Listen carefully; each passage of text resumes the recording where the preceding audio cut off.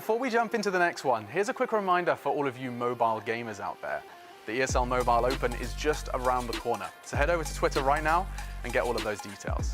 Tell your friends, build a team, and earn a spot in the finals. Feel the lights, see the stage, hear the vibe. Pumped up to get ready for the fight. Big dreams, one chance, be the star. I'm the winner coming out of the dark. Step out as a motivator. Let them know that the wait's up. That's how we know when we level up. Hey, that's how we know when we level up. Level up.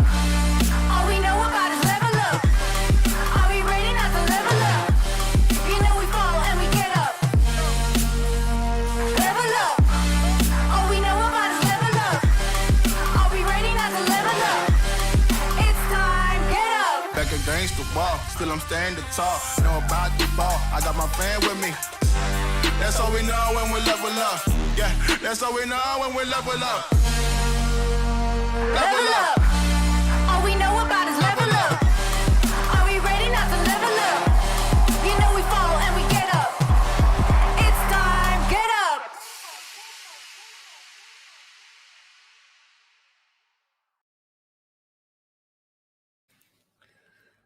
What is up, fellow brawlers? This is the ESL Mobile Open Brawl Stars Challenges Playdate number 6. We are halfway through the league stage, and of course, I'm Husky once more, joined by the Mustachio AJ to bring you guys all the action. I'm super duper excited after whatever broke down yesterday, Husky, and I cannot wait to kick the day off because today, Icebarn, they start things off, and this is an encounter that we have, seen in the past. Team Flash, they'll take them on. We saw the awakening of Icebarn yesterday as they took that 3-1 victory over Asphyxia after a strong showing and an opening by Asphyxia. But Team Flash, in their own accord, they've been proving to be quite the dangerous team to take on within the competition. Will the rise continue for Icebarn, or will they get shut down today? That's the main story that I'm going to go and look out for here. And luckily, that's going to be series number 1. Yeah, and on top of that, we managed to speak to CZK once more yesterday for their winners interview, and he did give us some pretty interesting insight, right? We thought that they were messing around with the Frank or the Nita, but actually they had an idea of what to do with those brawlers, so we will see if that flexibility is going to translate into today's series as well. Of course, as with all broadcasts that you guys tune in, we will start the day off by giving you guys a recap of what has transpired so far, but let's look at the teams who have qualified for this single round robin best of 5. We have Icebarn, we have Covales Reform, Asphyxia, Zeta Division, Team Flash, Lil Moyagi, Kicks Team, and of course Crazy Lagoon. And each and every single one of these teams, giving their best, trying to be at the very top. But of course, as all leagues, break down, you will have those who are kicked at the very bottom. And of course, Asphyxia and Covales Reform, the two teams that are suffering the most of the brunt in terms of the other teams trying to show exactly how good they are. Icebarn, they sit in that 6th position at the moment. We are still waiting to see if or not they will be awakened in here today once again as they take on Team Flash, the 3rd-seeded team in the competition. Of course, in that 5th spot sits Kicks Team. After their performance yesterday, it's quite the question as to how are they not above the rest of the teams in here, because it was quite the stellar performance against Zeta Division to open up day 5, Husky. Yeah, I mean, Zeta Division, they were the one who kicked off the series yesterday, and it came super close. And I think a lot of people wanted to see Kick Team really bring it to Zeta Division, and both teams delivered the result. Zeta Division won, but Kick Team made their mark as well. Again, these will be the game most competitive, where Brawl Ball, Bounty, Gem Grab, Siege, Heist, and Hot Zone. Yesterday, we did not get to see Brawl Ball, so today we are definitely going to have that in our game modes pool, and we'll see which one is not going to be involved in playdate number 6 as we take a look at the map pools for today. Once more, as always, 4 best of 5 sets. We have Brawl Ball to kick off the evening with Sneaky Fields, Gem Grab and Safe Zone, Bot Drop once more for Siege, Double Swoosh for the Gem Grab, and Dueling Beetles for Hot Zone. I just said Gem Grab for Safe Zone, but it's actually Heist. Yeah, I'm excited for this one, man. I mean, Brawl Ball to kick the day off the first set, in each and every single one of these series in here. I absolutely love it because of, how fast-paced it can be and the adjustments that the teams are going to be dropping back in here. Is it going to be as quick, or are we going to be seeing those matches just end before it even starts? Icebarn takes on Team Flash in here for that very first matchup, and then Zeta Division steps on in to see if or not they can finally put an end to Asphyxia. They've been kind of lackluster in the competition so far. It might be a great place to start showing us exactly what they're made of, but it's going to be a tough fight against Zeta Division to show any bit of their flair, Husky. Yeah, and it's also a very long evening for Covales Reform. They have 2 series back to back. First one against Crazy Lagoon, kind of the introductory series, I would say, before they take on Team Flash. This is a very important day for Covales Reform simply because they don't have the best of standings. Obviously, Zeta Division against Asphyxia is also one that we look forward to. Asphyxia proved to be kind of the biggest dark horse just because of how they opened up Season 2, but Zeta Division is a completely different breed. Yesterday, Asphyxia was also not able to overcome their opponents, and Zeta Division is going to take it a notch, in a more difficult direction. Yeah, and there's just no other way that the division will want to bring it in this competition. They have tried to be the most dominant ones, but unfortunately they're not. Lil Moyagi, they are the ones who have been a little bit more impressive. In fact, absolutely stellar in terms of their performance in the competition in here so far. They take on Kicks. Let's see exactly how well Kicks will do against them. They almost took it against Zeta Division yesterday. But of course, ladies and gentlemen, boys and girls, for the first matchup, Icebarn versus Team Flash. Do you have a pick, Mr. Husky? Oh man, I would say I think Team Flash has a better chance, but on the other hand, I definitely expect this to go the full distance. I think we will get a full best of 5 simply because yesterday when we looked at Icebarn, they started slow, but they were able to cap it off by catching up in the later stages of the sets. So this is their roster with Aaron, Ryohei, Moneko, and Arotan. And obviously Aaron was the man of the evening yesterday. And let's see if today he will be able to match up to the likes of Team Flash's members. And when we see them jumping on in, that Ash and Buzz, they don't like to go up against these two brawlers. We know exactly why, but it's the play on that Max which I am a little bit concerned of. They've gone in for those jumps. They hit it quite well, but those were quite risky plays. We did not get to see a lot of the Byron yesterday. Perhaps today we will be able to see the guy jump on into a few of these maps. In that very first one, it potentially might be I don't know if it's going to be a great idea bringing Byron into that Brawl Ball, but in that second map, he's most definitely going to be crushing it. CZK, Response, as well as Wiggly. Team Flash, the team that has shown us a few creative plays where we thought they were fooling around, like you said at the start of the show, Husky. But no, these guys, with all of their setups, it was almost perfect, right? Yesterday, the Nita to take on, which was that brawler that, it was taking on yesterday? Edgar, yes, absolutely, man. Yeah. And, that Edgar just kept getting shut down again and again and again. Sprout, Stu, Dynamite, the top picks in here for Team Flash. Their top bands, the Tick and Bali. It's not like they do very badly against these throwers. They just don't like, going up against these throwers in some of the compositions that they love to play. They love to play that range to distance gameplay. And when they go in there for that jump, a team that has been showing up consistently in the competition here. Husky. Yeah, and of course for Team Flash, they ban out the Byron and Stu. Icebarn will take out the Ash and Buzz. And I think yesterday it was Kick's team, Orca, who really demonstrated how you can effectively utilize a brawler like Buzz. So even during week 1, I believe Buzz was really frequented by a lot of these teams. We're not going to see that in this entire set. Of course, for Brawl Ball, you certainly don't want Buzz to be there because he causes so much chaos. It is one of the easiest brawlers that you can utilize to cancel the enemy control of the ball, and most importantly, he has decent health pool to work with. Same goes for the Ashe. The more you hit him, the harder he hits back. So he's not a target teams would want to go on if they don't have the damage.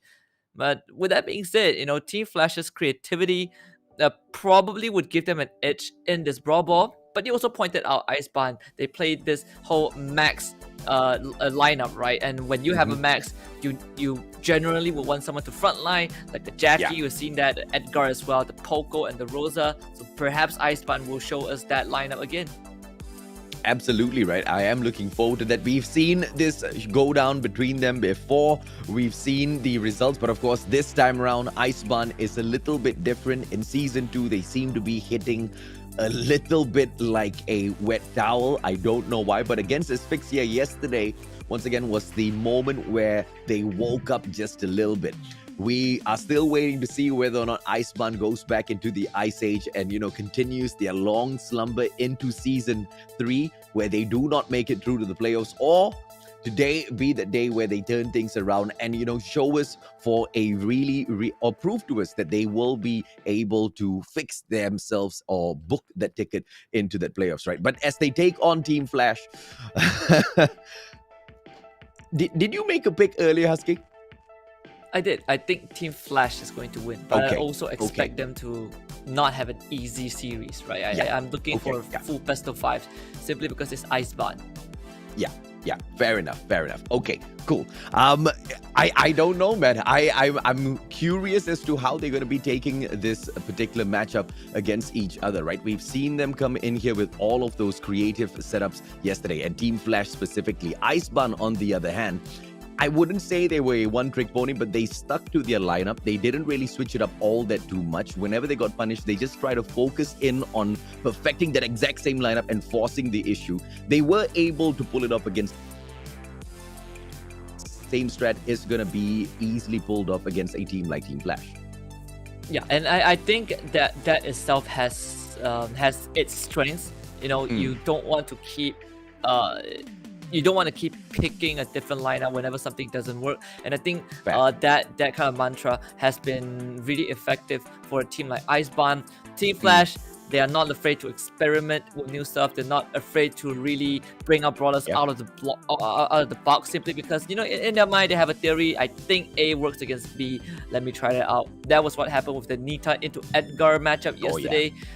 But I think this could also be a detriment, right? Because you only have this many rounds to work with, and sometimes when push comes to shove, that curveball can make or break you, and might cost you a match sometimes. But with that being said, we just received an update. There is a bit of a technical issue on the player side, and while we get that fixed up to give you guys the best experience, we will go to a short break, and we will be back for the first series between Iceborne and Team Flash. Before we jump into the next one, here's a quick reminder for all of you mobile gamers out there. The ESL Mobile Open is just around the corner, so head over to Twitter right now and get all of those details. Tell your friends, build a team, and earn a spot in the finals. Feel the lights, see the stage, hear the vibe. Pumped up to get ready for the fight. Big dreams, one chance, be the star. I'm the winner coming out of the dark. Step out as a motivator. Let them know that the wait's up. That's how we know when we level up. Hey, that's how we know when we level up. Level up. All we know about is level up. Are we ready not to level up? You know we fall and we get up. Level up. All we know about is level up. Are we ready not to level up?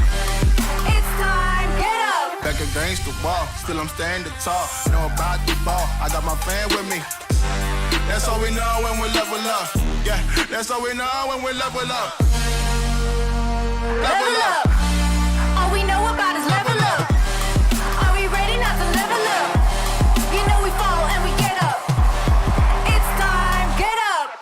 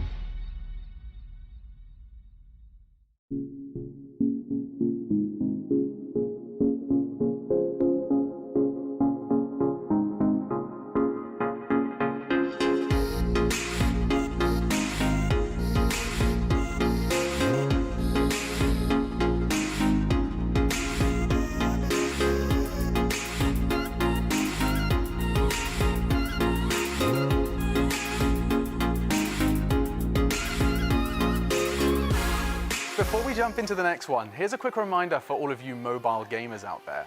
The ESL Mobile Open is just around the corner, so head over to Twitter right now and get all of those details. Tell your friends, build a team, and earn a spot in the finals. Feel the lights, see the stage, hear the vibe. Pumped up to get ready for the fight. Big dreams, one chance, be the star. I'm the winner coming out of the dark. Step out as a motivator. Let them know that the wait's up. That's how we know when we level up. Ay, that's how we know when we level up. Level up. All we know about is level up. Are we ready not to level up? You know we fall and we get up. Level up. All we know about is level up. Are we ready not to level up? It's time, get up. Back against the wall, still I'm standing tall. Know about the ball, I got my fan with me. That's how we know when we level up. Yeah, that's how we know when we level up. Level up. All we know about is level up. Are we ready not to level up? You know we fall and we get up. It's time, get up.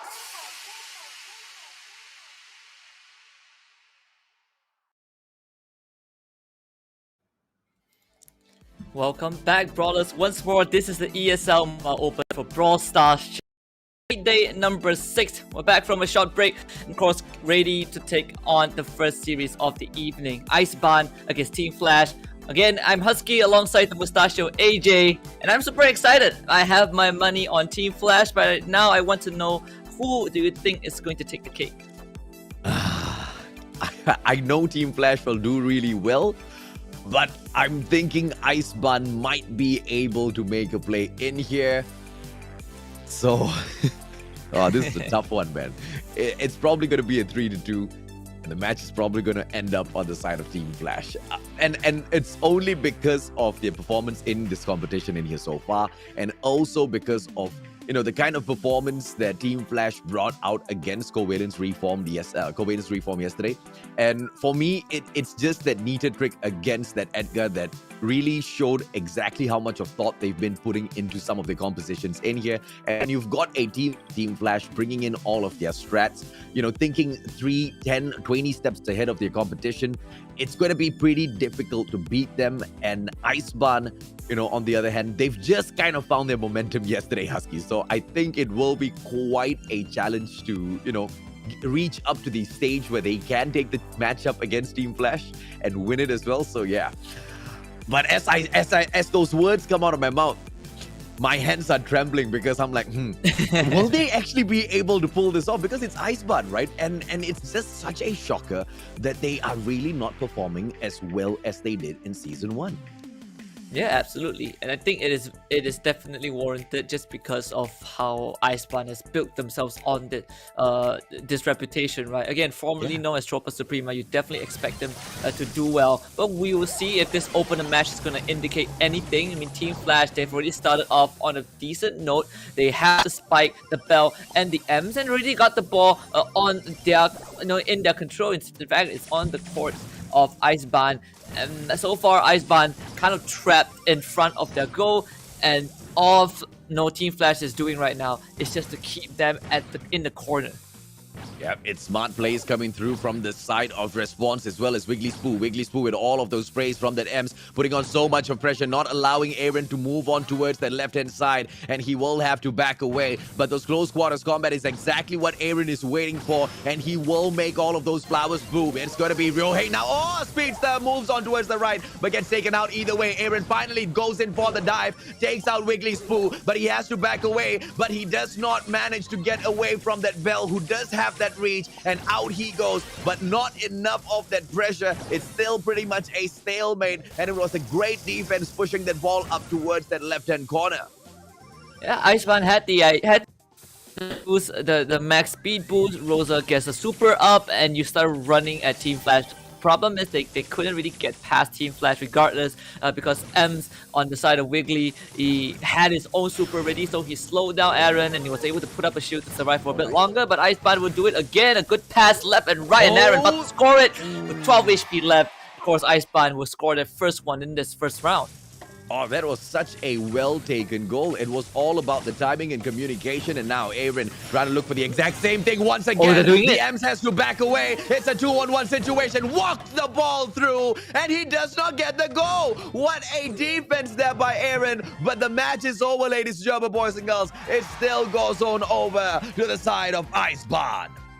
Yeah, I mean, Icebarn, they had that plan now since the beginning. They were just waiting for time to tick down and go for their final push. And this is the lineup that we saw from Icebarn yesterday, right? Kind of the similar iteration with Rosa instead of, you know, the Edgar or the Darrow. But in Brawl Ball, it really doesn't matter as long as you don't die. Your opponents can't pry the ball off of your hands, and that's what Icebarn did. They run straight into the goal for the first time, and the second time, again, finding that opening, they're cutting through the defenses of Team Flash as if they are master soccer players. So really well done by the team. And just before we move on to the next round, I just want to quickly get this out of the way. For those who were able to see the schedule just now, we did have a bit of a graphical error. So the third series is actually going to be Lil Moyagi against Kick's team, and the last one is Covales Reform against Crazy Lagoon. So a bit of a shift right there. But with that out of the way, now we can properly focus on the first series. Team Flash, not off to the start that we expect them to, but Icebarn, they're looking pretty strong. Yeah, absolutely, man. And, you know, bringing that Rosa in, just like you said, right, Husky, you've got that shield, you've got that durability, you try to walk it all the way through. But I feel like it was balancing out the defensive and pushing on with the offensive as well. That Rosa went in there for the dive at the exact right moment once the Ems had already over-aggressed, because the Ems just kept going out there for those pumps, and he wasn't really expecting that Rosa to go in for the jump. And finally, when that was timed really right, they could open up that left-hand side of the map, and I thought that was just going to be that one time, but it was done the second time round as well. It was a great defense at the end of the day from Aaron, who managed to just spawn right back at the very final moment. But just one more extra second in there, it would have been a second goal and a victory either way for the side of Icebarn, right? So Team Flash, though, we've seen them adjust so many times before. I'm pretty sure they'll find a solution. I'm curious to see exactly what that's going to be. And in week number 1, I believe it was play day 2, you and I, we both had this discussion, right? What do you do against a Rosa in Brawl Ball? And one of the Hail Mary attempt is to bring out the Frank, because the Frank super is one of I think one of the only supers that can stop the Rosa once she has a shield up. But obviously Frank's biggest weakness is that he's a slow poke, so you know, it takes a bit too long. And you can see the Team Flash, they're gonna bring out the Jackie, and he's gonna try and walk it in. Response does. Thank goodness Respawn was there. Wiggly was the one who went down. But this is the very classic lineup for Brawl Ball. You bring the Poco, Jackie, and Rosa, and you just heal your way to victory. And of course, Team Flash, you want to frontline this. There's always a way to deal with it. Sandy is one of the ways, because you can't see your opponent, you can hit them. Mopi is already on the flank. Realhay does lose his life, but Team Flash, they have the ball within their possession, at least on their side of the court, to buy time for themselves. Well, Leon, I'm wondering exactly what sort of play that he can open up for himself. Aaron will not be able to aggress on forward. The Wiggly Spoo holding him back, and you know, just in the nick of time, it's gonna be Realhay, and now he finally brings in that gravity. Here they go to work finally, but unfortunately for them, that spike that was well hidden does not really go in for the hit, and Response is there, and he will bring in the tankiness, but Realhay goes in for the blast, gets a second onto ZZK as well, and this is that goal that comes in standard and solid for the side of Icebarn. Oh my, so clean from Icebarn, and they have just figured out how to get to Team Flash's defense. You know, Aaron, he's on the spike, so yeah, you can be tanky, but it's very hard to run through that area with a super. Realhay not able to really escort the ball too far forward. He is really trying, but walking to the spike super is kind of a dead zone, so he will lose control very fast. Now with Icebarn, with the ball in that position, once more, you have to be sure that once they get that max super up, they're gonna use it. Yeah, Realhay already did. Not making too self, but able to once more keep Team Flash at bay. And CZK as a Poco, you get to heal up your teammates, but alone, Poco isn't really that strong. Response also caught in a bad spot. The pass from Realhay onto Aaron, but thankfully Wiggly does respond in time to intercept the ball once more. Down to 15 seconds, and Team Flash, they have the ball on their side of the court, but when it comes out to overtime, you have to be really careful of Ryohei. If his super comes online right now, they can just run it down mid, and CZK almost goes down. They throw out the sandstorm, and now Wiggly's with the super, they will retrieve the ball for themselves. But do they have enough damage to send it in? Response gonna lose his life, but Wiggly sneaks it through, and Team Flash will tie up the series. It was a great play there by Aaron, but I feel like that super was thrown out a little prematurely. Didn't really go in for that right hit. If a little bit more well placed, they could have gone in there for the punish. It was close though. They were just a sliver of health away before taking the, I believe, Wiggly's Poo down before he scored the goal. But it was unfortunate. But that's exactly how Brawl Ball is. It comes down to be played to the T like that. And in those final seconds, it was just better played by the side of Team Flash. And it just is so that they brought in a more tankier build this time around. They had the Rosa on their side. There was nothing much for them to worry about in terms of sustainability, moving on for the pressure, and they played it absolutely stunningly. But it was a little bit too late to the very end for the side of Iceborne, though. I didn't really see them manage to aggress up that far. Even the gravity that was pulled out as well seemed a little bit lackluster. They didn't capitalize much on that, Husky. Yeah, I feel like towards the tail end of things for Iceborne, it really was a loss that I think you can shrug it off pretty easily, because it kind of went to overtime, right? I think Iceborne did a pretty good job of pushing it to that stage, but Team Flash, again, that last moment, they were able to sneak that ball through, and if you are able to pull that off, then sure, you definitely deserve the win. But this is a good opening to the series today, simply because we saw how fast Iceborne can play. They are already playing better than most of the opening rounds of the sets that they played previously. So I'm super excited to see if Iceborne can continue down this trajectory. Yeah, now, bringing in the Max Super was a really good I guess response from their side. They got that speed boost, right? But once again, the side of Iceborne, they didn't really use any much of their supers to their best of ability. They went in there for the pop, but it was a little bit mistimed. But I do agree with you. Overall, it was a well-played matchup. They managed to push it into overtime. Team Flash, as usual, just being the better side and pushing this in. But overall, I think it is a match day where we want to see a little bit more from Iceborne. They showed us that they can be sharp yesterday against Response. Now one more shot. Oh, beautifully taken by Aaron. And they should be able now to move on up fourth. That Max has been taken down, and the M's will get put out of his misery as well. Aaron now with one pass up front. Mopi will not aggress on fourth, but he does have that cover from the grass. And Max right back in this game. Is going to be Ryohei aggressing on the bottom right-hand side as well. And the Squeak should be able to put on all of that pressure. Bali back into that tiny little corner now, Aski.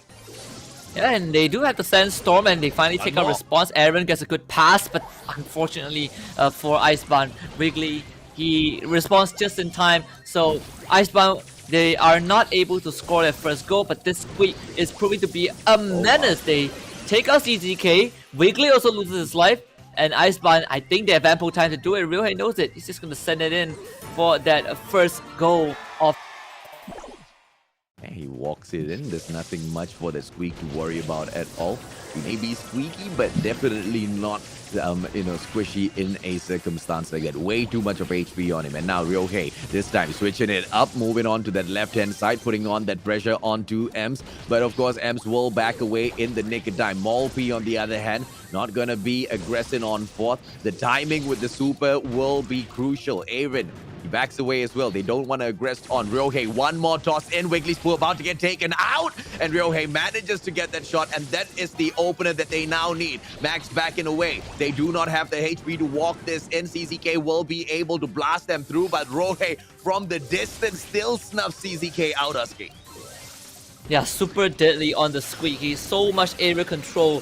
And they do use the Max, the super, Team Flash, they really want to get a bit more distance covered, but it is just so hard when you have that Sandstorm from the Sandy and you have Ryohei on the side, just throwing out those Squeak bombs. It makes the life of Team Flash super difficult. The ball, they do take the ball, they do send it into the middle of the court, but Team Flash still needs to score a goal to force that overtime, and with two members going down, this round is pretty much donezo. Mopi was not even going to attempt to run it in because they have that advantage. So Iceborne, they're just gonna take the lead in this set.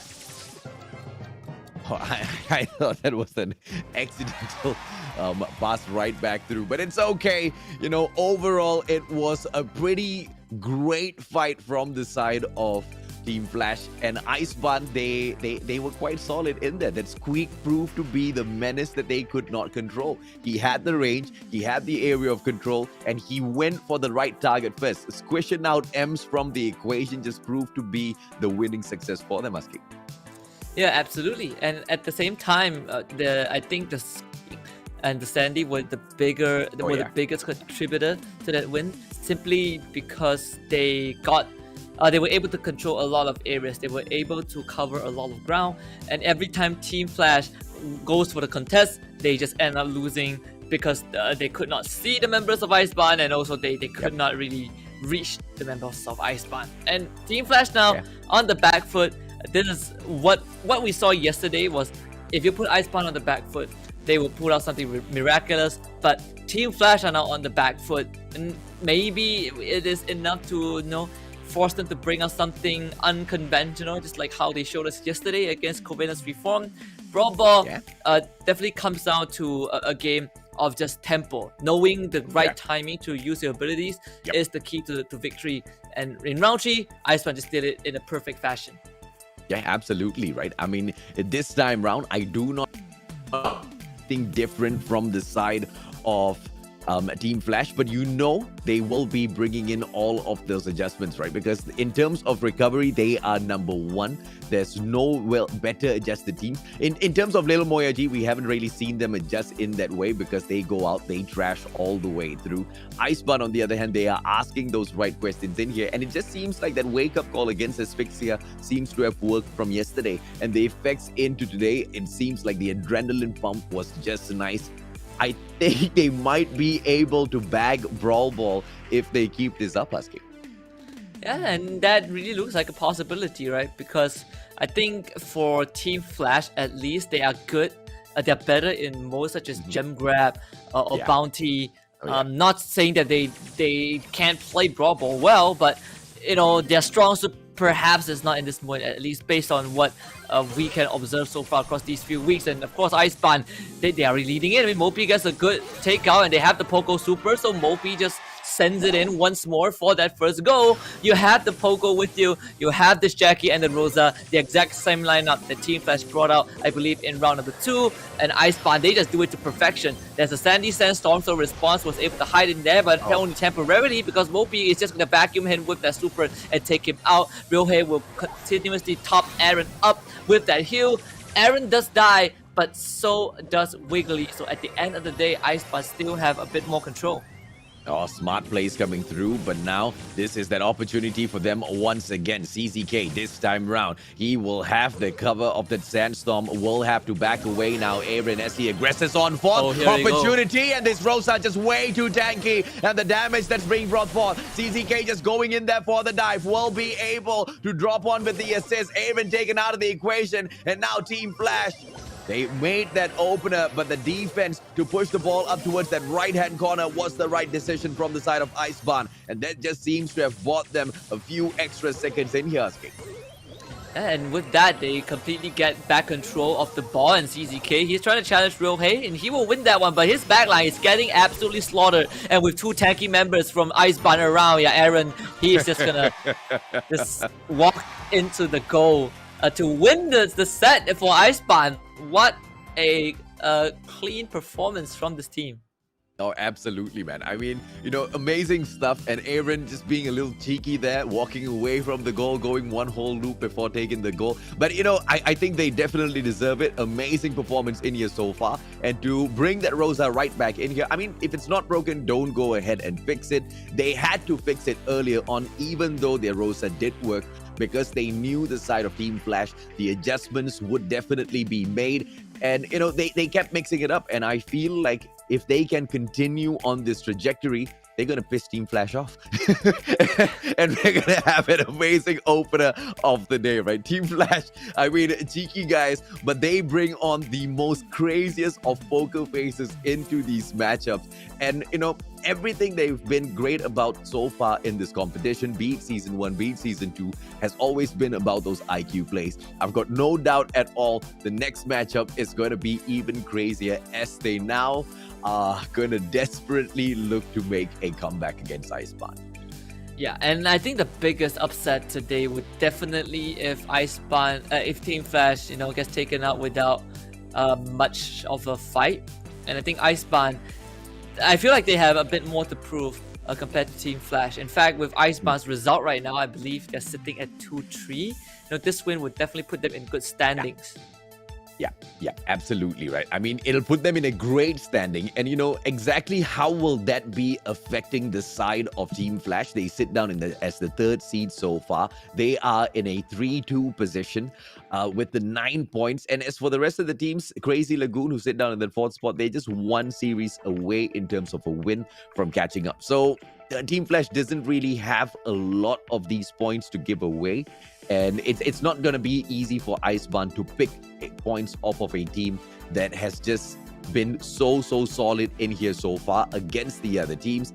And now with an opportunity to make it through to the playoffs, they've already got the seed to take a loss today. I don't think they'll be gearing up to do exactly that. So, a strong showing for sure from the Singaporean side in this next matchup. But Icebarn, as they very slowly find their pace, my question is, are they going to be able to make it through to the playoffs, Husky? Because, they have to replace Kicks as well as Crazy Lagoon, and they have been finding their momentum in this competition a little bit sooner in comparison to Icebarn. It's not going to be an easy thing for this Japanese team making it through to the playoffs at all. That's a scary thought, but it is also very warranted. I think we only can have 4 teams in the playoffs, right? Zeta Division and I would say Moyagi, they definitely locked it in. I think Kick's team is also well on their way to get to that point. So now the competition kind of boils down to Icebarn, Team Flash, unless, Asphyxia or Covales Reform do a miracle run, that is going to be a bit hard. But Team Flash, this is high. They do get 2 kills. They have the Piper and the Bell, and of course, the Brock. Yesterday, perma ban. No one likes Brock, but today Brock went through, and you can see the immediate difference. All these long-range firepower from the side of Team Flash. It's going to give them a bit more advantage to get onto the save. And of course, before Wiggly not able to unleash the full extent of his super before he went down. But this is the full front-lining lineup from Icebarn. They do lose the long-range fight, but if they ever get close, they will start to wreak havoc. And Realhay is about to come in from the side with his bat and just swings it at CZK. That's the first kill, and they're starting to just wail on the save from the side of Team Flash. And Realhay with another kill drops that bubblegum super. Aaron runs in with his super as well. They were able to do substantial damage to the save of Team Flash.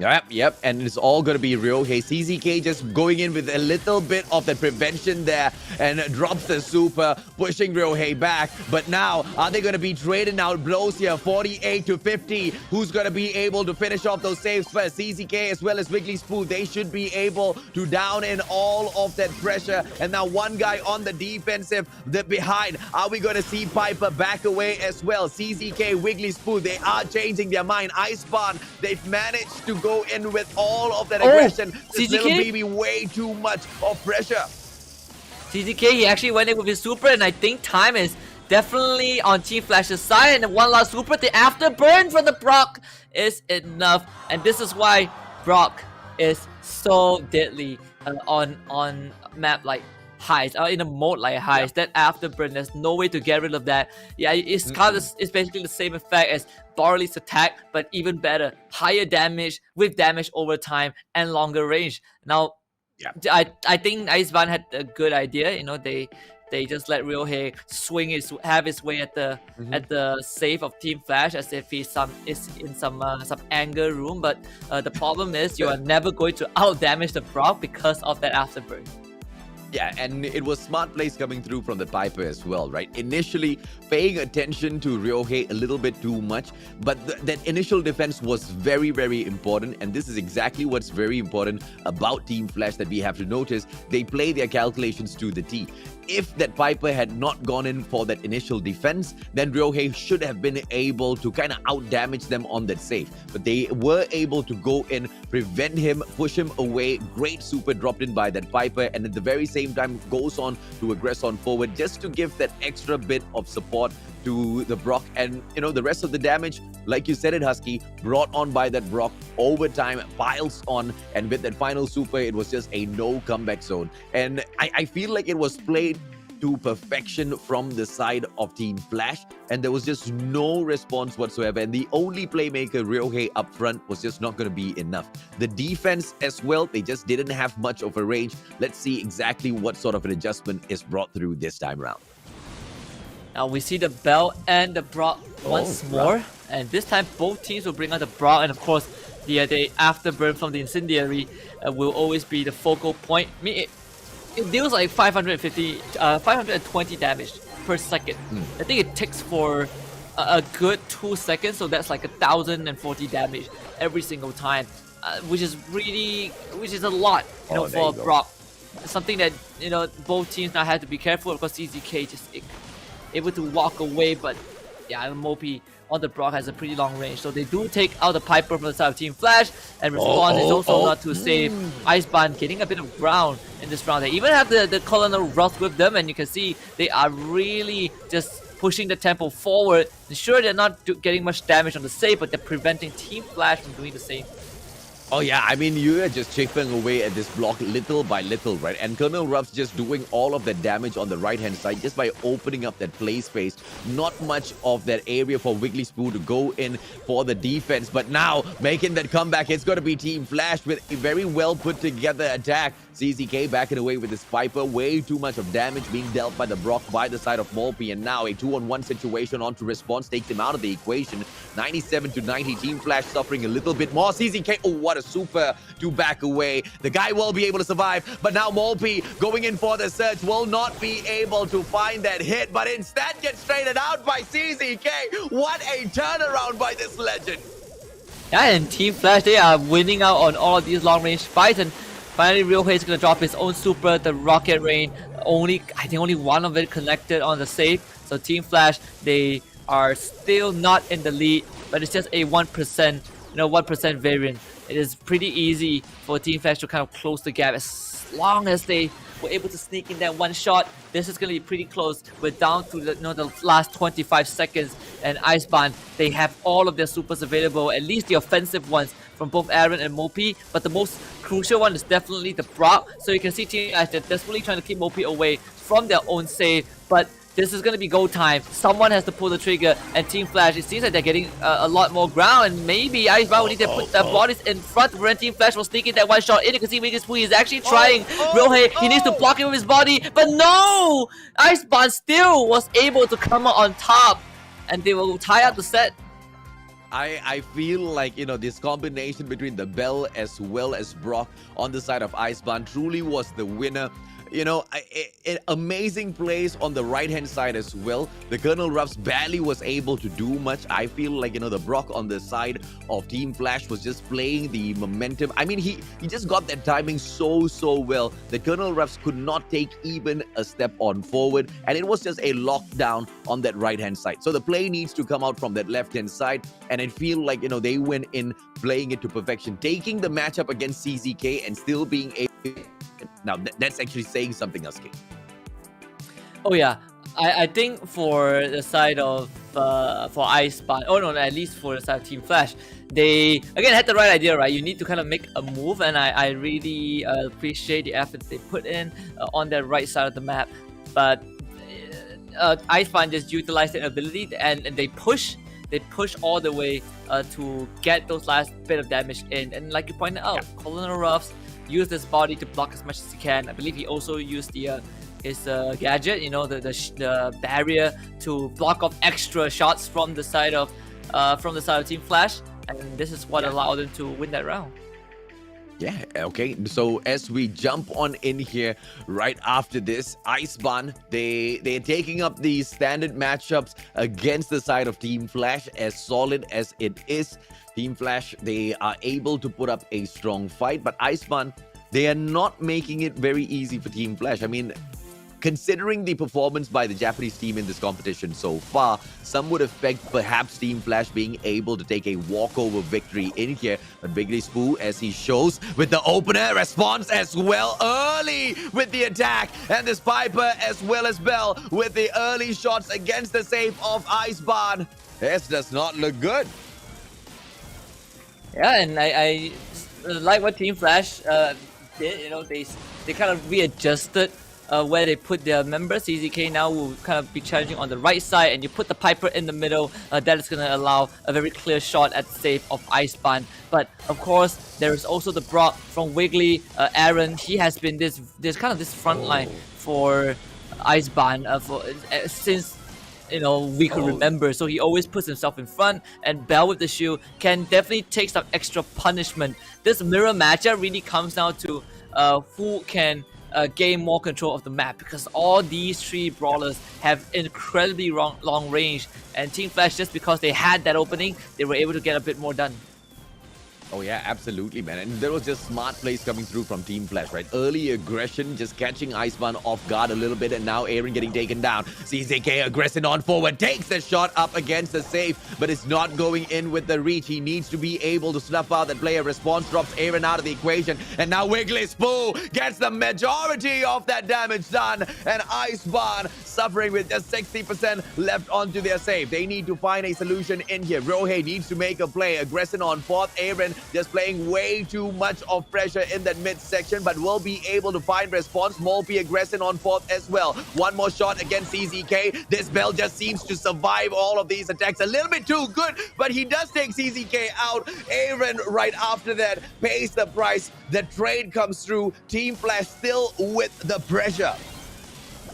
Yeah, and with that, Team Flash, they have just completely broken the defense of Icebarn, and we saw Icebarn, they had this very small opening to go in for some damage on the save, but they were more concerned about potential flanks from the side of Team Flash, and I don't think Icebarn will have enough damage to do so. Aaron finally takes out Wiggly, and Ruiz could just dump everything on top of the save of Team Flash, but it is not sufficient. Team Flash, they win by a huge margin, and now they lead this set.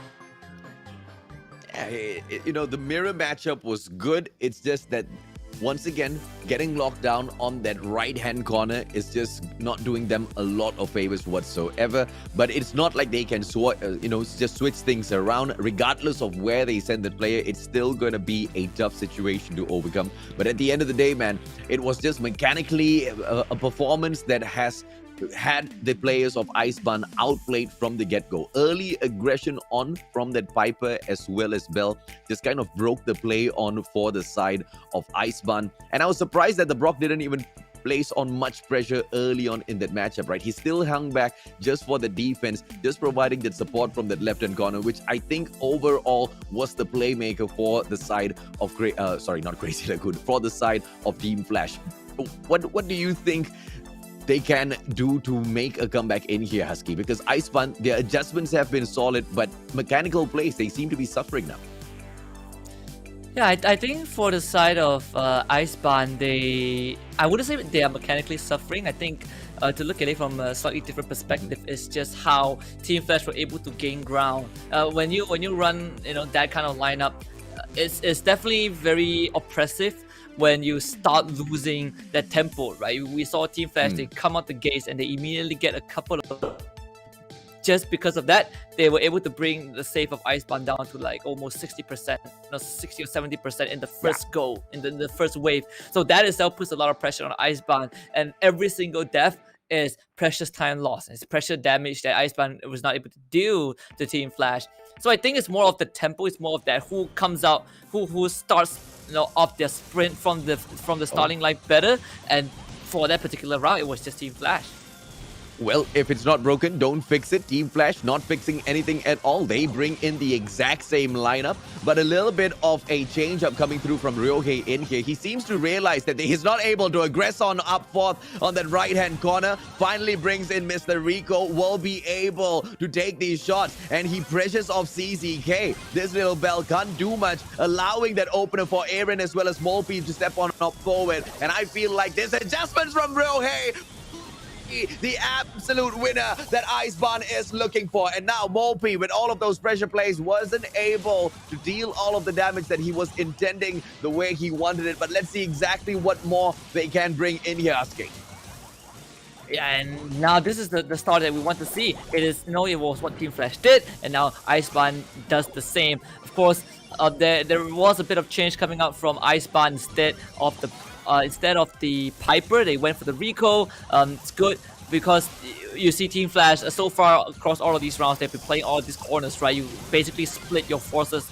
Everyone takes a lane each, and Rico will have that extended reach with that ricochet. So I really love what Ryohei is doing right now. He's kind of working together with Aaron to really get those shots in, and every time, the longer Aaron stays alive, the better it is.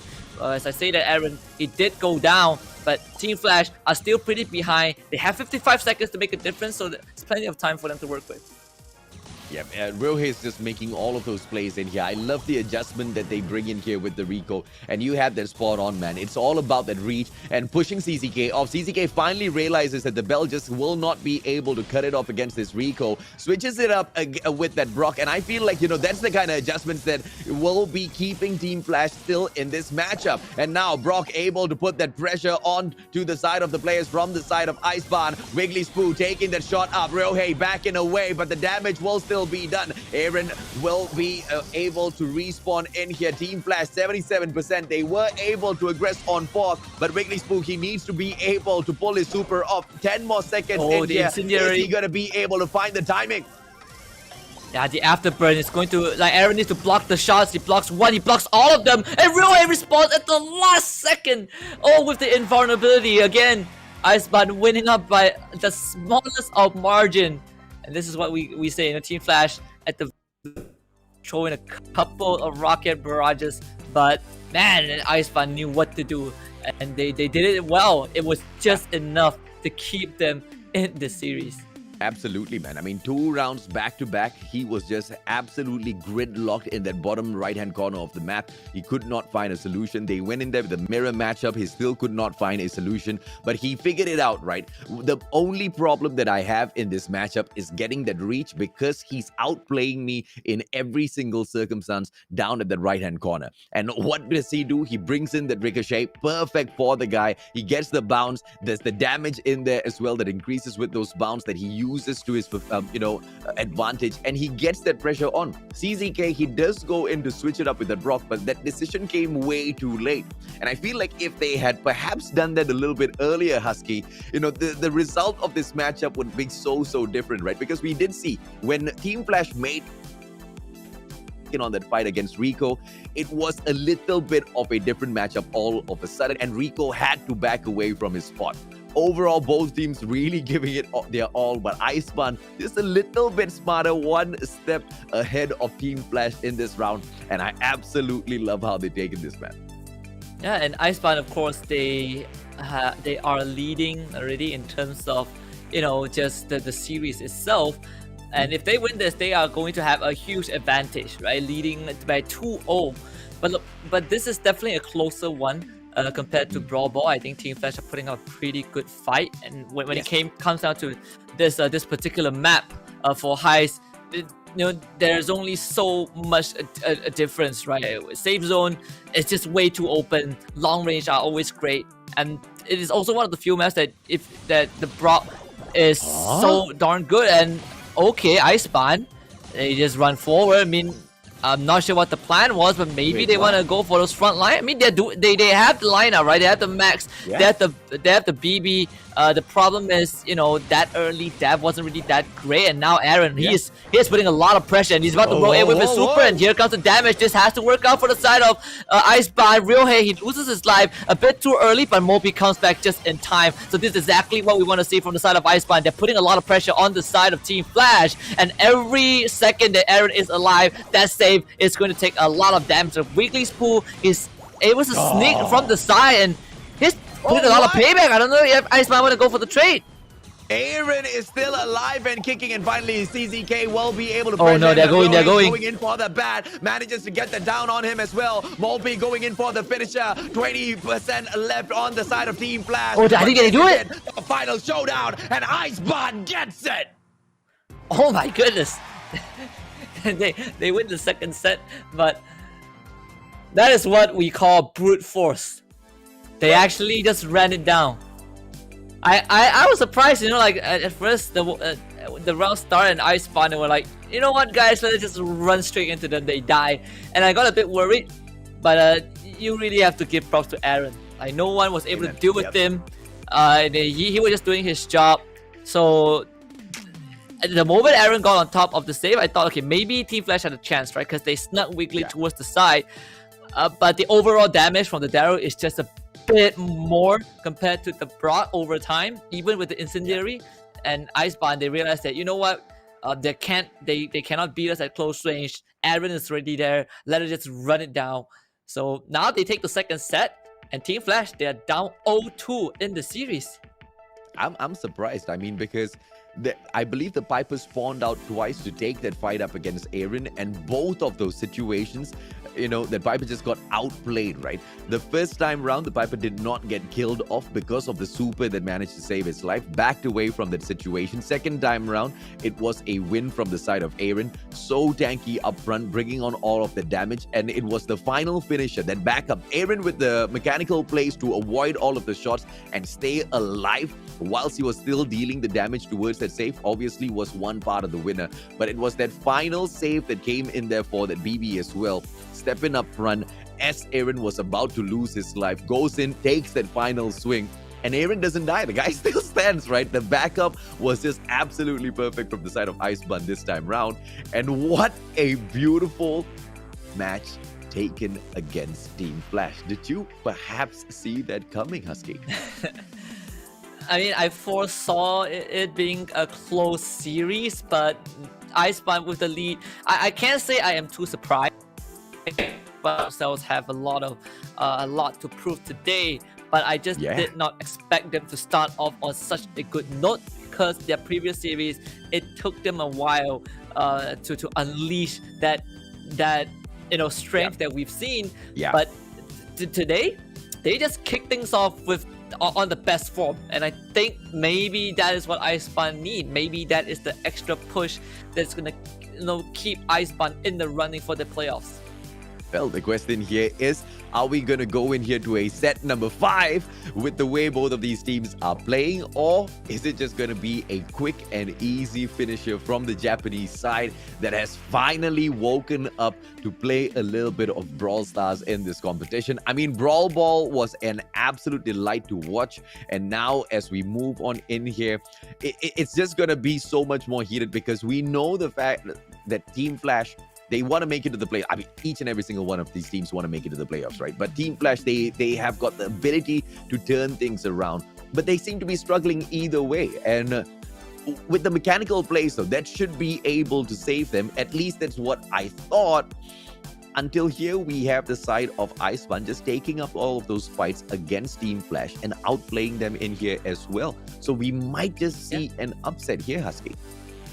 Yeah, and yesterday when we had that short chat with CZK, he did say, right, you know, for us, for Team Flash, if we lose, then we just lose. We take the L, we move on, we innovate, we try to come up with solutions the best we can, and of course, once more, the creativity from the Frank, the Nita, they all were part of the cogs in Team Flash's machinery.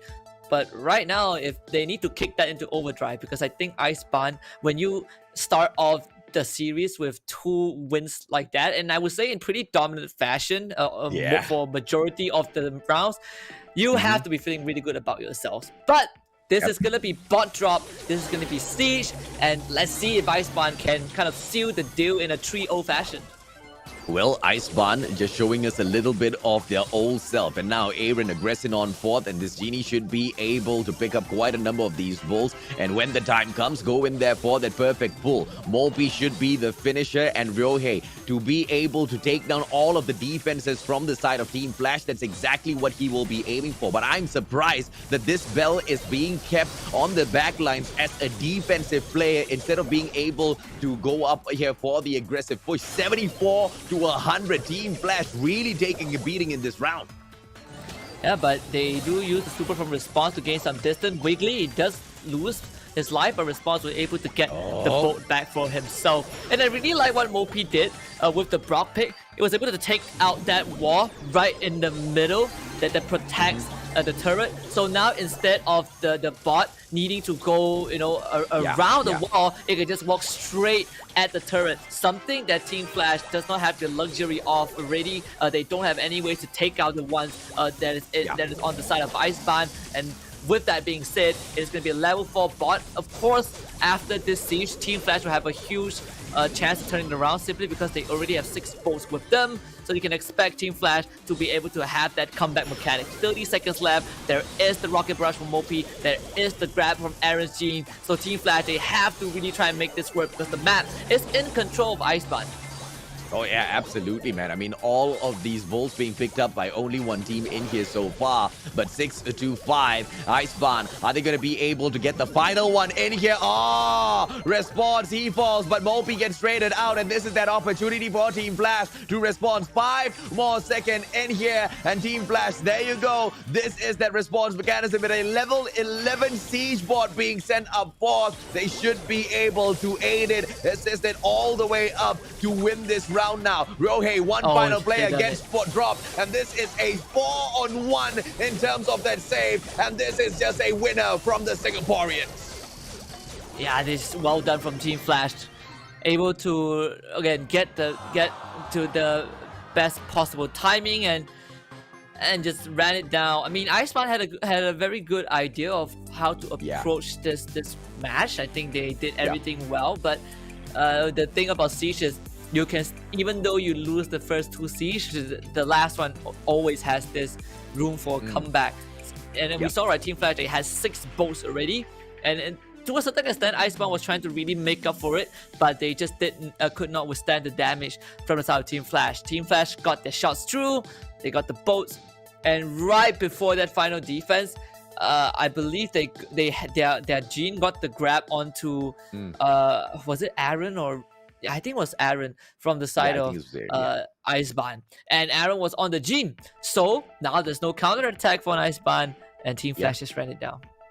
Yeah, it was just an unfortunate situation for the side of Iceban to take up this match because, early on aggression as well as pressure, it seems like it was just a perfect play from them, right? Like you said, the Brock went up forth, took down the defenses in that midsection, and Colonel Ruff's just breaking down the defenses on that right-hand side as well. So the Brock on the opposing side for the side of Team Flash just really couldn't make much of a play to aggress on forth at all.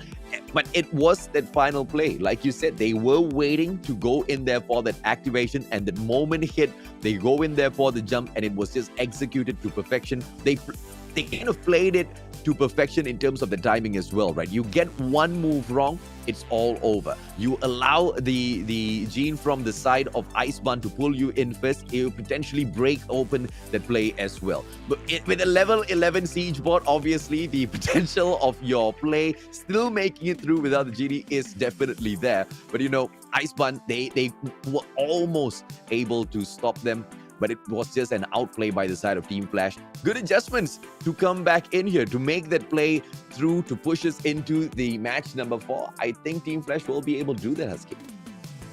Oh yeah, and I think for the side of Team Iceban, they shouldn't. I don't think they will feel too bad about themselves. I think they did pretty fine in that round. It's just how Team Flash adapted at the very last second. Correct. But it's just round number 1. We will see if Iceban can close out this round. And this time it is Team Flash bringing out the Brock, and they had the ability to take out the wall. And Aaron, he's going to be the first one to lose his life. And just like that, Team Flash already gained a lot of ground at the start of the round.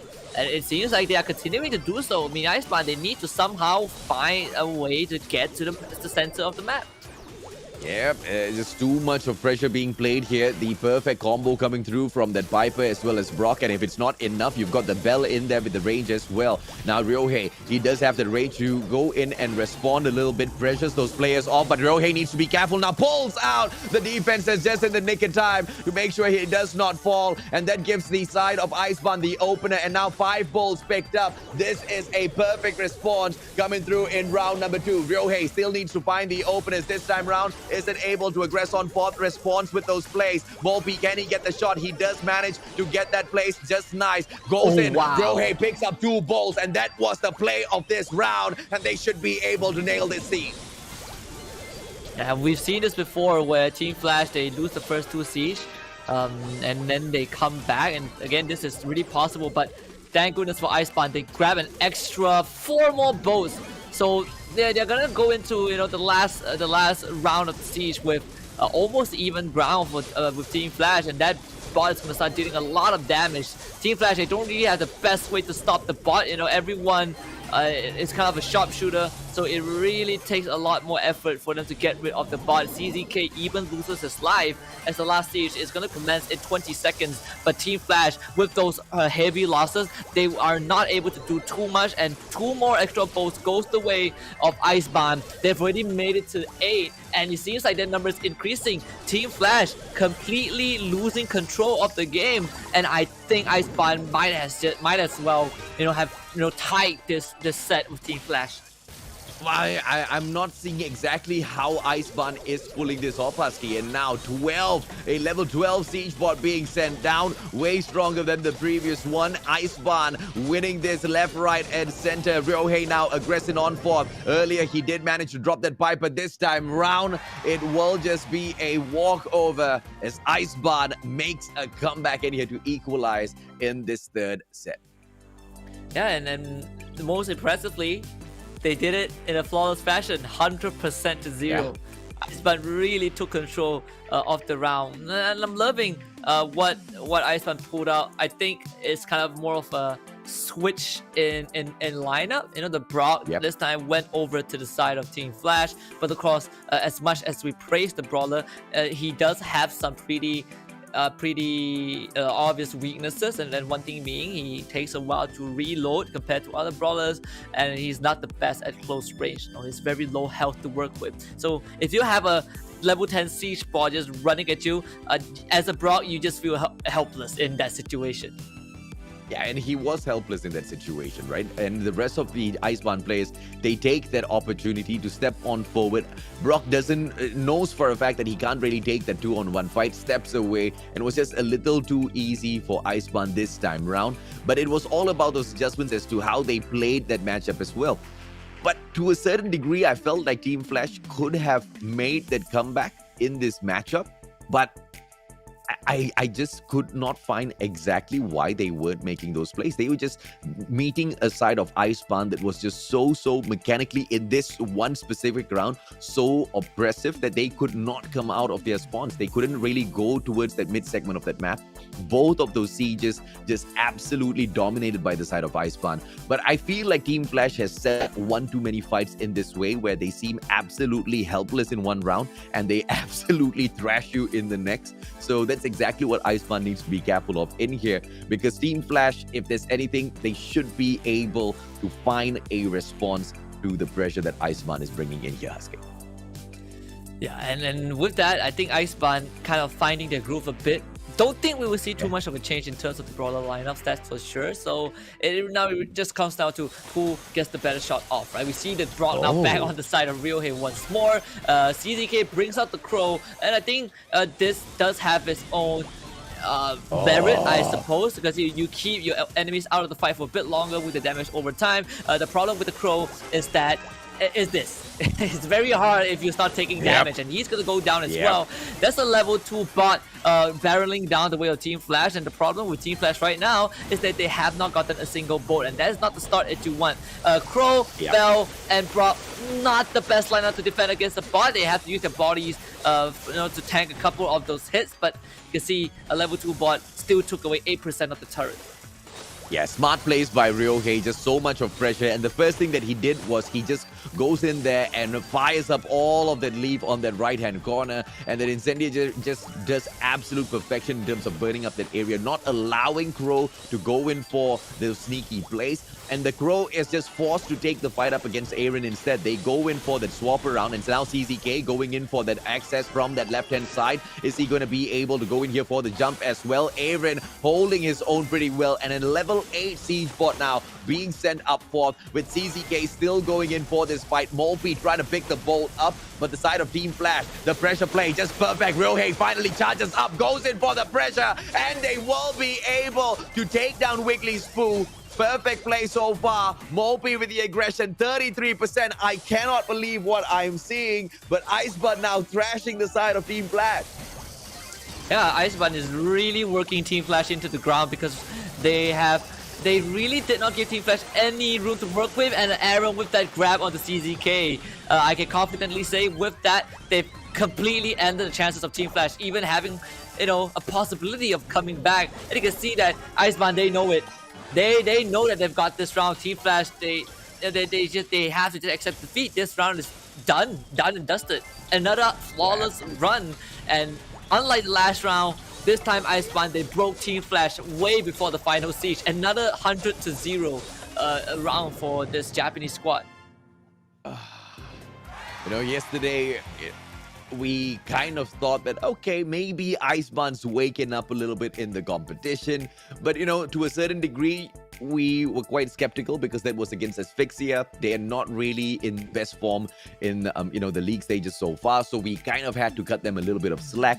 But against a sharp team like Team Flash, who has been able to show us just perfection in terms of Brawl Stars match after match that they've been able to jump on into in the ESL mobile challenge so far, I think this is just an absolute solid showing from the side of Icebun.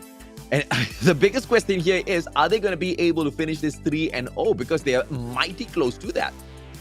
Yeah, one more round. One more round is all it takes for Icebun to win in... I guess to some people it's an upset, and I would consider it to a certain extent. I mean, it depends on whose side you're on, right? I think the 3-0 fashion would probably be the biggest statement from Icebun. You know, you expect Team Flash to at least, you know, in the worst case scenario, take one set off of Icebun, but even that now seems to be a distant dream for the Malaysia Singaporean team. So right now for Icebun, I definitely agree with the fact that they did not just woke up, they also was able to adjust to whatever was happening in the league. With the first time we saw Icebun play, I was certain that Icebun was going to win the very first set in the season 2. And what happened was that they got absolutely dumpstered. So, you know, and I think from that point onwards, expectations did get toned down, but perhaps Icebun, they have just done enough to bring that back up. Yeah, I mean, you know, the teams that have been able to take on Icebun and beat them so far are the likes of Little Moyagi, Zeta Division, which we assume, okay, maybe not Little Moyagi initially in the competition, but, you know, Zeta Division, we definitely thought, okay, you know, they're the supreme team to be able to take a 3-0 on Icebun. Yeah, pretty much possible. But Icebun, overall, the performance has not been that flattering. But of course, this time around, it is going to be the side of Icebun that says, if it's we're definitely not going to go in here and fix it. But CZK feels like they need to survive a little bit longer in here. Brings that Poco. Let's see if or not the super from him will allow them that sustainability to pick those balls up in the mid section of this map here. Yeah, I mean, with Poco, you definitely can hold your ground a bit more, but they overextended and both of them went down. At least Team Flash was able to get 2 bolts before that, but I mean, that level 2 siege spot, look at this. Just the barrage of attacks. They do draw the bot away somehow.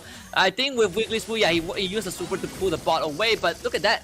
56% left on Team Flash's turret. And at the same time, they can't even go out of their base. I mean, the idea was good from the side of Team Flash. They didn't use the max super, but all it resulted in is them losing that Poco. And sure, Poco allows you to stay in fight a bit longer, but it still does not change the fact that you don't have that output to really deal with all these siege spots. And once you start losing ground, it becomes almost impossible. CZK gets dragged straight into the 6 feet under, and this level 6 siege spot seems to be the be-all end-all for Team Flash. I mean, Icebun, they're just gonna wait, they're just gonna run for it. MOP gives CZK the thumbs down, and I think it has happened. Icebun, they beat Team Flash 3-0 in this opening series. What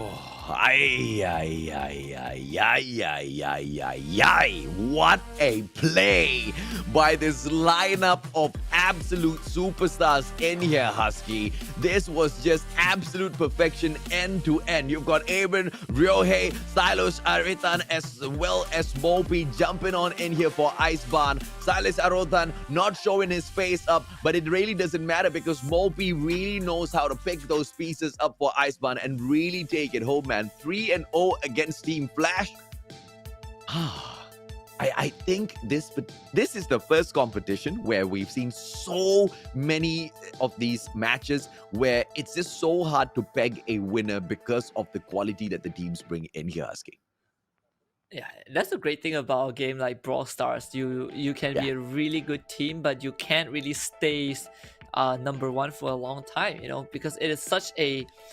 And the one thing I love about games like Brawl Stars is that every round is short. There's a ton of modes. There's like 10,000 different maps, and it's because of that it makes every moment count even more. People think that games with short playtime is very easy. It's easy to understand, but to really master efficiency with such a small time frame, that's what separates a good team from a great team. And I think Icebarn, they already are a great team, but now they have been able to adjust to whatever was not working out previously, and they take out one of the favorites. And this is not the first upset for Team Flash, right? We expected them to come in and not lose a single series, maybe against Zeta Division or Lil Moyagi, but they already lost 2. This is their 3rd loss, so they're tied with Icebarn on the standings.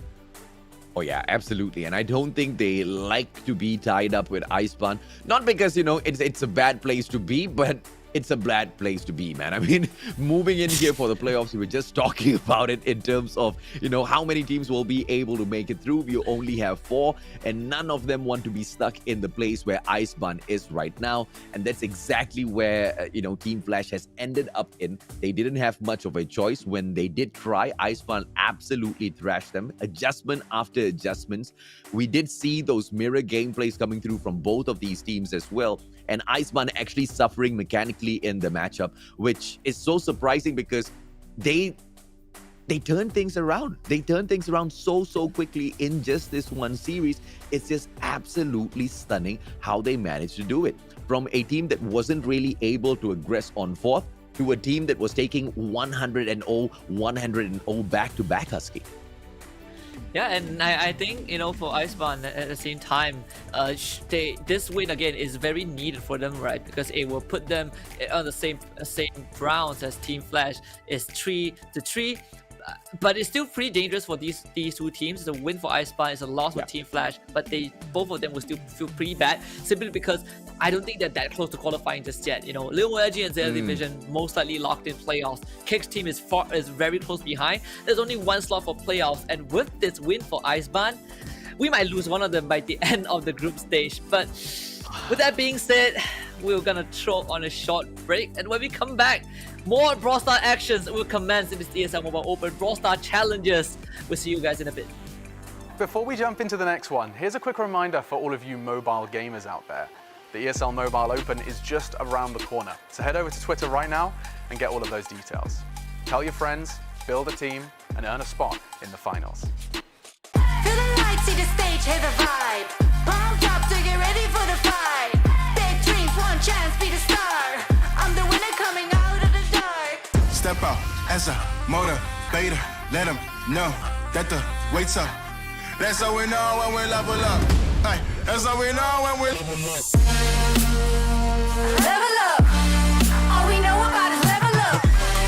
Are we ready not to level up? We fall and we get up. Level up. All we know about is level up. Are we ready not to level up?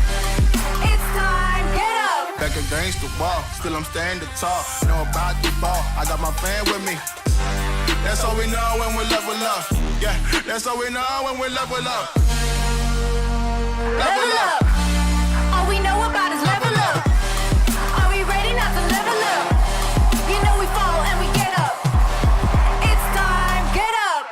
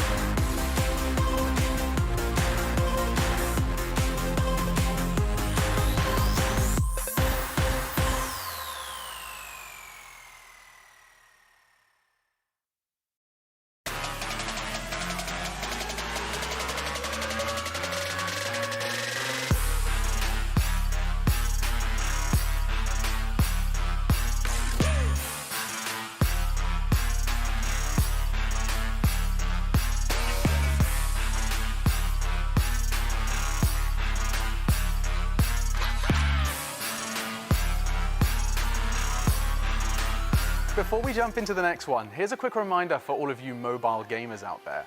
The ESL Mobile Open is just around the corner, so head over to Twitter right now and get all of those details. Tell your friends, build a team, and earn a spot in the finals. Feel the lights, see the stage, hear the vibe. Pumped up to get ready for the fight. Big dreams, one chance, be the star. I'm the winner coming out of the dark. Step out as a motivator. Let them know that the wait's up. That's how we know when we level up. Ay, that's how we know when we level up. Level up. All we know about is level up. Are we ready not to level up? You know we fall and we get up. Level up. All we know about is level up. Are we ready not to level up? It's time, get up. Back against the wall, still I'm standing tall. Know about the ball, I got my fan with me. That's how we know when we level up. Yeah, that's how we know when we level up. Level up. All we know about is level up. Are we ready not to level up? You know we fall and we get up. It's time, get up.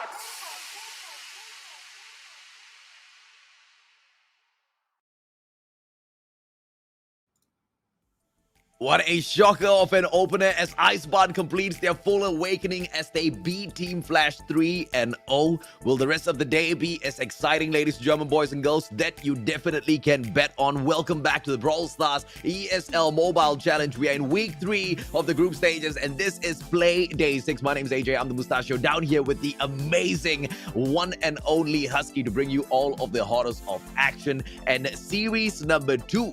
Crazy Lagoon takes on Lil Moyagi, Husky.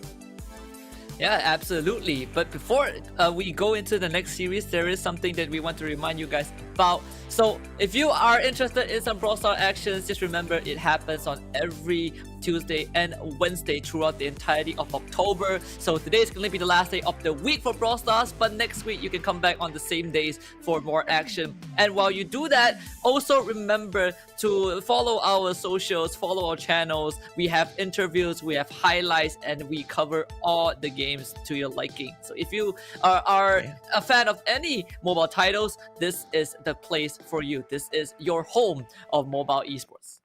Oh, absolutely, man. I mean, and not just for you to find that entertainment, for you to dive into as well. If you have any aspirations whatsoever to be a pro player one day. And you know, some people ask themselves, what does it take to be a pro player?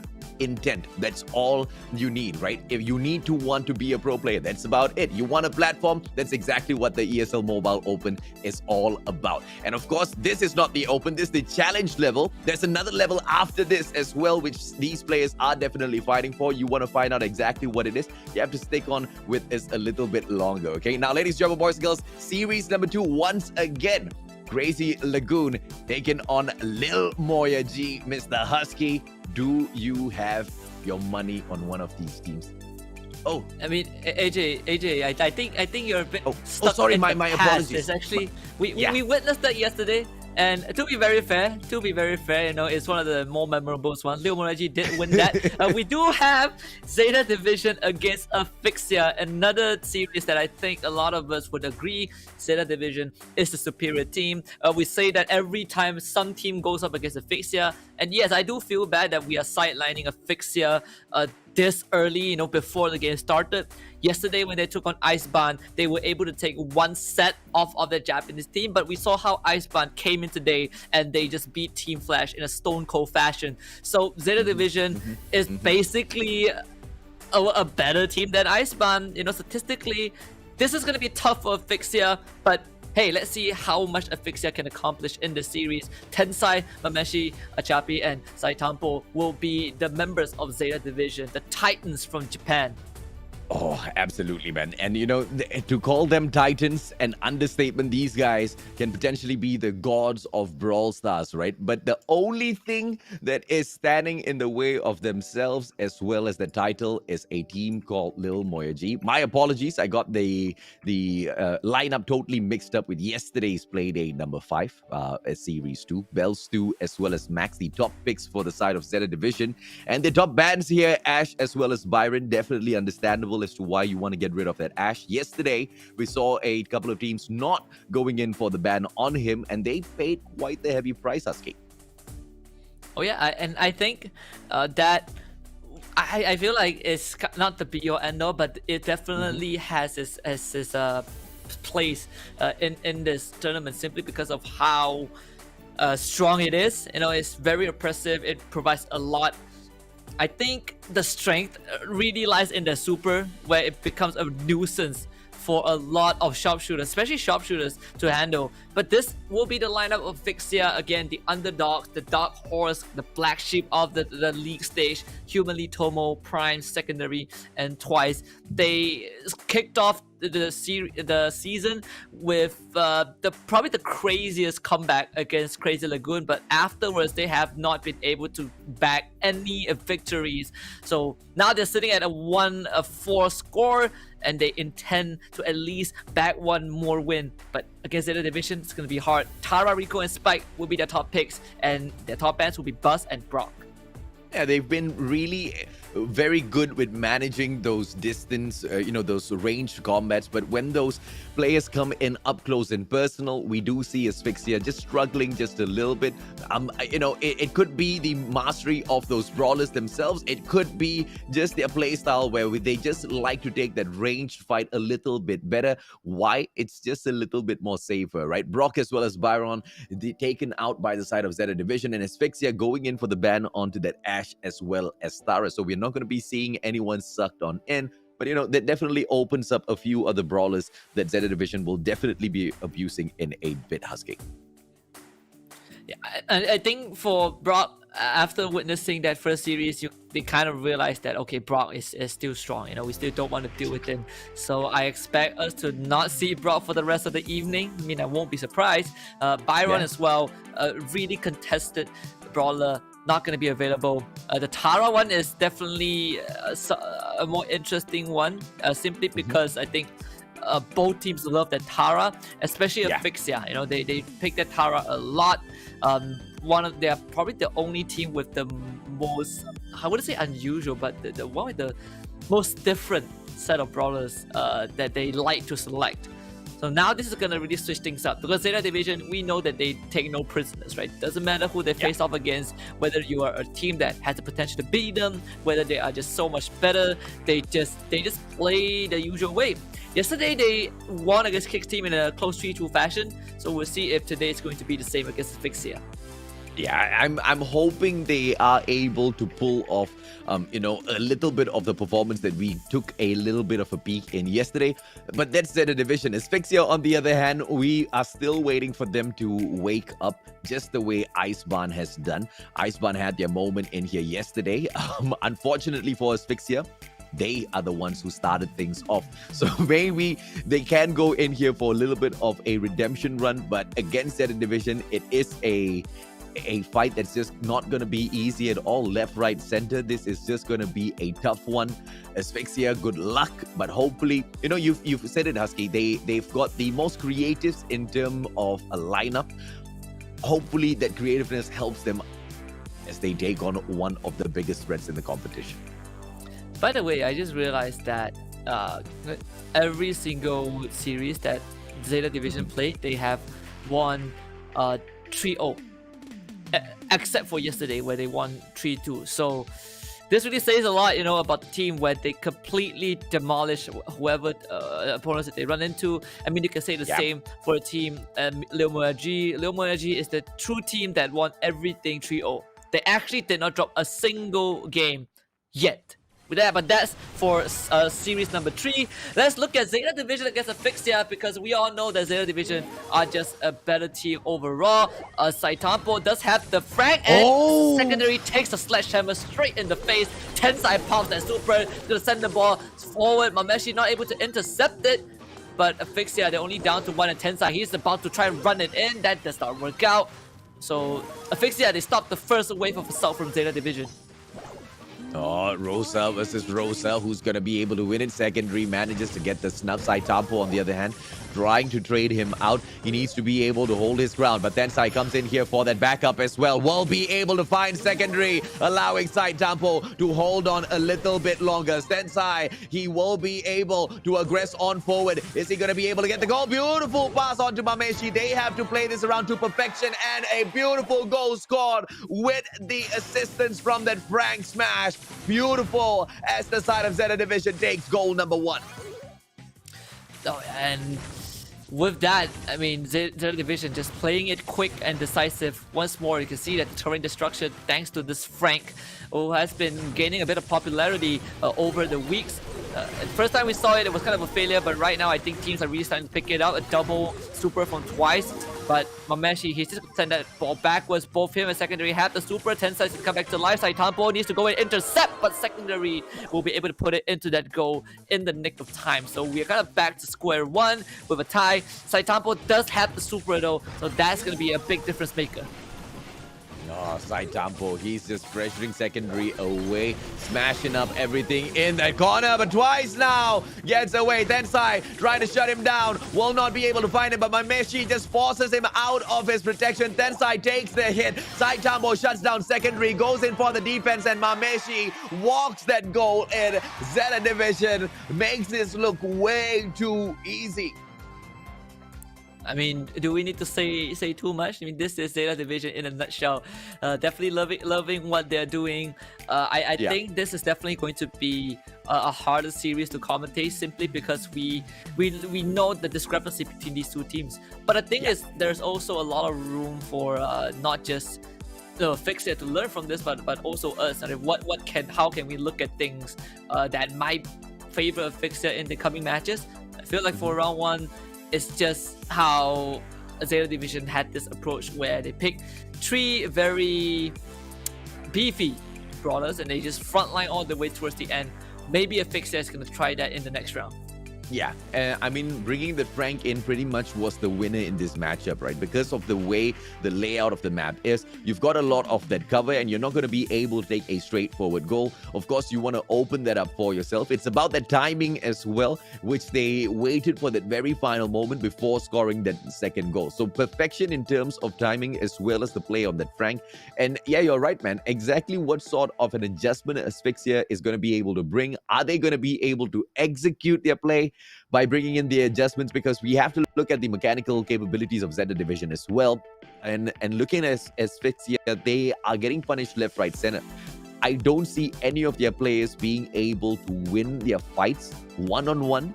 Zeta Division just turns it into a 2-on-1 within a couple of seconds. The conversations are there in terms of communication for that backup, and Zeta Division with the mechanical plays to survive in those fights a long time as well, right? So, all around, it just seems to be a tough one for Asphyxia, man.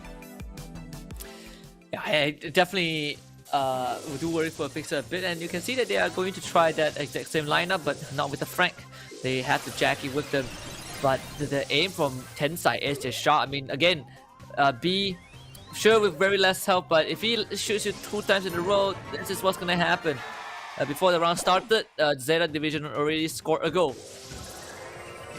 Yeah, that was just under 50 seconds. And now Tensai, we're looking for yet another. But Saitampo, is he going to be able to aggress on forward? Mameshi will be able to win his gunfight. And this M's pressuring up forth. Twice, drop down so low on that HP. Tensai finishes him off. Mameshi still holding his ground. Tensai helps him out yet again. Oh, but a missed pass onto Saitampo. And that is just going to be the survival or the extra few seconds, precious seconds that Asphyxia can enjoy here as Zeta Division finds their momentum once again, Aske.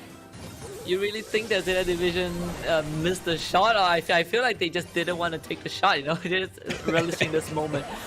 But either way, Asphyxia, and now they get the control back, and it was very short-lived because 2 members on the side of Asphyxia went down, and it is about to be Mameshi sending it in, closing out the round, taking absolutely 0 prisoners. Zeta Division with round number 2 in this first set. We're already done with 2 rounds. We are absolutely done with the 2 rounds. Crazy stuff coming in here from the side of Zeta Division. And, it's all about that Sandstorm that was whipped up and the perfect defense with the Sandy that, just gave that ball over back to them so well, right? And Zeta Division, as long as they can keep this up, Asphyxia is just going to be suffering, man. Maybe we can start a timer or something, because I think Zeta Division, they are going on a speed run to show us exactly how fast they can clock Asphyxia. I was thinking the same as well. I think so far they took them a bit longer to win round 1, but round 2 only like 1 minute and 20 seconds. It's just a rough estimate. I think we're spending more time on the panel than than Zeta Division playing the game. But jokes aside, Zeta Division, round 2 Asphyxia had this approach, right? Again, I was expecting them to bring in this full frontlining, the usual Jackie kind of thing, but it didn't really pan out the way that they wanted to, simply because they got overran by all the sharp shots from the side of Zeta Division. Yeah, and there's just no other way Zeta Division will be able to serve this up, right? It's just going to be hot all the way. And Asphyxia, they need to find those adjustments. I mean, what better way perhaps to go in here and train against the very best? The worst case scenario, you learn a few things and you're able to challenge other smaller teams in the future. Tensai dropping twice. Mameshi will be it. What? Oh, Lord God Wait, almighty. what? Somebody save Asphyxia. Wait. I blinked. I literally blinked and they scored. Well, I wonder what happened. I think, yeah, I mean, I bet our observers are surprised. And look at this. I mean, Zeta Division is having fun. Tensai, he's about to just run straight at secondary. Yeah, the barley is going to be taken out. I mean, how do you deal with this? What is the if you're Asphyxia? If you are getting just completely dominated in a round?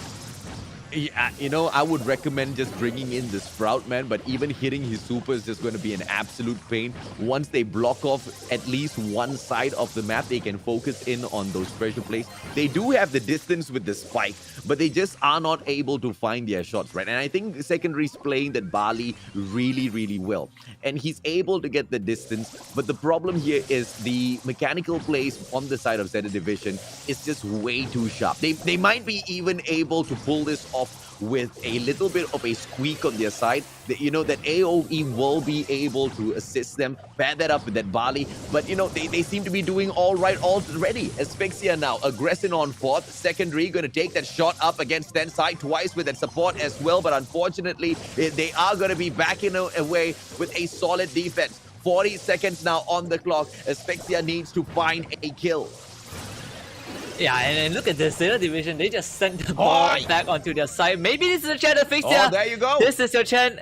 They get it, and they get the pass off, okay, twice, walking in. Yes, we finally get a tie. So maybe this is an opportunity for Asphyxia to take round 3. Zeta Division, perhaps they just want a bit of entertainment, so we're waiting for that OT to come through. 15 more seconds on the clock, and Zeta Division, they are ready. Tensai has his super, Saitampo probably getting close to that as well. And now they have possession of the ball. When those boxes go down, this is going to be, a free-for-all. We'll see what the division do. They send it straight in the super and it rolls in. Oh my goodness, I cannot believe Asphyxia did not expect that. That's the first set for Zeta Division. What can I say? That was too much. Tensai, you are too much, Tensai. You are way much, man. What a perfect game taken by the side of Zeta Division. And they're not showing off. They're just showing us a little bit of perfection in Brawl Ball. They're going out there. They're having fun. Unfortunately for Asphyxia, they are taking on a supreme team within this particular challenger itself. Yeah, and I mean, well, I honestly don't have much to say about that. It was clean. It was super a solid clean game, man. To be very fair, we could have been in the second set if Zeta Division didn't draw until overtime, but they've earned their rights to do it, right? They just know that they are far more superior and far stronger than Asphyxia, and I think that kind of confidence really radiates when you know how good you are. Sometimes we definitely need these kind of mind. I wouldn't say mindset, but you need this kind of alignment for your team. You know how good you are. You push the advantage, and no matter who you're up against, just play to your best. And perhaps you lay back for a while when there's room for you to do so. But if not, just give it your all. And I think Zeta Division embodies that pretty well.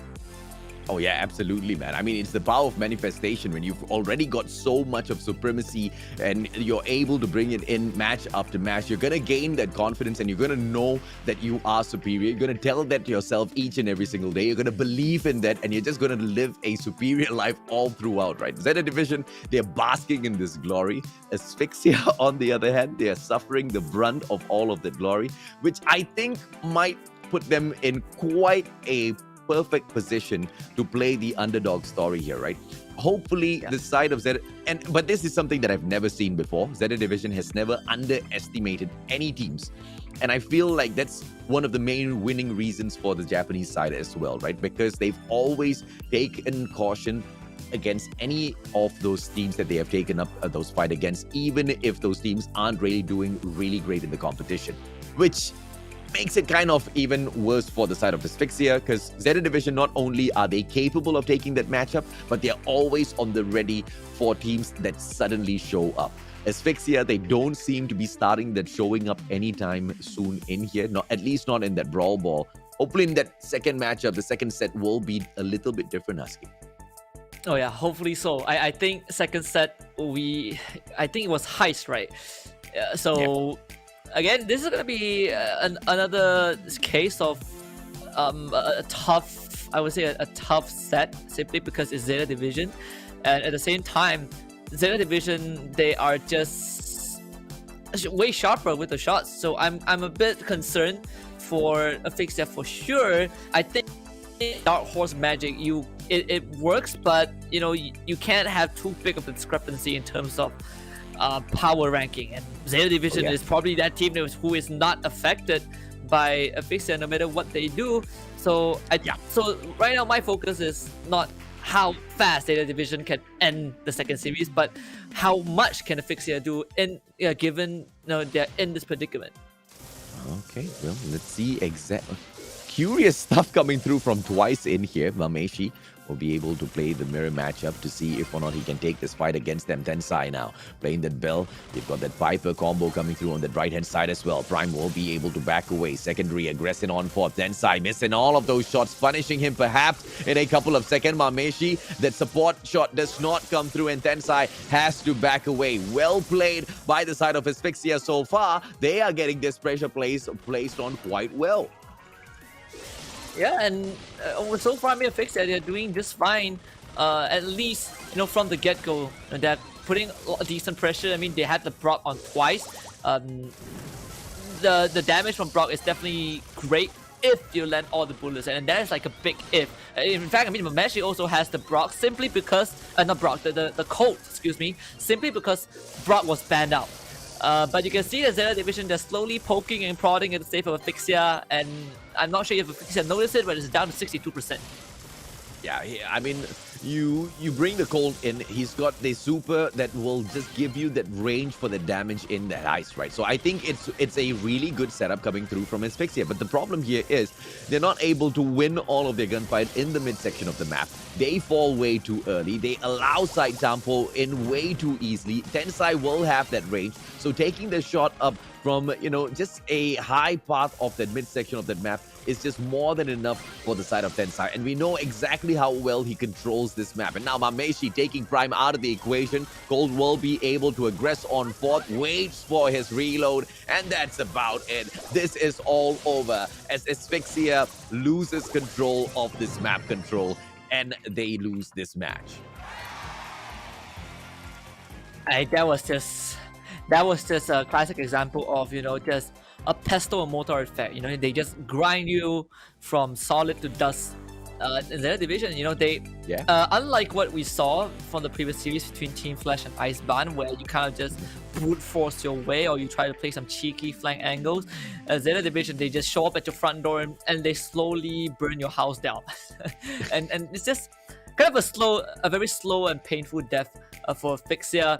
I think they brought out the B, which I think was fine. But when it comes out to heist, I still prefer the Piper or the Piper Brock over the B. I think, I don't know. I feel like B does have the same effect as a Piper if you land your consecutive shots, but at least Piper has an escape mechanism, right? He has some way to get away from danger, destroy terrain. So in that regard, I would definitely take Piper over B. But most importantly is, again, we saw Asphyxia just not winning those early fights against Zeta Division, and they quickly lost control of the round. Yeah, I want to see, them go in with a little bit of a different sort of a combo in here. I really love them bringing that Colt in. Maybe they want to try slowing down their opposition, perhaps dropping a Bali in with the mix as well. But this time, it's going to be that BB with that Poco combo. So a little bit more of that sustainability in that midsection and then sending that Max out to get that damage done. But Twice gets taken out way too early. And that Max is just going to go back there to that reset point. Tensai taking that fight up really good. It's going to be the Colt, Viper as well as Bell combo coming through from the side of Zeta Division. They are really confident with this lineup and they're not changing anything up for no one. Yeah, and I mean, if it doesn't break, you don't fix it, right? But secondary, he's getting pretty close to the safe. I mean, he's trying. They were able to keep Zeta Division kind of back, and they have the Poco, they have the Max, and we all know where this is going. But unfortunately, Twice is going to lose his life. Secondary will be chased down, and Saitapo, he just runs into the face of Twice, and now it's Zeta Division's turn to make an entry, and Twice did pop his super just now, but unfortunately didn't really get them too close to Zeta Division. Yeah, Colt with the Punisher there. He pops his silver bullet, takes down the defenses, and secondary is immediately punished. And now this BB has got no cover whatsoever to aggress on that left-hand side. And I feel like this is the perfect lockdown, right? And Mameshi really got this right. Finally, BB taking a smack on Tensai, but will be punished by Mameshi once again. And this Colt is just going to be the perfect response on that left-hand side. Puts in all of the damage, and secondary just needs to go in, absorbing all. A couple of that damage now with that Poco going in for the defense. Mameshi, one more shot onto him. Manages to take Twice out of the equation before he gets traded out. Good plays coming through overall from the Colt on Zeta Division, Husky. And well, at least Asphyxia was able to at least touch the save of Zeta Division, and obviously it was not enough. I mean, secondary, you kind of need to be a forefront, and when you run a lineup like this, the Poco plays a huge part, right? You have to keep that front line topped up. So if like one misstep and it completely falls apart, you can see the formation for Asphyxia is just not really as effective as what we've seen from other teams, simply because they didn't execute it to what we wanted to see. Of course, the clock is going to tick down Zeta Division. They will get the round 2 off of Asphyxia in this heist. Well, at least it was not a 100-0. Zeta Division, yes, they do manage to bag this, and they potentially look to bag the next one as well. But Asphyxia, they played it all right, man. I like that BB access, but Colt going in for that perfect Punisher, taking down all of the defenses from that left-hand corner, breaking down the BB play was just that perfect killer. And on that left-hand side, it was just a no-go already. But I feel like that was the main, trump card that they were banking on in order to take the damage against the side of Zeta Division. And once that play broke down, they were pretty much lost on that map.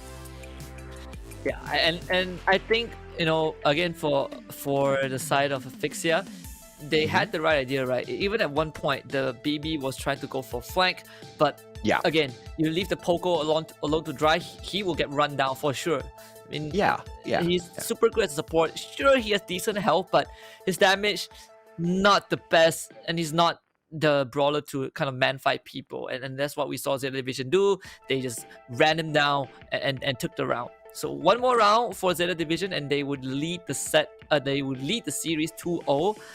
Asphyxia have yet to find a solution to make Zeta Division even bleed a little. Yeah, and I don't think they are going to find that solution in here. I mean, it's to the statement that you made earlier on as well, Red Husky, because of exactly how well Zeta Division plays this. Regardless of those adjustments, I don't think it's going to be possible for Asphyxia to punish the side of Zeta Division in here just yet. Mameshi this time round, secondary with a beautiful smack, will be able to push him back. Prime bringing in the buzz play this time round, goes in for the push and twice manages to for that shutdown as well. It is going to be the Prime play this time round from the side of Asphyxia. But they're all trapped in the corner though, and I'm not sure if this is a good idea. I mean, Prime's going to go in with the buzz and Nice. just do it well. They were able to get a lot of damage on the save, and they even forced the members of Zeta Division back. Finally, they take care of Prime. And Zeta Division, they will need a hard reset on this one because they have given Asphyxia a lot of space to work with. Ming Secondary is heating himself back up, and Saitampo is not happy with that. In fact, he also has that BB and is between, you know, a pair of large scissors and a baseball bat. And it seems like so far Secondary is having the last laugh. Of course, Zeta Division bringing in the same draft as Asphyxia in that round 2, and they are definitely doing way better than round number 2. Prime again getting a good hook, dragging us out of Saitampo, but they do lose twice in secondary. He's going to town with that save, forcing Mameshi back. Zeta Division, they do have their own BB just working his way with Asphyxia's save, but this is going to take a Herculean effort for Zeta Division to make this happen. Oh, but they are actually making it happen now. Mameshi as well as Side Tempo. It's going to be this beautiful play. Tensai comes in for the pressure as well. But now the question is, where is the Buzz? Right in front of them. It's going to be Prime going in for the dive. Tensai almost taken out. Buzz, can he survive? No! Side Tempo drops Prime. And that's the play that's probably going to win this over for the side of Zeta Division. 35-26. Asphyxia still winning this. There's the entry from the side of Side Tempo. This BB needs to be able to go in here for the hit. Buzz flies in, gets a punch in, but Mameshi shuts down secondary. And now 25 seconds left on the clock, Husky. Something needs to be done in here. Side Tampo trying to find the flank on the right-hand side. Buzz won't be able to sort him out. Goes in here for the push, and then side drops him. 30-22, and Zeta Division gets it done. Oh, that was so close. I mean, Asphyxia had a pretty good run, but Zeta Division once more just super composed, knew what they had to do, and that final push really made it work. 2-0 right now in the series, and Asphyxia were not able to get a single round off of Zeta Division. I honestly feel like the round that came pretty close between those two was Zeta Division just giving a bit of ground to Asphyxia, letting them play, in their ballpark a bit, and afterwards quickly chasing them away again. So Zeta Division, just great play again. It's a little difficult, right? Because it's Zeta Division taking on the side of Asphyxia and, quite frankly, outplaying them. But I feel like in this one particular round, Asphyxia did manage to make a slightly stronger play coming through from Prime. He was my personal MVP. That Buzz was absolutely wrecking it out there. But the support just wasn't as I guess, great as Prime expected it to be, because he was going in there pretty much getting a majority of the work done all on his own. The support just did not find its way towards him, and if he had been provided with that support, they should have been able to bag this, man. I mean, the pressure plays from those get-go, it was pretty much solid. The BB from the side of Zeta Division just turned out to be the bigger damage dealer at the end of the day. Very smart plays, just going into trade blows on the other end of the corner, whilst the rest of the players from Asphyxia just spend their time trying to fight Zeta Division. It was unfortunate that they didn't manage to get the win this time around. And for Asphyxia, I think, this definitely, I don't want to say it's too early to call this, but we can kind of say that Asphyxia, their run probably would end in the group stage alone. But I guess they definitely deserve a lot of credit for even making it to the stage, right? The top 8 teams of Japan and Singapore. Obviously, this is kind of the big boy elite. You get outclassed. They got outclassed by most of these teams, and they barely scraped by, winning against Crazy Lagoon. But that is something that I feel like maybe at that point of time, even they did not expect to win. So at least in that record book, there's something for them to be proud of. It's a great learning experience nonetheless. Maybe Zeta Division is just showing everyone a masterclass of how to play Brawl Stars. But I think, you know, where they have slotted themselves in is in the perfect position of them all, right? Because it's then easy to see exactly how their, you know, growth has been within the competition itself. You come in here season 2, you don't really achieve much for yourself. It doesn't matter. Show us exactly what sort of growth path you follow onto, right? Through from 10 side, and he has got the distance, but the Bali will be trying to slow them down. Prime once again trying to be the prime player for the side of Asphyxia, but being pressured off, and Prime almost getting taken down, but playing it quite well. Eases this off. Level 1 siege bot shouldn't be much of an issue. Prime backs away, Bali holding him down, but Side Tampo too cheeky. Look at that guy. He's standing at the edge. And the spike, the spike curve, it barely just hit, I mean, the turret. I mean, Zeta Division now is gonna claim a bit more of the boat for himself, and the Barley is gonna start making it rain twice. Not gonna make it out. Drops that boat. Zeta Division will be able to start the siege. I think this is probably a level 2 bot, and no one is going there to pick up the boat. So Zeta Division will do the honors, and Tensai even grabs at least 3 more for himself. Yeah, this is a GG. Now Side Tampo dropping twice. Oh, opening things up. Are we going to be able to see this Bali hold this siege bot back? He's doing almost all of the work. Prime needs that backup. Asphyxia, if they're going to look to win this, they need the rest of those players to continuously step it up. Secondary's really hitting quite softly in this matchup. Now Tensai taking that one-on-one fight against him. This Bell about to get taken down, and Secondary does not play that well. Tensai bags a number 2 onto Prime as well. The mechanical plays out of Zeta Division just too overwhelming for Asphyxia to take on. Yeah, and you can see that just win 2 waves, Asphyxia, they are down to 33%. Of course, this last siege is going to be in favor of Zeta Division once more, and you know what this means. Zeta Division most likely will win that first round. Unfortunately, Asphyxia, no way of stopping this, and everyone from Zeta Division, they are just gonna run straight to off of and take this first round on the third set. It was really unfortunate for the side of Prime, I have to say, because unfortunately Asphyxia, they were playing it a little too softly. Secondary wasn't finding any much of his shots at all.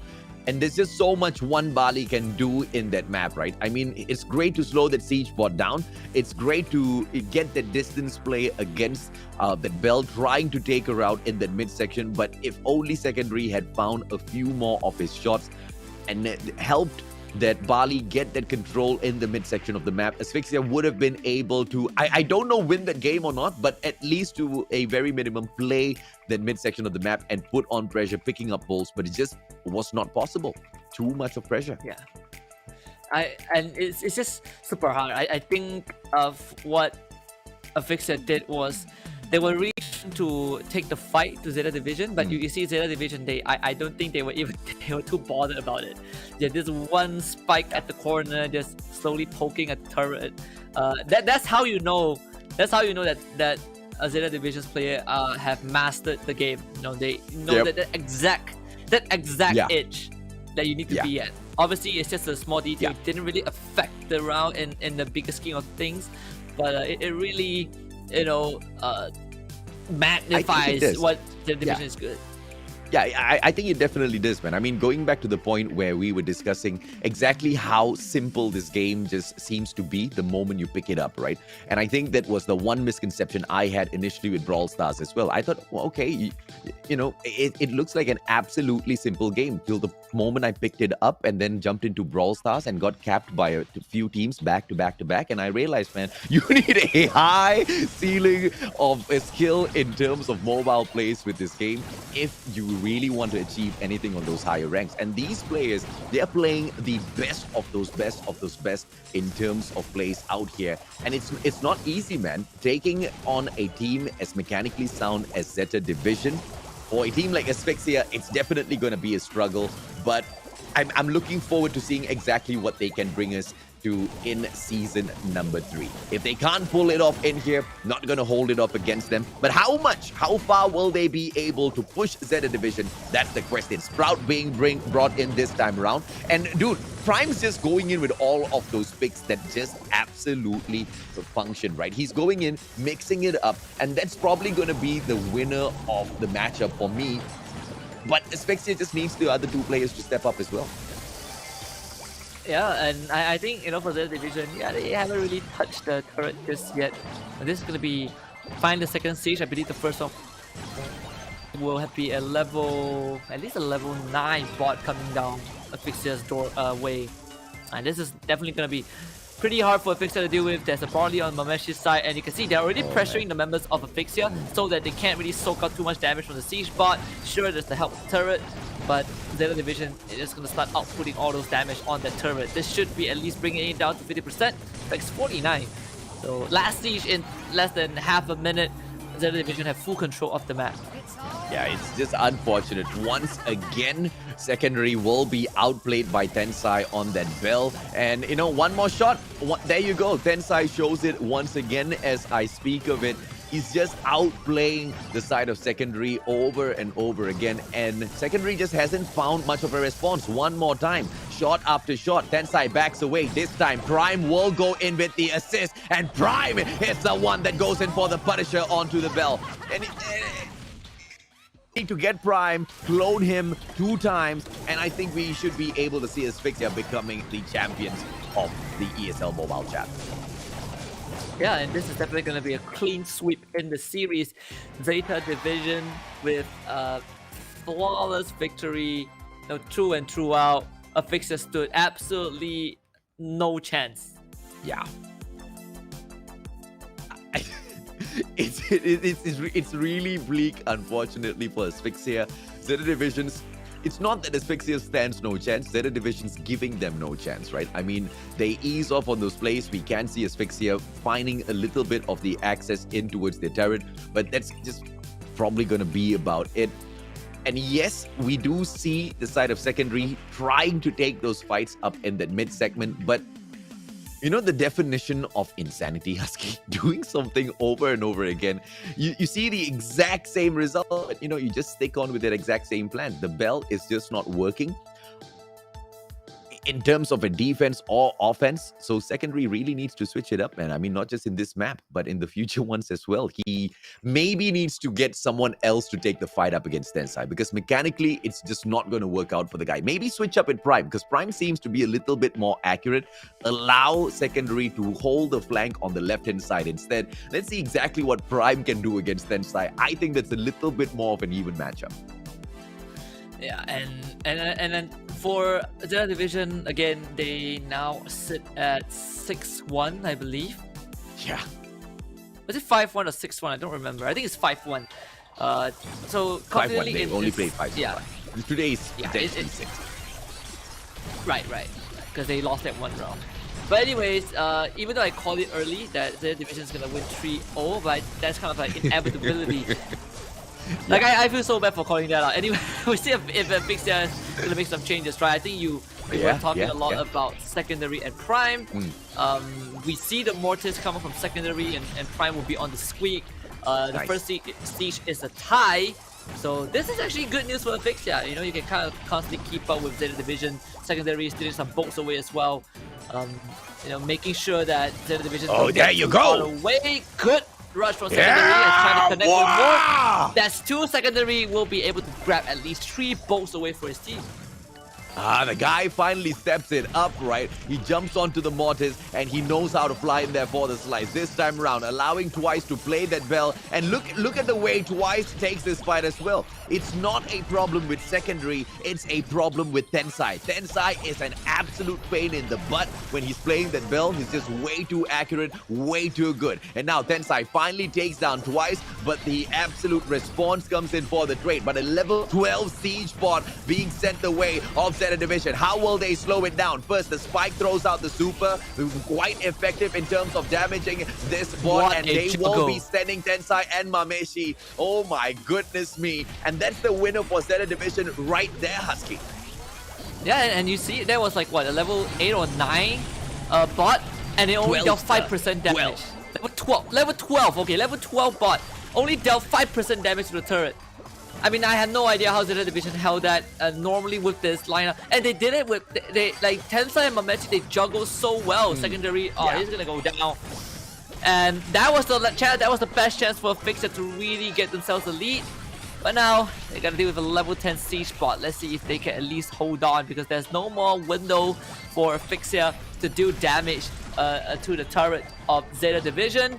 And with the siege bot marching in, this round is all but donezo. And the game is all but donezo as well, Husky, as Zeta Division takes the cleanest 3-0 of all in this competition. It's unfortunate, right? Asphyxia, they tried. Prime really tried. The guy pushed it through. I feel like the adjustments from secondary just a tad bit too slow. But the second time round, when we did see his partner pick up the spell play instead, it was all clear, right? The problem was not with secondary. The problem was just always Tensai. And Tensai is always going to be a problem against any of those teams that he picks up. He's just proven to be that one player in that competition that is an absolute pain. I feel bad for Asphyxia, but their play is not in Season 2, man. I want to see exactly what they can bring in Season 3. Yeah, and of course, we have the highlights coming up in a bit. Safe to say that this is more of a montage of Zeta Division, kind of just mowing down Asphyxia. And of course, there were some lighthearted moments when Zeta Division decided to not score the goal.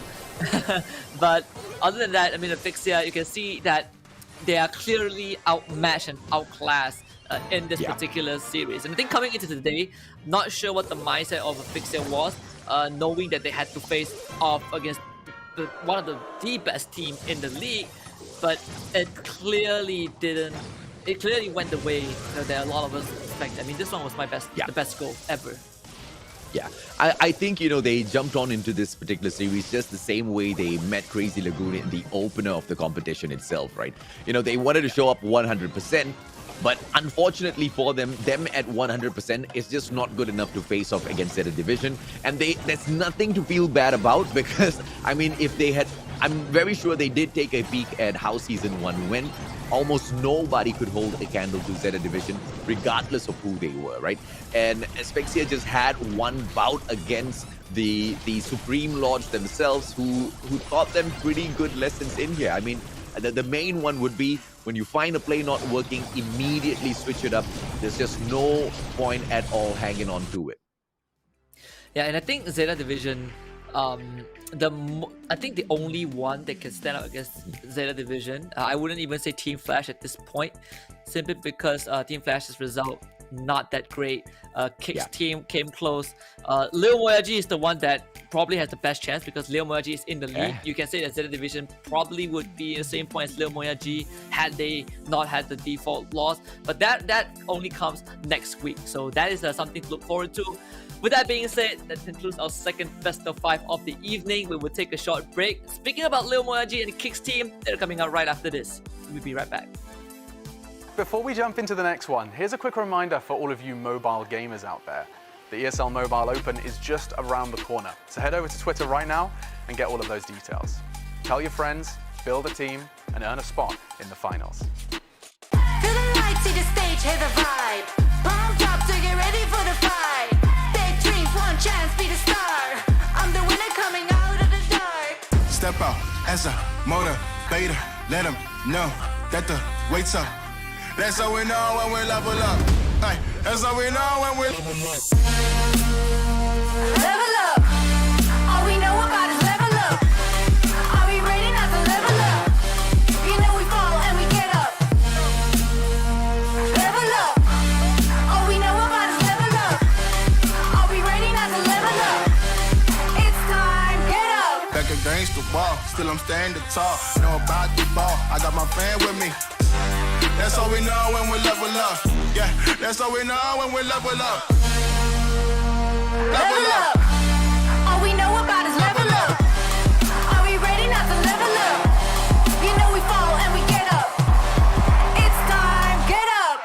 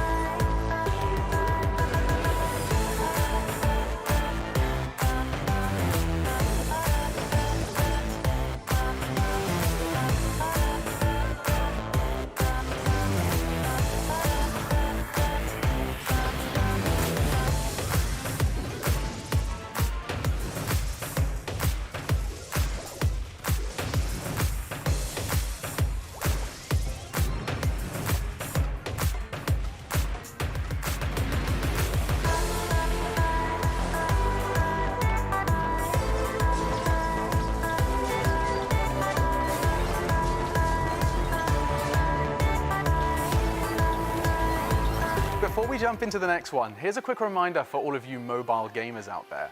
The ESL Mobile Open is just around the corner, so head over to Twitter right now and get all of those details. Tell your friends, build a team, and earn a spot in the finals. Feel the lights, see the stage, hear the vibe. Pumped up to get ready for the fight. Big dreams, one chance, be the star. I'm the winner coming out of the dark. Step out as a motivator. Let them know that the wait's up. That's how we know when we level up. Ay, that's how we know when we level up. Level up. All we know about is level up. Are we ready not to level up? You know we fall and we get up. Level up. All we know about is level up. Are we ready not to level up? It's time, get up. Back against the wall, still I'm standing tall. Know about the ball, I got my fan with me. That's how we know when we level up. Yeah, that's how we know when we level up. Level up. All we know about is level up. Are we ready not to level up? You know we fall and we get up. It's time, get up.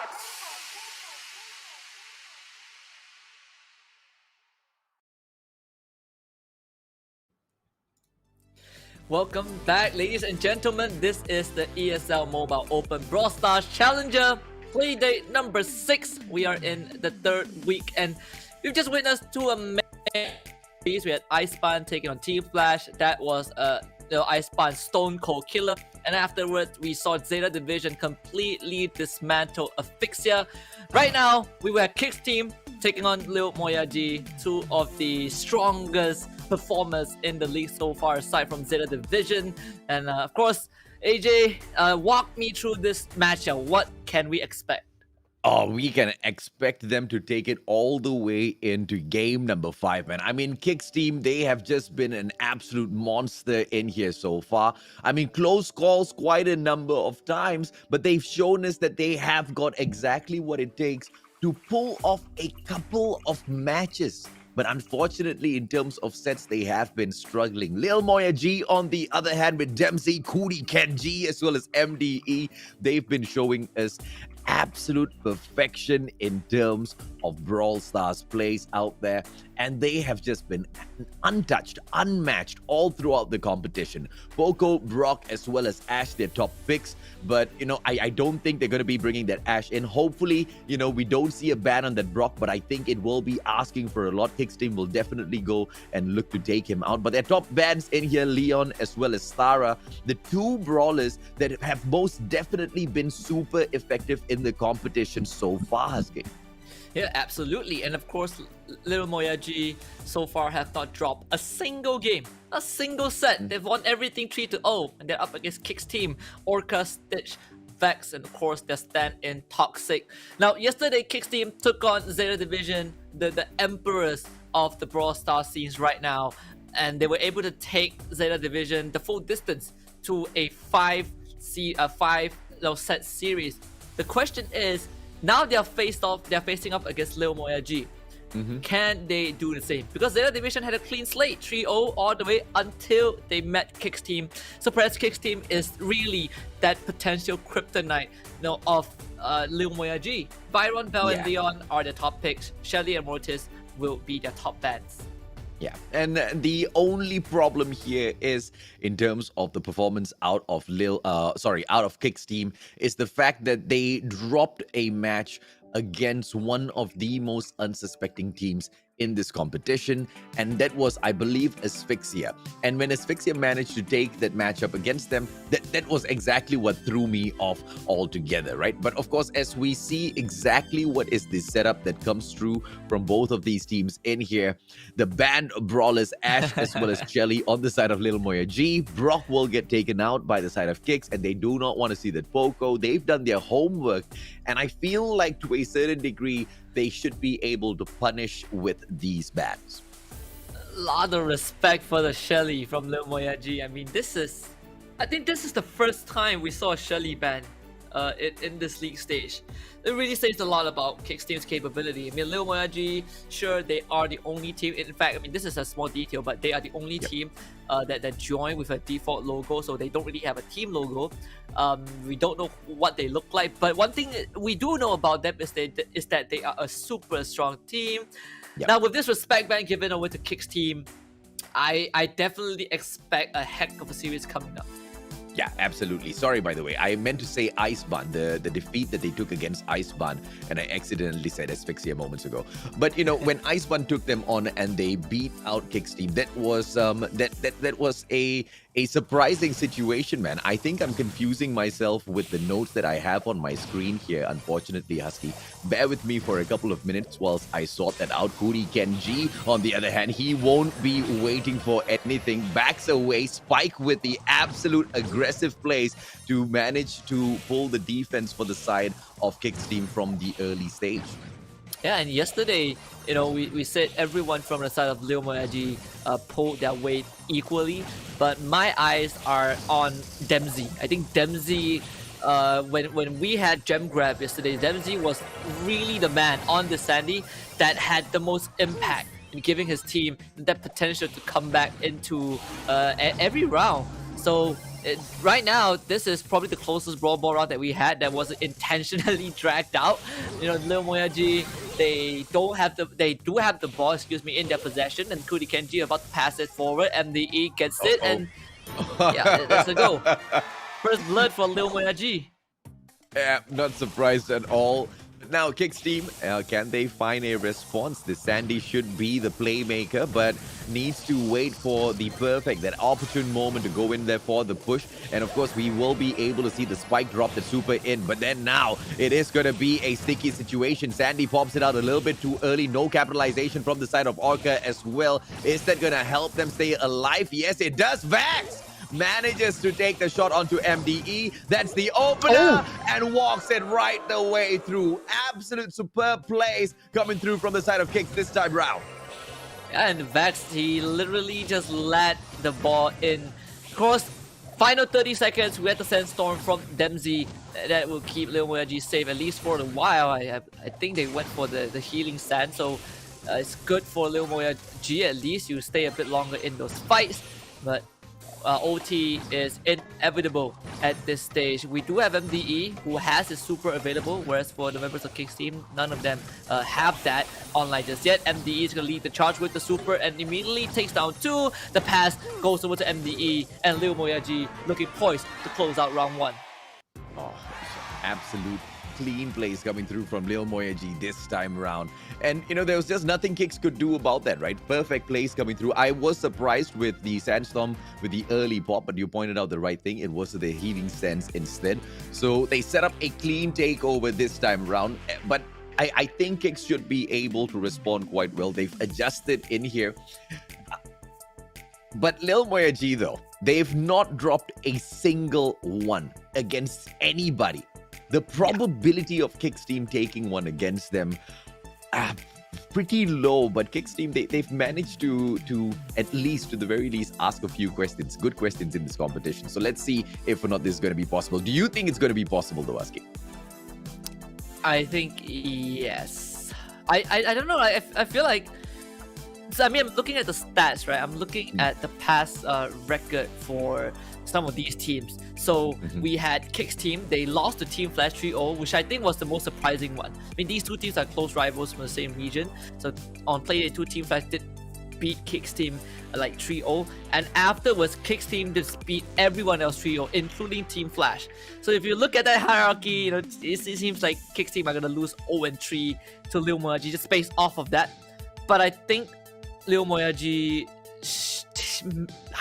maybe not a 3-0, I think maybe a 3-1.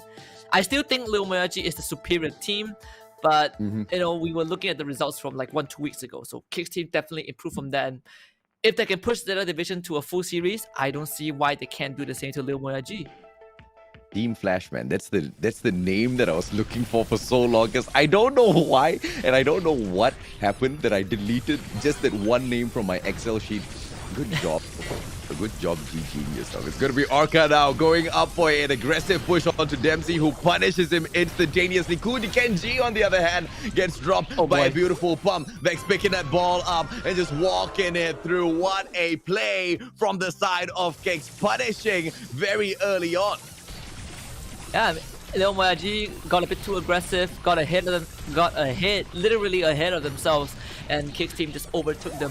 Of course, right now, Lil Moyagi can slow down a bit. Sure, MDE is on the Frank, but you know, yeah, I mean, Frank himself is already a very slow brawler, and then so you need someone like a Max from Kudi Kenji to facilitate that. And Frank, he does have the super. Let's see if he uses it, and he's gonna use it right now. Actually, gets cancelled.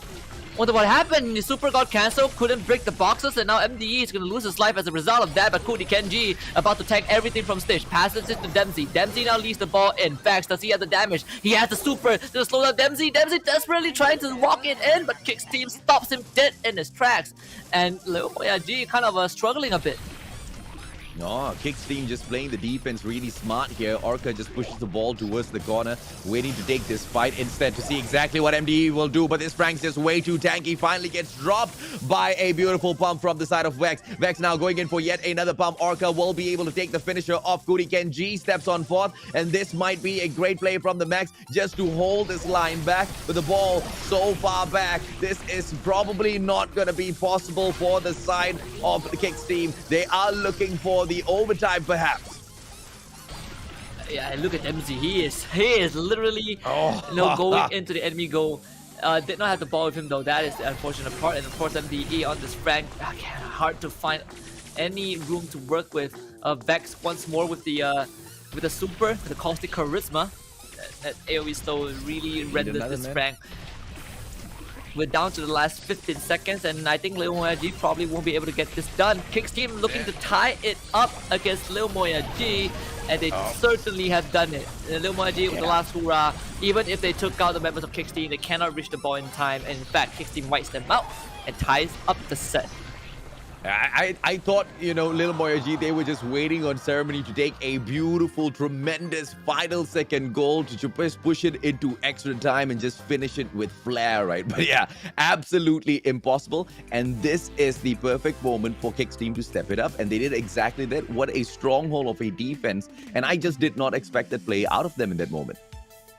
Oh yeah, and I would say for Kicks team, this is the Kicks team that we've been looking for. This is the Kicks team that we expected to show up, just judging by what they did yesterday against Zeta Division, and they are delivering that, at least so against Lil Moyagi. But of course, this is just the tip of the iceberg, right? It's only 2 rounds in a long series, so there's definitely more to come. I think Lil Moyagi probably just testing the waters with that Frank and Max. And kudos to Kicks team for being able to hold them back. Yeah, absolutely.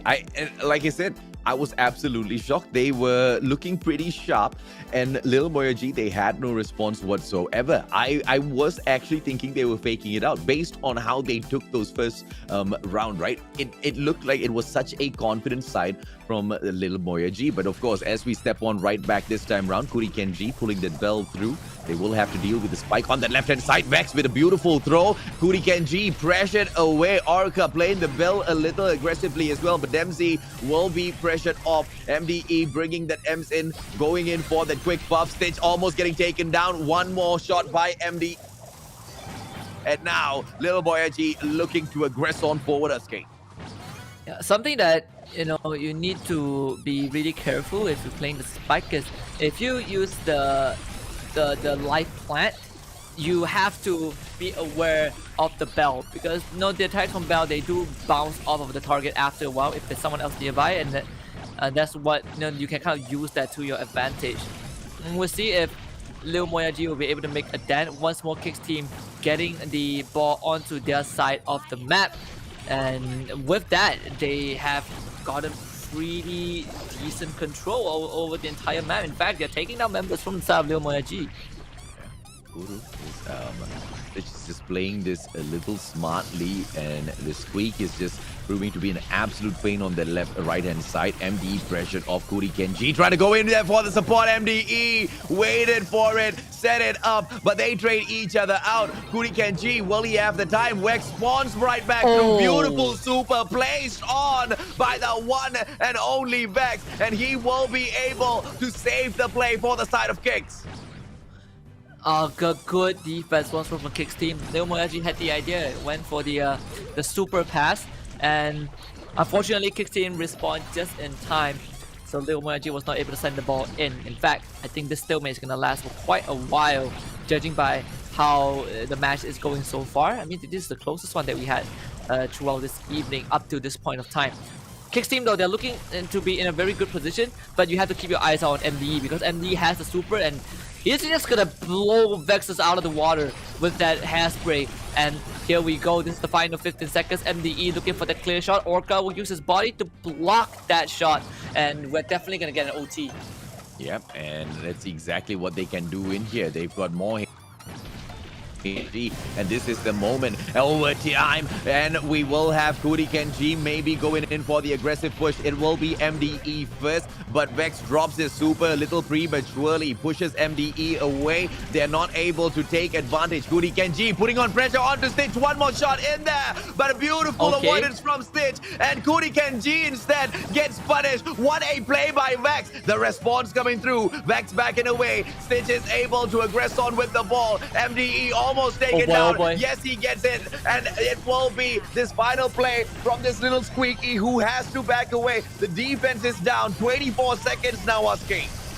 And are we going to get a tie? I feel like this going down this round, we might just get a tie for this round. And Kicks team, they do have more space. Oh, good spike super from Dempsey. That's definitely going to buy some time. 10 more seconds left. Can anyone get that ball into the goal? MDE puts his body forward, takes a heap of damage. I don't think there's enough time. Kicks team, they can just have one more chance. But guess what, AJ? We get the first draw in Brawl Ball. Wow. I mean it, man. Absolute wow. From the side of Kicks, they just did not allow that access. Vex played that little spike to perfection, drops his super in the nick of time, goes in for a save, and they don't aggress on fourth, right? They keep the ball on their side, and no matter what, they always try to control the pace of the match. They did not allow Lil Moyagi to dictate the pace, and that's exactly what's probably gonna get them the winner. I don't know in the series or not, but perhaps one of these matchups. Yeah, and well, I guess we're gonna replay that round. Unfortunately, there is it's what happens when you get a draw. It's very rare that we get a draw anyway, so I don't mind seeing one more round of Brawl Ball. It really shows us how teams are, and I think I'm more impressed with the team rather than Lil Moyagi, because Kicks team, they have improved tremendously over these couple of weeks. Oh yeah, absolutely. I mean, and to improve to a point where they will be able to take down Lil Moyagi, perhaps. I mean, they've been able to hold them back to a draw. Quite close perhaps to taking them down and out of this equation. Obviously, they'll still make it through to the playoffs and be a pain there as well. And Kicks team, they are struggling, right? I mean, they are down 2-3 so far, 6 points on the board, desperately looking for a win in here today.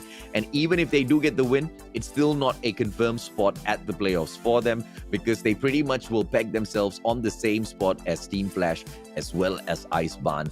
Crazy Lagoon potentially might be joining them as well as they take on Covales Reform later today to wrap up the show. So yeah, they need to give it their all, man. Yeah, and this is shaping up to be more intense than I anticipated. And I think Brawl Ball is the only mode that you can have a tie. I don't think it's possible in any. Yeah, every other mode has a tiebreaker, but not Brawl Ball. The Brawl Ball, so I would say Kicks team, they definitely have a good chance of winning against Lil Moyagi. And now I wonder what is the remedy of Kicks team, right? Because if this was the Kicks team that lost to Team Flash 3-0, I don't think they would have stood a chance. We'll find out. This is kind of, again, a replay of Game 3 just because we got a draw in that previous match. So, we're kind of back to square one. Well, Cody Genji managing the pressure down at that mid segment, but Orca just winning out all of those fights. I am absolutely shocked. Now, Orca, punished by Dempsey. Unfortunate for him, just sneaked up on the guy. And now it's going to be MDE, aggressive fourth. MDE kills on the side for Lil Moyagi in here so far, and Cody Ken goes in for the third one. Pass over to Dempsey, guy walks it through, and Lil Moyagi takes the first goal, Husky. What a pass from Cody Kenji. That was insane. Managed to find that one angle to get the ball over to Dempsey. I honestly thought that would not have, I honestly thought that goal was not possible, but Cody Kenji, he made it happen. Now Kicks team on the back foot. Obviously that goal was scored very early, so Kicks team has a lot of time, plenty of time to work with. Lil Moyagi are not giving Kicks team any room, and in fact Dempsey, he is really doing work. Yeah, let's see exactly how much of pressure they'll be able to put this time around. Orcus is waiting for the opportunity to shoot down Cody Ken.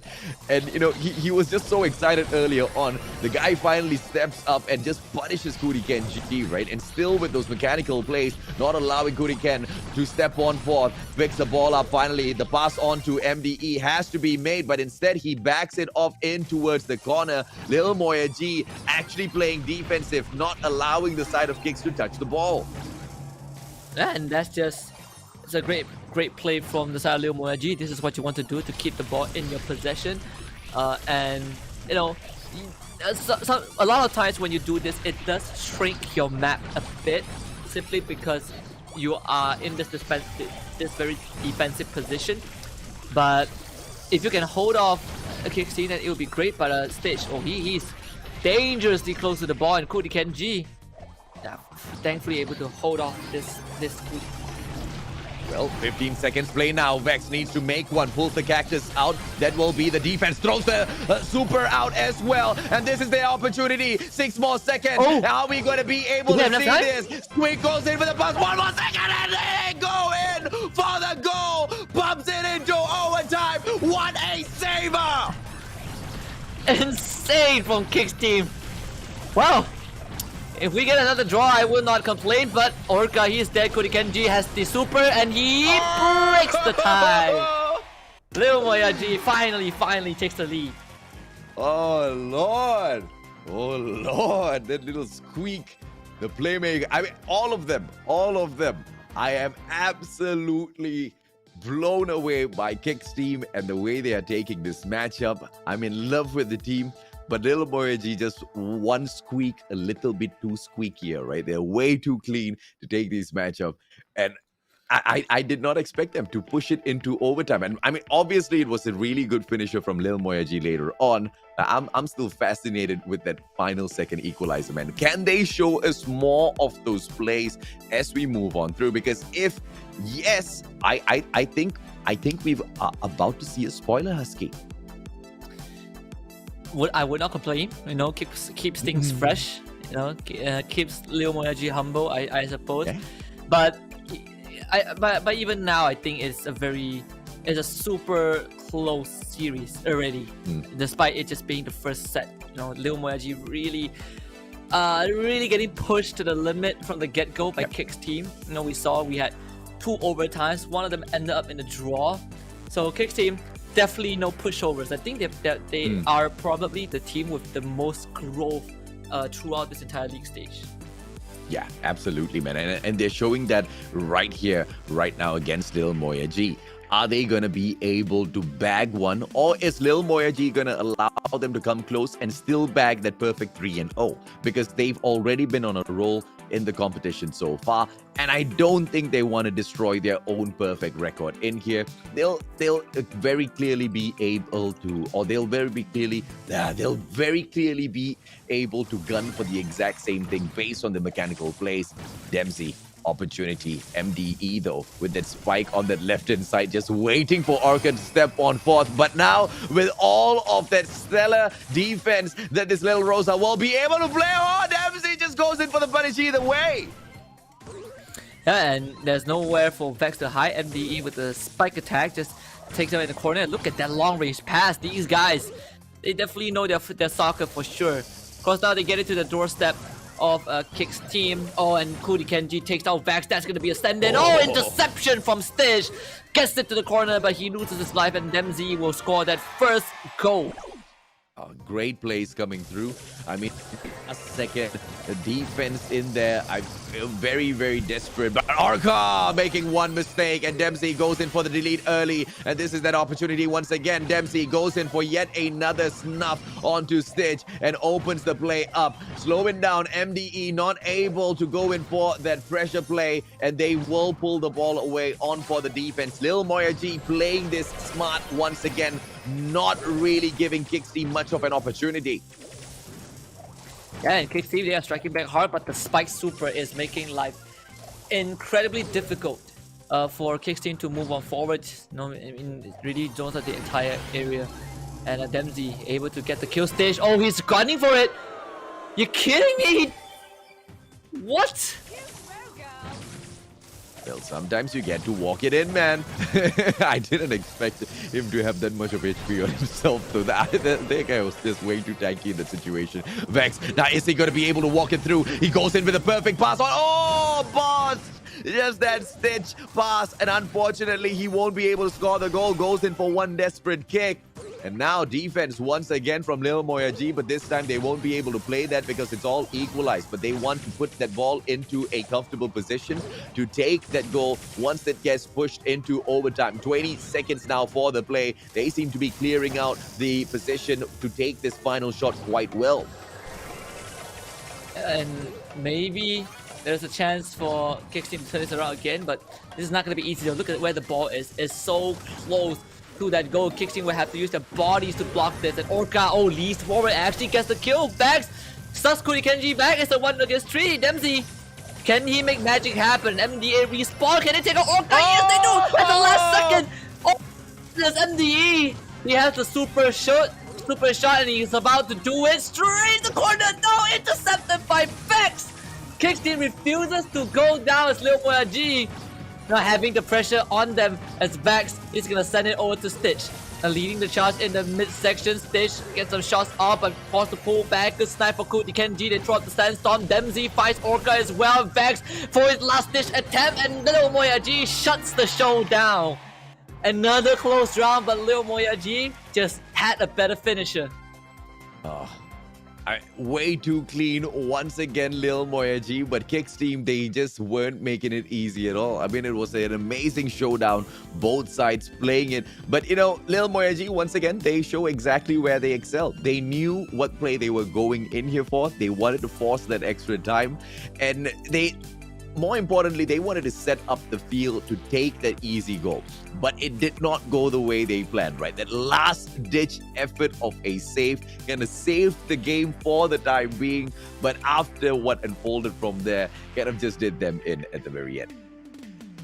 Yeah, I can't believe that Lil Moyagi was able to pull that off. That certainly looked like it could have been a round 5, you know, for this first set. But Lil Moyagi just a bit too composed, just a bit too good in this round. But Kick's team, they gave them a run for the money for sure. And now I'm looking forward to Heist, right? If this is Brawl Ball, I wonder how Heist is going to be like. I think it's just gonna be an all-out brawl in the middle. Obviously, that's exactly what we are here for. And Lil Moyagi might just get caught out by Kick's team. I want to see the adjustments coming through. I think they've been able to really hold back Lil Moyagi in a way where the boys were just not expecting at all, right? And here's the side from Singapore who's actually managing to force the side of Lil Moyagi to play defensive and force the defensive play. And even after Lil Moyagi backs away, still break down those defenses and ask strong questions. I've not seen Lil Moyagi push this far back just yet in the competition.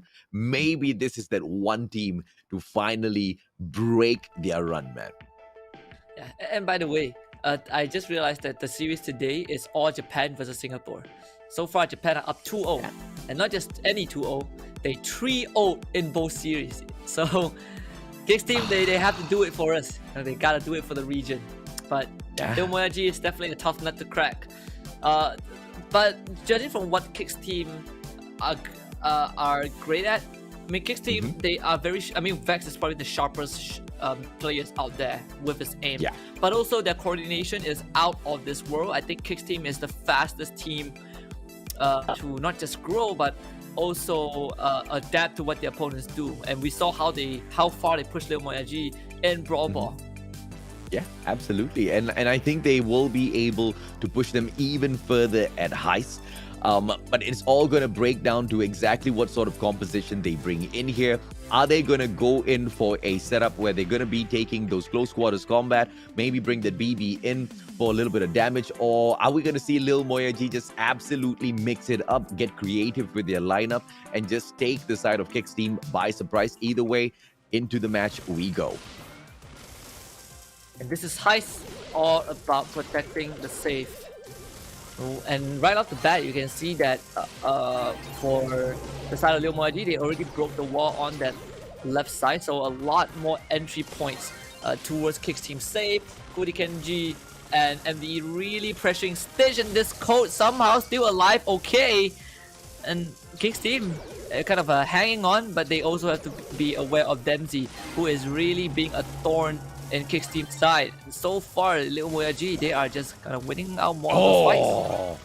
Misplay by Dempsey gets punished immediately by Orca. And now they'll go in for the pressure play on MDE. They win that battle as well. And the super gets pumped right through.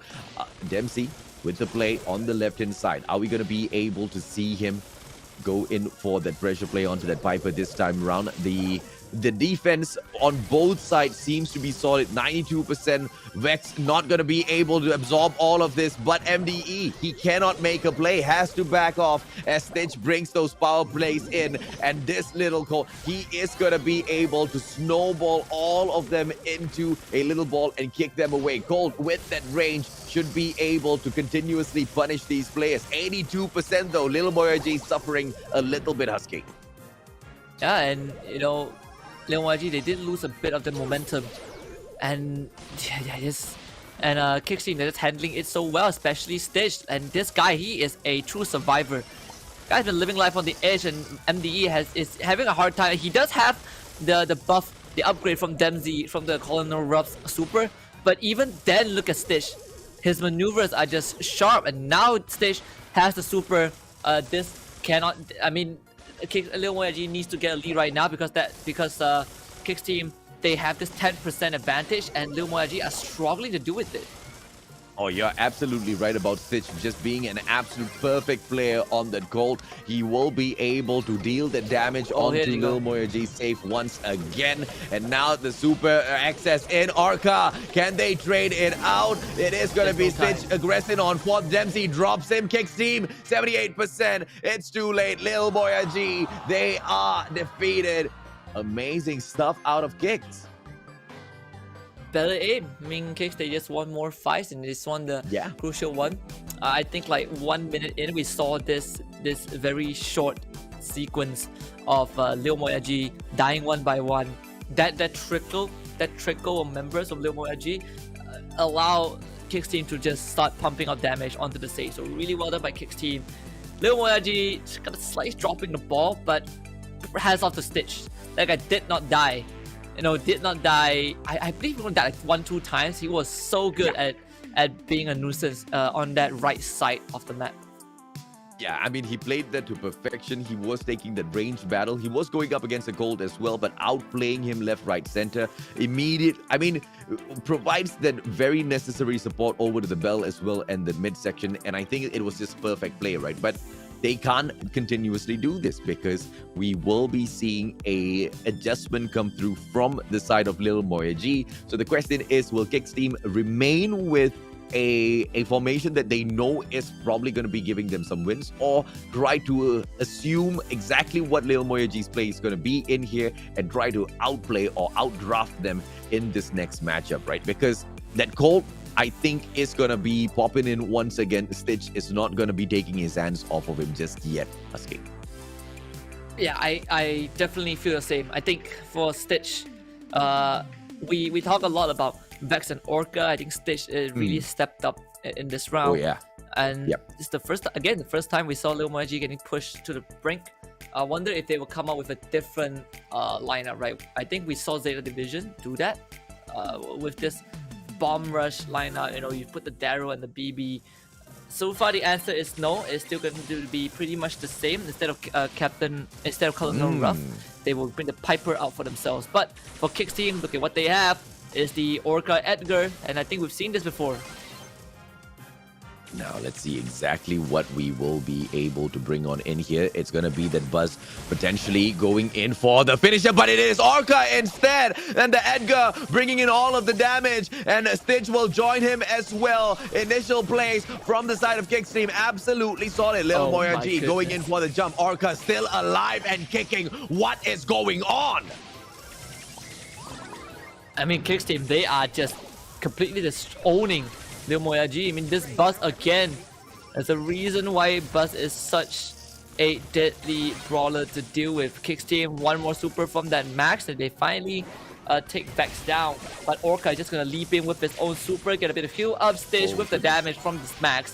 Kicks team, they've done it. Second round for Heist. Wow. Absolute wow. And I agree with you, man. I mean, they just stepped it up. They took an amazing first game and they just stepped it up. They didn't have to depend on those crazy cold plays this time around. They send Stitch off on the tangent of that left-hand corner. He plays that Max, and Max is going to be able to speed run all of these players down on that left-hand side if they want to aggress up on him. And the Edgar just goes to town with all of these players from the side of Lil Moyagi. I cannot believe what I'm seeing here, Husky.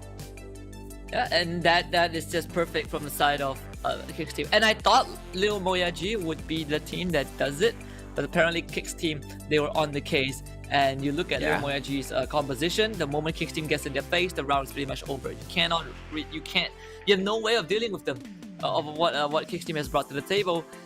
So, I mean, Kicks team, they're up 2-0 in this set. One more, and they're gonna tie up the series. Maybe this is finally the series that we will see a game 4. You know, we've not been able to witness that at all. And hopefully we do get our eyes on that. Clearly, from the way both of these teams are taking this matchup, I think Kicks team will be able to force that, especially in Heist. They've looked absolutely solid in here so far. 2 back-to-back rounds. And the only way for the side of Lil Moyagi to now get this done is to pull a reverse sweep on them against a super sharp Kicks team. That's definitely going to be a little tough. Cody Kenji, he needs to find all of those snipes with this bell. Goes in to dance that tango once again. Dempsey bringing in Mr. Colonel Ruffs, but Stitch jumps on back to Mr. Colt, and this is going to be one fun one. There's a B for Kicks team. It's all about getting those snipes off. Orca kind of putting a lot of pressure on the MDE. Stitch wins out against Dempsey once more. He's going to start laying out those damage on the safe. Of course, Cody Kenji was able to shut him down, at least for now. But Lil Moyagi, they need to get onto the safe for Kicks team, and this is not easy. Orca gets caught by Dempsey. So Lil Moyagi showing a bit of a resistance. Yeah, but the early damage, MDE this time. The cute little smile, he comes through with the punish. And the question is, are we going to be able to Stitch play this to perfection once again? Now that MDE has stepped up to the plate, MDE gets punished this time round. And Stitch, he will spile all the way to the bank. Kicks team now 94%. It seems like the initial damage that has been sent seems to be good enough. MDE once again taking this fight off against Stitch. Both of them really pushing each other to the corner, and Cody Kenji will be able to stick his nose in. Does not get the shot onto Stitch. MDE does not punish it. Continue this tango on that right-hand side. Crazy stuff in this matchup, Husky. And Kicks team, they are not letting Lil Moyagi get any footing. You can see, Lil Moyagi got a bit of damage on Kicks team save, but Kicks team still has the lead. Leading by 3%. Lil Moyagi pushing forward just a bit, but Orca's B is proving to be a bit too much of a problem. Stitch does finally get taken out by MDE, but the Kicks team was still able to hold on to the ground, at least for now, as Vex loses his life. It seems that Stitch might be next. Lil Moyagi finally finding an opening to deal a couple of damage and give Kick's team some love taps. Now, it's Lil Moyagi leading by 3%. We'll see if Kick's team are going to go for the finisher. Orca does have his super to work with, but it's very hard to get to MDE. There's not much time left, and with 2 members from Kick's team taken down, Vex also losing his life. Lil Moyagi, they will hold on to this set, and they will finally win the first round. Oh, clean plays coming through from Lil Moyagi. A great response. Cootie Ken, this time around, he, to a certain degree, just managed to find a few more of his shots, but I can still see that he is struggling to find his space. But, you know, the other 2 members, they stepped up, man. You know, the Colonel Ruffs, he played it quite really well in there as well. I want to see exactly what else can Lil Moyagi now do. Is it possible to go in with that reverse sweep? We've not seen them drop any of their matches in the competition. I didn't think this would be the first one where they wanted to go in for a drop, but it just seems like Kicks is not giving them much of an option, Husky. Yeah, absolutely. I mean, Lil Moyagi is the only team who has yet to drop a single set and has yet to drop a single series. But Yeah. if you can take even a set off of them, that's already impressive in its own. Same lineup once more from Lil Moyagi and Kick's team. They will fall back to the Buzz Orca and the Buzz Edgar. Orca just assassinates Dempsey. And Baxy's ready, super right into Genji's face, but thankfully for Lil Moyagi, they were able to trade him out. Well, MDE now going in with the sneaky damage. Orca should be able to finish this off. Takes MDE out of the equation. But now, Orca, one more shot from Kuri Kenji. And that's the Punisher. MDE with the defense. But then Vex is just dealing out way too much. Lil Moyagi still standing in here. 88%. So how will they go in here for the push? Dempsey now. This will be that pressure play. MDE won't be able to aggress on fourth. They need to find a solution for this Buzz. And Kuri Ken, he needs to find those initial shots first. Can MDE go in for that support to finish that off as well? The rest of the players from Kick's team going in for a tight formation to go in for the push. And I think this might work. But Orca, MDE, he wins that fight. And this is that opportunity for Lil Moyagi to close off this round in terms of getting that damage done in. And after this, it's all about the defense, Sasuke. Yeah, and Lil Moyagi making a lot of good progress. They even take out the Buzz who had the super available but was not able to use it.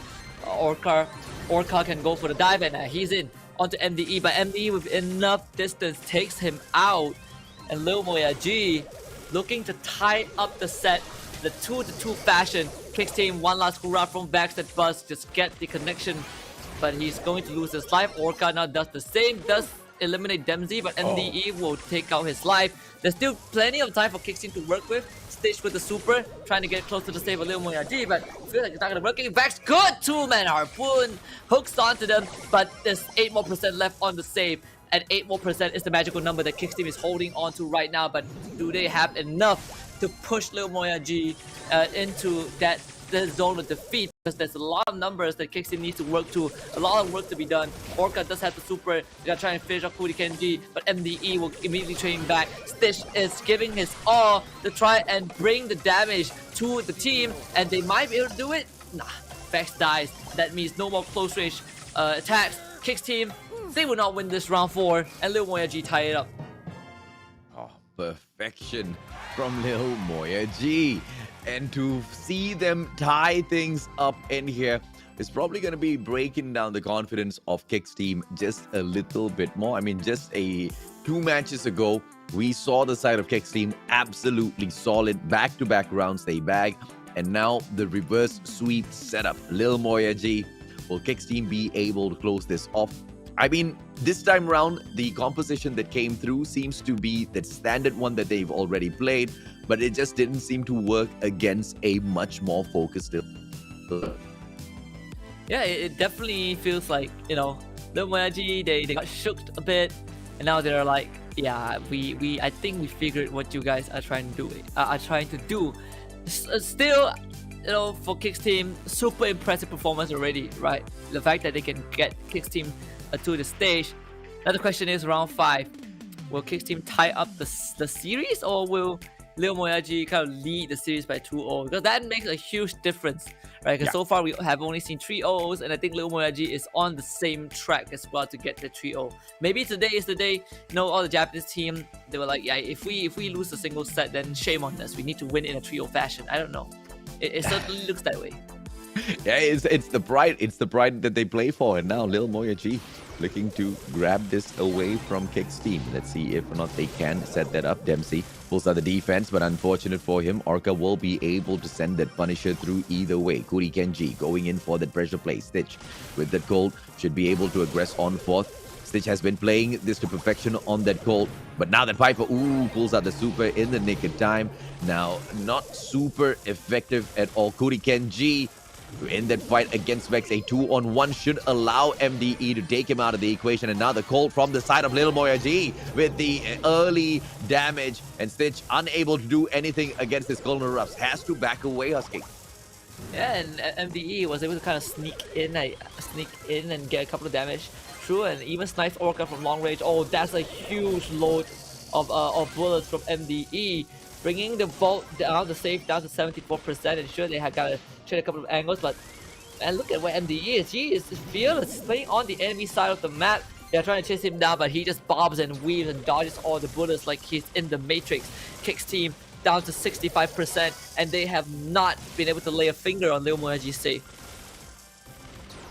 Absolute insanity from the side of MDE. The way the guy moves, you are absolutely correct, and he just curves those bullets straight towards the save of the side of Kick's team, and now comes right back through for the defense once again. MDE, is he going to be able to take Vex out? Kuri Kenji goes in for the assist, and yes, MDE finishes him off. It's going to be Dempsey now with the defense, playing it against Stitch. Should be able to punish this Colt. One more shot in, but the Colt runs away. MDE, on the other hand, beautiful pressure from that Piper, and then Supers out of the way to not get taken down. Kuri Kenji, Dempsey, one sliver of health left on himself, and Lil Moyagi just playing this defense onto perfection. 30 seconds more to go. Can Kick's team make this entrance and take them down? And now the members of Lil Moyagi, they can't go down, because if they do, Kick's team is going to have a good chance to make a comeback. Good double kill. And if everyone for Kick's team dies, well, Lil Moyagi, they found their opening as they try to power on the damage on Kick's team stage. There's only 10 seconds left, and I don't think Kick's team will be able to do enough. They take out MDE, but Kuri Kenji puts his body in front and gets the trade back. Kuri Kenji does lose his life, but the response is in time from Dempsey. And this match is over. Lil Moyagi wins out the round number 5, and they are now leading the series 2-0 against Kick's team.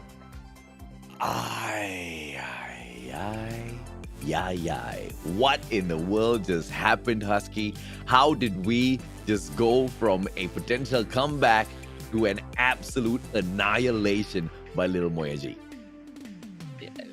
They're just a good team. I mean, that reverse sweep was amazing from Lil Moyagi, and I thought for a moment that we're gonna have match 4. Yes. Highest was not it, so we'll see if Siege is going to be that round, that battleground that Kick's team thrives on. Because so far, Lil Moyagi have shown, yeah, sure, you can push them to the brink, but they know how to adapt, and they came back super strong. And that's just absolutely mind-blowing, because Stitch was just playing that goal to perfection. So the question is now, what does Stitch need to do? Because it would have definitely broken his confidence in here, because 2 supreme plays by this guy, and then right after that he gets just capped back to back, and there's just no response that he's able to play with, right? The backup once again from Kuri Kenji in that mid segment, just way too sharp, and Kick's team needs to find a solution for him. But even if they do find a solution for Kuri Kenji, the other 2 players just as lethal, and I'm just absolutely amazed. I did not think that they would be able to bag it in this way. Dempsey is great, but MDE, the guy just played a stellar game, Husky. Yeah, and I mean, this is probably what separates Lil Moyagi from a lot of the teams out there, and this is also why Lil Moyagi was able to really like dominate the competition so far. It's because of how composed they are, right? I mean, Kick's team, they were able to push Zeta Division to the limit, but Lil Moyagi seems unfazed. This is set number 3. We're going to Siege. we'll see if Kicks team can finally make a splash, or Lil Moyagi will close it out with another trio. Well, Cody Kenji, once again, going in, dancing the tango. This time with Vex. Oh, winning that out, but it will be the pressure plays that comes through by that Bali on that left-hand side that will be making Cody Kenji back away, not being able to make a play, and Vex goes in for that punish, and that's the opener. That's the kind of partnership we want to see from the side of Kicks team, and this will allow them to aid that level 1 siege bot up, but you know, it's not going to be making much of a difference against Lil Moyagi. Yeah, and Lil Moyagi, they're handling this siege bot so well. They didn't even get to touch that turret. But of course, Kicks team, they have a lot of map dominance. They have a lot of control, and that's something that they're trying to hold on to. Lil Moyagi, they have to somehow gain room, because if not, Kicks team can definitely run away with this round. Vex almost goes down. Good heal from Dempsey, and with the healing tonic. But look at that, Kicks team, they already have 4 bolts with them. It's about to be more, because the rest of Kicks team are really coordinating super well. Lil Moyagi, they can barely get some ground. Now they have to deal with a level 6 siege bot. The difficulty has been amped up. Stage is gonna lose his life. Cody Kenji, he does get the bolt, and he's able to retreat in time. So at least they will start off the third wave with 4 bolts in mind. And once more, they draw the siege bot away for a while, and they only lose 7% of the turret. This is the important round for Lil Moyagi. Can they turn this around? They only need to make it to 92% for Kicks team's turret to be able to win this, and it seems like they're slowly gaining ground. There is 5 bolts for them. Kicks team going for the contest. Yep, and once again, great healing tonic from the side of Dempsey. They are able to aggress on forth because of his support. And now the side of Lil Moyagi picking those balls up. Dempsey making the play for his side. Cody Kenji now will be able to send a level 8 siege bot with the assist of his team members. How will the side of Kicks team now deal with this? Dempsey's already going in for the access, the flank on the right-hand side. MDE just making his way down as well. Nobody is keeping an eye on this little spike. He gets to the back, and they will be able to deal the additional damage. 5 more seconds. This is a GG. So well done from the side of Lil Moyagi. I mean, completely winning Kicks team. I mean, Kicks team, they had a super good hold. The siege bot did not get remotely close to the turret, but while Kicks team was distracted, Lil Moyagi, they just went in and they powered on every single resources that they had. Just a good win towards the tail end. But Kicks team, good control, you know. They really gave a lot of problems, a lot of resistance towards Lil Moyagi. In fact, for a while I was worried that Lil Moyagi will not even be able to get a single bolt. Yeah, absolutely right. And you kind of pointed this out in the previous series as well. The first 2 of those bots are not probably going to be bringing a lot of damage, and they play their numbers really well. I mean, it was really, really low-level bots that they needed to deal with, and when they sent back a level 8. They played that to the T. Yeah. They knew exactly when they needed to get aggressive, and when they did get aggressive, it truly mattered. And that level 8 siege bot was not so much of that damage dealer, it was that distraction husky. And once again, that's what makes the side of Lil Moyagi so dangerous. Will they be able to pull it off again, or are we gonna see the Kicks team maybe this time around bring in those adjustments and prevent those tremendous plays? Lil Moyagi gaining that momentum, I would say. I mean, Kicks team, they will bring out the Colt this time, but Cody Kenji just working together with Dempsey to finish him off. And look at that movement for Cody Kenji. He finally goes down, but he was able to transfer that bolt regardless. Only a level 1 siege bot, so not too big of an issue for Kicks team to deal with. And nonetheless, Lil Moyagi having a decent lead to start it off. Oh, smart plays. And that Sprout is gonna potentially be a playmaker for the side of Kicks team. Now they're not able to take down the siege bot. Level 1 still manages to bring in 8.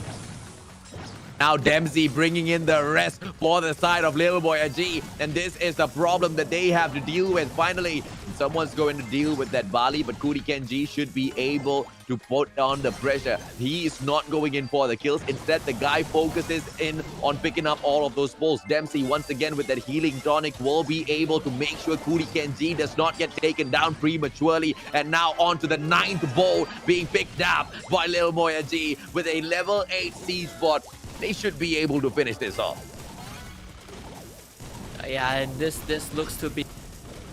I mean, this looks to be kind of a tough one for Kicksteam to recover from. They are getting completely corralled. I mean, there's a good super from Sprout to redirect the siege bot, but it was not enough. 33% is the remaining health of the turret from the side of Kicksteam. But the problem is, they can't even get close to the boats. Dempsey just casually grabbed 3 for himself and tries to go for the 4th one. And eventually just drop it. And in fact, maybe Kicksteam can force a tie, a draw, and cancel their last siege. But either way, they need to, be able to do some damage to the turret of Lil Moyagi, and that does not look possible. It is indeed a tie. So Kicksteam, the only way for them to win this is to throw their bodies at the turret of Lil Moyagi, and I don't think they can do enough damage. They don't have someone like a Barley to do so, nor a Brock. So this round is also pretty much over. Yeah, this is definitely done and dusted with Lil Moyagi. What a closer for at least this very round. It is not the end to the matchup just yet, ladies and gentlemen, boys and girls. One more round needed. But Kicksteam, they have seen a reverse sweep from Lil Moyagi. Can they deliver one of their own in here? But so far, it's just looking to be an impossible setup. A 3-0 secured for the Japanese side this time around as well, Husky?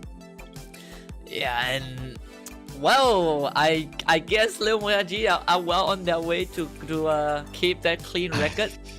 And the closest chance that Kicksteam had was on Heist, but Lil Moyagi came back strong. One more round separates Lil Moyagi and another victory, and not just any victory, but a clean one over Kicksteam, which a lot of us have high regards for, even to a certain extent over Team Flash, just because of how they were able to take the fight straight to Zeta Division. But apparently Lil Moyagi are unfazed. Yeah, and they are not looking... I mean, at one point, it looked like Kicksteam had a little bit of promise, right? And it looked like they were able to go into Heist and literally go in for the steal, loot up the side of Lil Moyagi, and run away with all of that gold. But Lil Moyagi, they managed to strike right back. Kicksteam now, they have an opportunity to impress us the same, but MDE brings in the Sprout, and he wants to show exactly what they can pull off. Kuri Kenji once again gets healed up, and he will be able to stay alive for the time being, but Vex drops him. Dempsey has to go in for the finisher. MDE takes that final shot and will be able to eat Vex up. They have lost that bell in that mid segment, but they have to deal with the spike as well. Orca now one more shot, and MDE just making all of that damage rain down. Man, MDE on the Sprout, so deadly, and even blocks off the responding member of Kicksteam. This just buys them so much time. And look at Kuri Kenji, he is just shopping in the middle of the map. That's what, 8 boats already, including the 2 that he has, and we are still 50 seconds away from the next siege. I mean, Kuri Kenji, he can get as much as he wants. I wonder if Kicksteam can catch up. Is gunning for it, but he's now kind of trapped, and those boats, they are just not in the position that Kicksteam would like. The siege is going to begin regardless, and it's going to be Lil Moyagi with a level 8 siege bot. But thankfully for Kicksteam, they've been able to retrieve 8 boats. So this is definitely a very winnable round for them. But while Kicksteam was distracted, Lil Moyagi goes to town with the damage. Unfortunately, Sprout doesn't have the longest of reach, so that did not connect on the turret at all. And in fact, after the siege, that Kicksteam didn't take any damage on the turret. This is super good news. Oh, absolutely, man. Kicksteam now, they are making a stand. 9 bulls picked up so far. They should be able to go in for that crusher. Maybe a comeback setup now from the side of Kicksteam. They have to go in for the play. Orca, 1 more bolt in for the play. Vex will be able to pick it up. Level 14 siege bolt. Come on, Vex, go in for the play. Yes, they do, but unfortunately, it's just gonna be that 13. Final bolt not transferred over. What will the side of Lil Moyagi do? It's gonna be Kuri Kenji with the bell attack first. MDE setting it up. The super hasn't been popped out. Oh, goodness me, super popped out, but misplaced. And that's gonna be the damage dealt. Lil Moyagi falls. KC finally gets one round on the board, and a very, I would say, a pretty dominant one, just despite the fact that they were able to stop the level 8 siege bot from the side of Lil Moyagi. Yeah. Kicks team, definitely not out just yet, but even that, I think there's still a lot of work for Kicks team to do.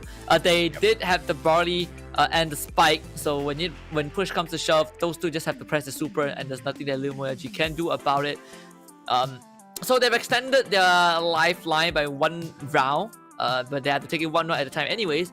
Lil Moyagi, I don't expect them to go for any changes. Perhaps they will bring back the barley. I feel like the barley definitely was huge.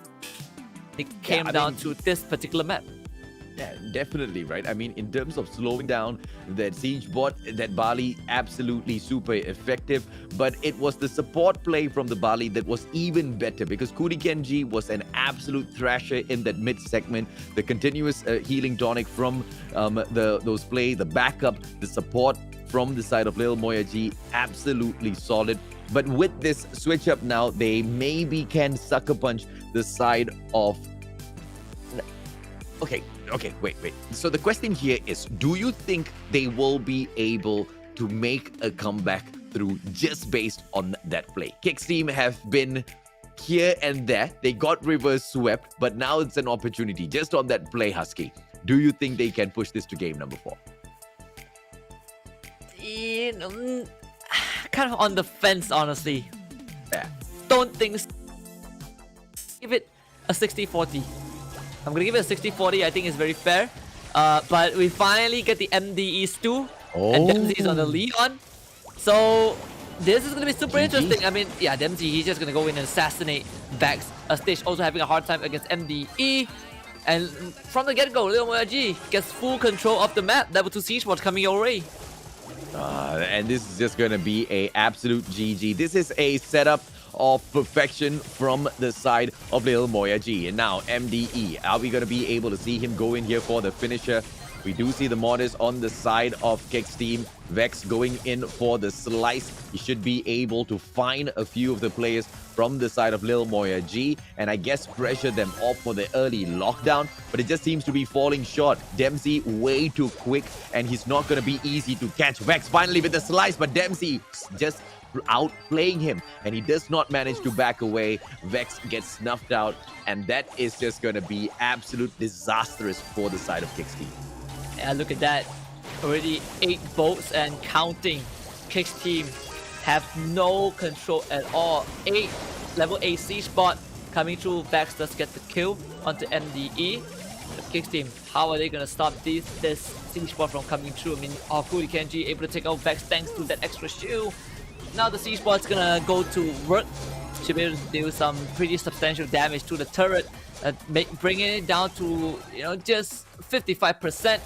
But even then, going into the last wave, Lil Moyagi have a 2 bolt advantage over Kicks team, and they're just going for more. Vex needs to get more kills, but he can't do so. In fact, gets baited into the turret range and dies. Unfortunate for him, and MDE will be able to snuff out Stitch as well, but Orca with a great trade. Kuri Kenji, this is the final challenge, but the side of Kicks be able to make a comeback in here, but time runs out. Level 6 siege bot being sent down, and this might just be all over, ladies and gentlemen, boys and girls. I don't think Kicks team can make a play from this point on, and Lil Moyagi, what a finisher, Husky. Yeah, if they had like what, 1 or 2 more seconds, it would have at least been a tie. Actually, it's not enough. They needed like 5 more seconds because they were transferring like 2 more bolts. They could have gave them a level 7 siege bot, I believe. But it was just unlucky for Kicks team. No, they just got outmaneuvered, I would say, and outgunned early on. Congratulations to Lil Moyagi. They have shown us that they are still the top contender. In fact, they keep their clean record, another 3-0. So they are now up, I believe, 5-0 on the leaderboard. I don't know, this 6-0. I think 6. Yeah, 5-0. Yeah, 5. It should be 5-0. It's a 6-0. 6-0. After 6-0. that matchup should have been 6-0. They were 5-0, and now, that's the final one, right? But Lil Moyagi, in all of their grace, they don't take a loss at all. Almost taken down by Kicks team in that second set, but they still managed to reverse sweep them out. But of course, the highlights, Husky, once again, if we even needed to recap the supremacy of the craziest team in the competition, Little Moyagi. Yeah. Well, at least this one is a culmination of Lil Moyagi as well as Kicks team. I mean, Kicks team had some pretty good moments themselves. Yep. They really gave Lil Moyagi a heck of a fight. So kudos to Kicks team, but tonight is definitely the night of the Japanese squad. 3-0 so far. They really are beating us to the ground. I mean, Lil Moyagi just, Zeta Division, Iceborne, they already, showed us how it's done. Lil Moyagi had to add on top of it. Obviously, after this, we have one more Covales reform taking on Crazy Lagoon. But, man, this really shows you how good Japan as a region is in Brawl Stars. Oh, absolutely. They are absolute titans in Brawl Stars, and I don't think Japan will be easing off on all of that pressure that they play in here. They're just way too supreme. And as Crazy Lagoon steps on forth to take that fight up against Covalent's Reform, the numbers just do not look great on their side, right? I mean, we're talking about a 2-3 versus a 1-4. And Covalent's Reform just has not had the best of performance in the competition in here so far. But of course, Lil Moyagi and Kicks team, that was that matchup where we kind of felt Kicks team was able to make a play and almost make a comeback, but that got shut down pretty easily, Husky. Yeah, and you just see the composure that Lil Moyagi had, right? The way that they dealt, they deal with Kicks team, the way that they constantly kept Kicks team at bay, and sure, Kicks team was able to kind of draw a bit of blood on Siege, but that was pretty much it. Lil Moyagi came back the round after that and completely just shut the show down. Kicks team, they did not stand a chance. I hope they would perhaps stand a chance to push us into game number 4. We've almost... It's an unfortunate situation, man. But of course, let's jump on into...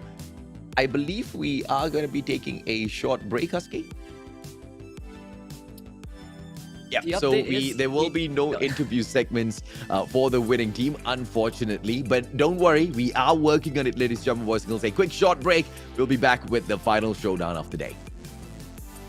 Before we jump into the next one, here's a quick reminder for all of you mobile gamers out there. The ESL Mobile Open is just around the corner, so head over to Twitter right now and get all of those details. Tell your friends, build a team, and earn a spot in the finals. Feel the lights, see the stage, hear the vibe. Pumped up to get ready for the fight. Big dreams, one chance, be the star. I'm the winner coming out of the dark. Step out as a motivator. Let them know that the weight's up. That's how we know when we level up. Ay, that's how we know when we level up. Level up. All we know about is level up. Are we ready not to level up? You know we fall and we get up. Level up. All we know about is level up. Are we ready not to level up? It's time, get up. Back against the wall, still I'm standing tall. Know about the ball, I got my fan with me. That's how we know when we level up. Yeah, that's how we know when we level up. Level up. All we know about is level up. Are we ready not to level up? You know we fall and we get up. It's time, get up.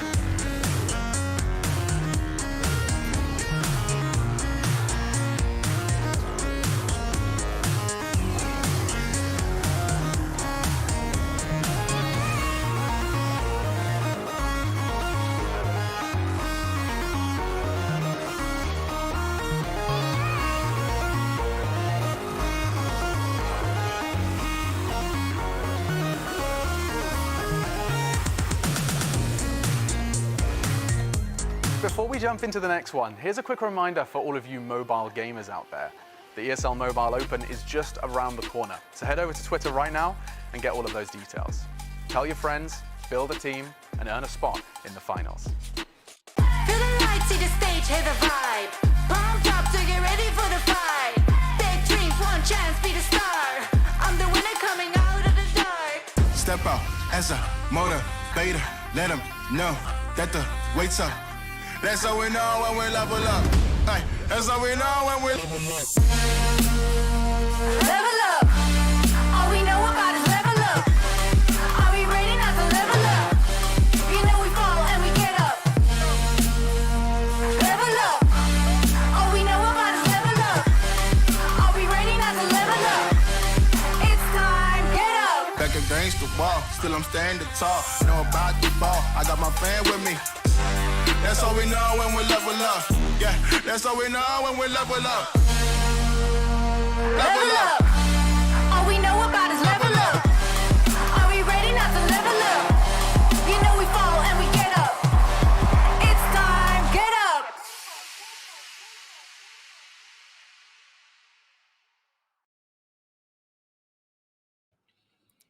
Brawl Stars Masterclass by the Japanese teams in here today, and we hope all of you guys are enjoying this action. Welcome back to the Brawl Stars ESL Mobile Challenge. In week 3, this is the group stages, play day number 6, and just like Husky has already broken down earlier on, what just happens to be here is a fight between the two nations. Japanese teams taking on all of the rest of them, and an absolute beating the rest of them are suffering here. My name is AJ, I'm the Mustachio, down with the one and only Husky to bring you all of this entertainment.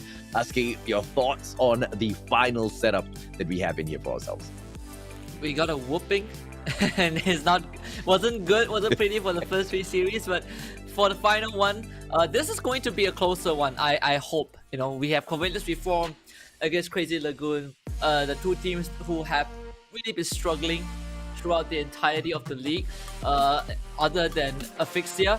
But I think Covales Reform, they definitely was able to put up a decent fight yesterday. With Roses awfully bad and T-Res. Yesterday they went up against Team Flash and they were able to one set off of Team Flash. Crazy Lagoon, well, they lost 3-0 yesterday because they faced off against Lil Moyagi. So I anticipate this one to be a closer series. Oh, absolutely right. And Crazy Lagoon, the ones that took down Kick's team, the ones that even beat Team Flash, this was that, the one little outlier within the competition. Max Surge, Ash, the top picks, they also do not like taking on that Ash. And they obviously understand the reasons why. They love playing him, an absolute monster out there. Byron, their top bands, but potentially not the best pick for the map compositions that we have in here for ourselves. Wahochi, Huru, as well as Meria. This is the lineup from the side of Crazy Lagoon that's going to be jumping into the next game.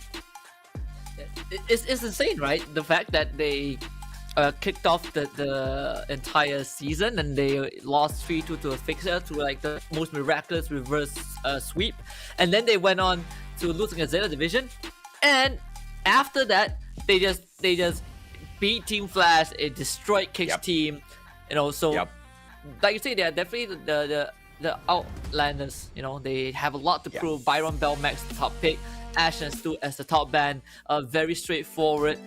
You just don't know what to expect from Crazy Lagoon. Yeah, so let's take a peek and see exactly who they have banned in here for their crazy showdown. Will we see the Japanese side get taken down? Max and Byron has been banned out by the side of Covales Reform. Meg and Ash taken out from the side of Crazy Lagoon. Your thoughts on this Meg ban? Is Meg even out yet? Is it even... I mean, it is out, but I actually don't know what to feel about this. I actually don't know what to feel about the Meg. I mean, I don't think I've seen Meg too often. So I can't really put my finger on it. I don't think so. This is weird. Is it out in Japan yet? No, right? I guess it is, and they don't want to play with the Meg, but either way, we will not be seeing her in action. So I'm confused. I want to get to the bottom of this. Hold on. I will get to the bottom of this. I honestly don't think it's out just yet. I mean, but either way, if it's not, then perhaps it's just Crazy Lagoon confident enough to be like, you know what, we're gonna just take out someone who is not even officially out in the server yet.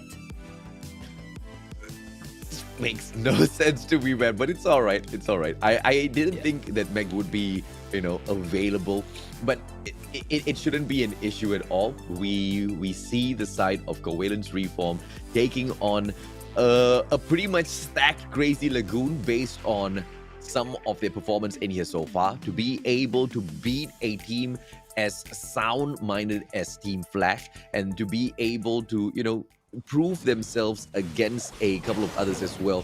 They have definitely a huge momentum boost going into this matchup. T-Res going to be playing that Buzz, taking that fight up against that little spike on that right-hand side. Let's see what Awfully Bad will be able to bring in here. They go in for those pressure play. Miria on this too will have to back away, and on the way out will be able to drop Awfully Bad as well. Well, it's confirmed. Mac is actually already available. Oh, T-Res misses the hook 2 times in a row, and that's gonna allow Crazy Lagoon to really push on forward. Wahochi is the one with the ball. They dropped the rocket barrage as well. I mean, this dude from Kuru moving a lot of, providing a lot of resistance. I mean, the good ultimate from Wahochi as well passes over to Kuru. Miria clearing out the angles, and they were able to take out everyone from Covales Reform, but unfortunately, the ball is not really with them. And Crazy Lagoon, they are keeping Covales Reform kind of within their own goal. Oh, smart plays coming through in here from Crazy Lagoon. Now Covales Reform. Oh, Buzz goes in for the opener, but unfortunately for him, that Rock's just going to be way too effective down mid. Roses will be able to drop Spike out of the equation. Awfully Bad needs to survive this. Is it going to be possible? Unable to take the ball up any further. Kuru will go in for once again that pressure play. Drops Roses out of the equation. Awfully Bad needs to make a play, but the super from that Spike will just disable him. And Miria, this is just way too easy for Crazy Lagoon to continue controlling, but they still cannot find the goal. Good one from T-Res. And that one super is going to give them the goal. God. Good one from, Covales Reform. They, again, T-Res, the boss is so deadly. Even and the thing is, his reach with the super is just so long. You cannot let him catch you. Awfully Bad, still surviving with the help of Roses. Oh, this Poco is providing so much regeneration for his teammate. Of course, now Covales Reform, they have to lead only 25 more seconds for Crazy Lagoon to make something happen. They will have to really book it. Mira does have his own super. T-Res as well, missing the hook, lands them on the boxes. Instead, he's gonna lose his life. Now Mira's gonna push that advantage, try to take out Roses, but the human Poco again, it passes over to Wahochi, and Wahochi will send it in from the corner. And this is definitely going to be that overtime.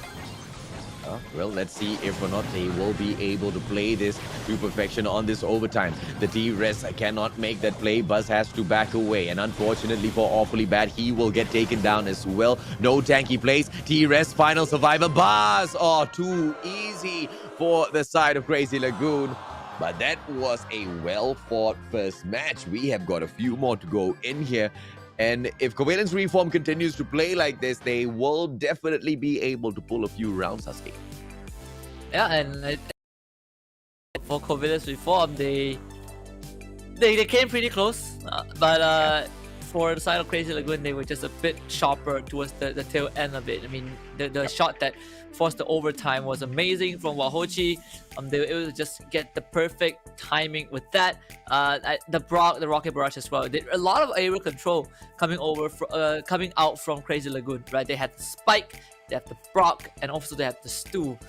It's pretty hard for Covales Reform to take control of the map, simply because wherever you go, you will have to deal with the overwhelming control from the side of Crazy Lagoon. So the one thing is, huge props to Roses on the Poco. He really kept his team in the game.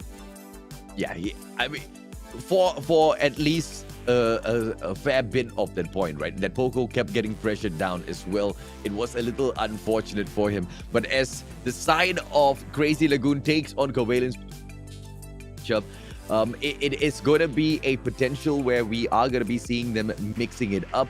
Who do you think from the side of Covales Reform needs to back away? Which brawler needs to be taken out from this equation, Husky? I don't think there's a particular brawler that you want to take out. I just feel like that particular in round 1 it was just Crazy Lagoons being slightly cleaner. Not to take anything away from Covales Reform, I think they did a pretty good job. That's one of those rounds where it really came down to the wire, that split-second decision that changed everything.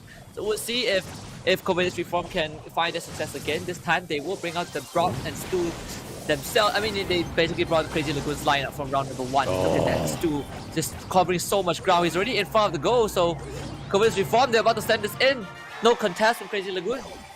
What a play. Covales Reform just so aggressive from the get-go, and I think is that Stu as well as Brock. Brock with all of that reach and damage, Stu with the pure momentum as well as the ability to move around, maneuver himself around that map. And now the ball gets passed right towards them, and they should be able to dictate this matchup a little bit more. T-Res pushes the ball up towards the left-hand side because all the side of Covales Reform needs to play now is defensive. Yeah, and you can see Covales Reform, they know that they got this round in the bag. I think it's pretty hard for Crazy Lagoon to do too much. No, they don't really have a way to clear out the Stu. Roses is just way too oppressive on this Brock. You see they force Wahoji towards the corner as well. The B from Kuru is okay. They also have Miria on the M's, but with all those boxes destroyed, Crazy Lagoon, they can't even get close to Covales Reform.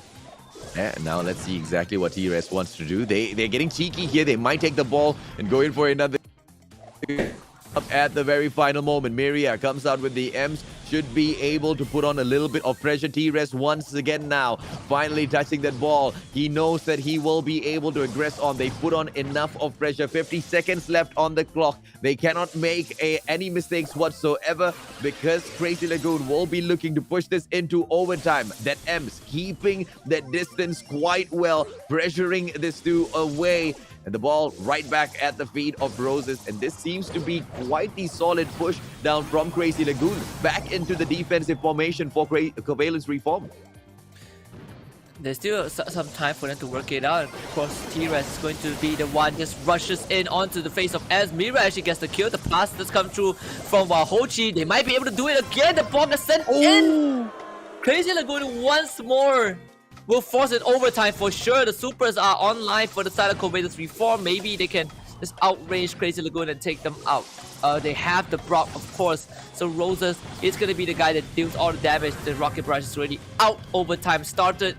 Keep your eyes onto Wahoji. He has the super, so that can definitely slow down the Covales Reform in terms of their pursuit. Mira is going to put his body forward as well, so it really comes down to whether Roses can get those pickouts because he is the one who is that sharpshooter.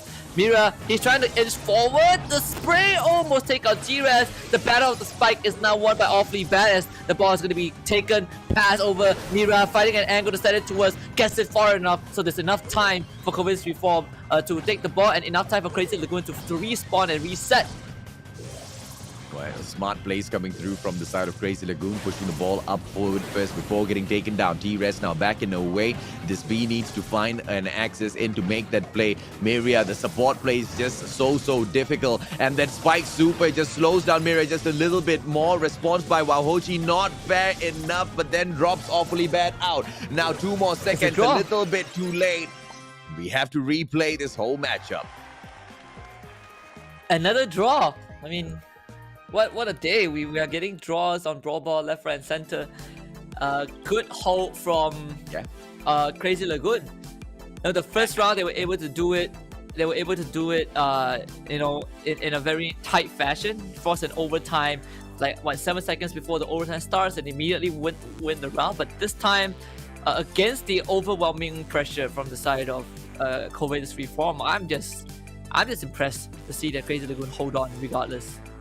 I know, right? It's just crazy stuff coming through from both teams, quite honestly. In Covales Reform, they are asking these tough questions. This might just be that one series where we do not see the Japanese bag it at the end of the day. But Covales Reform, they still need to step up, showing us that they have the potential to take the set away. But there is just no showing out there on the battlefield just yet. And we can't fault them. It has been quite the flawless push from Crazy Lagoon to handle this matchup really well. But the fact of the matter is both of them getting this draw really proves exactly where they stand, right? But undoing it, will it be the undoing of Covales Reform's stand and defense as well? Because Crazy Lagoon, to a certain degree, have been able to put on a little bit more pressure. I think perhaps not really. I feel like for Covales Reform, they are a team. I actually don't know how to describe this team. It feels like one of the few squads that have the flexibility, but at the same time they don't really have something that stands out in a substantial manner, right? Yep. So they are kind of in the middle, but they're not that out there. So which is what we saw, right? They were able to stand out against Crazy Lagoon. I just feel like for a team like Covales Reform, they are trying to really find their own style, and so far they have been just looking at what other teams play, and then they try to replicate that same success. Well, hopefully they go in here and bring in a couple of their own spice to the mix as well, because at the end of the day, they are the chefs, T-Res as well as Roses this time round. It is going to be awfully bad bringing that Brock in. Pressure play onto Miria on that left-hand side should be possible, but it's going to be Wahochi as usual on the spike, and Roses with the M should be able to pressure him out of that grass on that right-hand side, but the spike should be able to get quite the distance place between himself as well as Roses, and that range will prove to be effective as Wahochi. Come on, Lord. What an easy goal taken up by Crazy Lagoon, and Wahochi, man, just making those plays with the spike on that right-hand side. And Miria's too as well. They really did not give any room for Covales Reform. And just look at this, on both teams having the Brock, the B on the side of T-Res. See, there's a super slow double Miria and Kuru, but T-Res still goes down regardless, and they could not even kill off the Stu. Kuru's not going to take the ball, send it forward. That's where Wahochi is, putting extreme pressures on awfully bad. That's going to grow his own cacti, and that goes off, going to heal him for 1,000 health. So far, Crazy Lagoon really holding on well against Covales Reform. You can see that Covales Reform are being pushed back. Oh, that's the Kuru sends the ball in. And Crazy Lagoon leads 2-0. It's a little bit too quick this time round, and this was that pressure play. Crazy Lagoon bringing it really, really strong, and this time round, I guess Covales Reform just did not see it coming, right? I don't see exactly what Covales Reform can do against a strong side like Crazy Lagoon. It got quite close in the previous matchup for sure, but this round, this time, it was just so one-sided all the way through, Husky.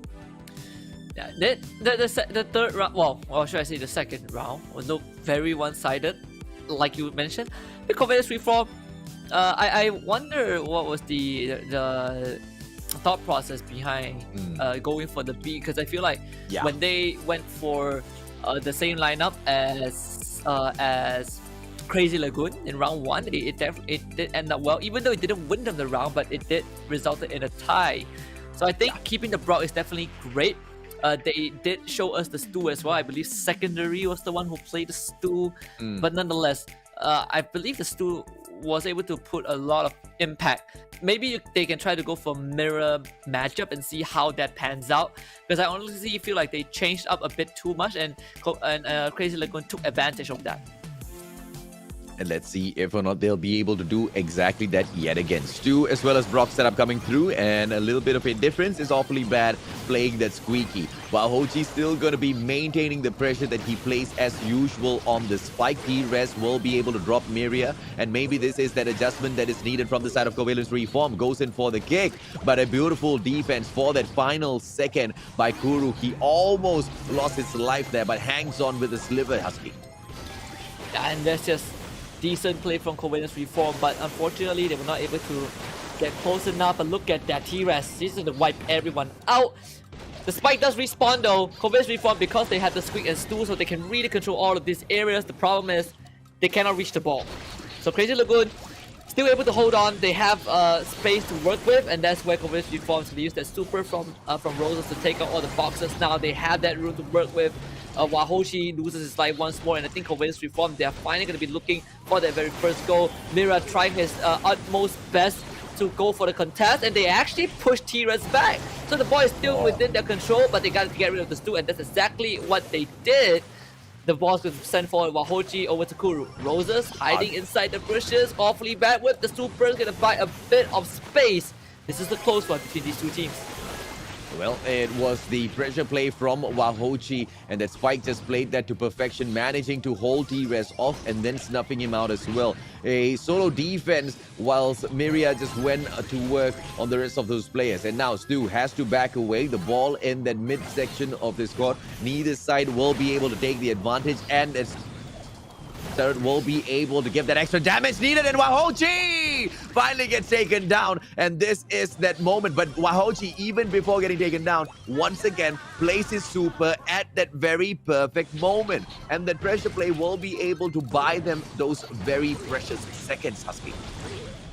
Yeah, and I mean, the squeak is just causing so much problems for Miria. Every time Miria wants to go for the dash, I mean, like so many areas, so much areas is covered by the squeak. Of course, if it sticks onto you, it doesn't matter where you dash. We're gonna go into OT. Crazy Lagoon has the ball on their side, but it's not really, it's not really super beneficial for them because they haven't found a way to crack through this battlefront from the side of Covales before. They've already lost one member. Mira now needs to stand his ground. It's going to be pelted by rockets. A T-Rex going to reclaim the ball, and they're going to try to send it in. Yes, they do. They break that tiebreaker. Covales Reform finds their first round against Crazy Lagoon. Oh, smart plays coming through. T-Res made that happen, and it was a one-to-one fight between Miria as well as T-Res that, T-Res just thankfully won overall, and it was because of that early placement of the turret. So much of pressure being played, Husky. Clean round taken back by the side of Covales Reform. Yeah, and that really came down to the wire. I feel like the Brock Roses definitely did a lot of work simply because he has been getting a lot of kills in general. Really prevented the side of Crazy Lagoon from doing much. You can see that the entirety of the round, Crazy Lagoon didn't even get past that midsection of the map.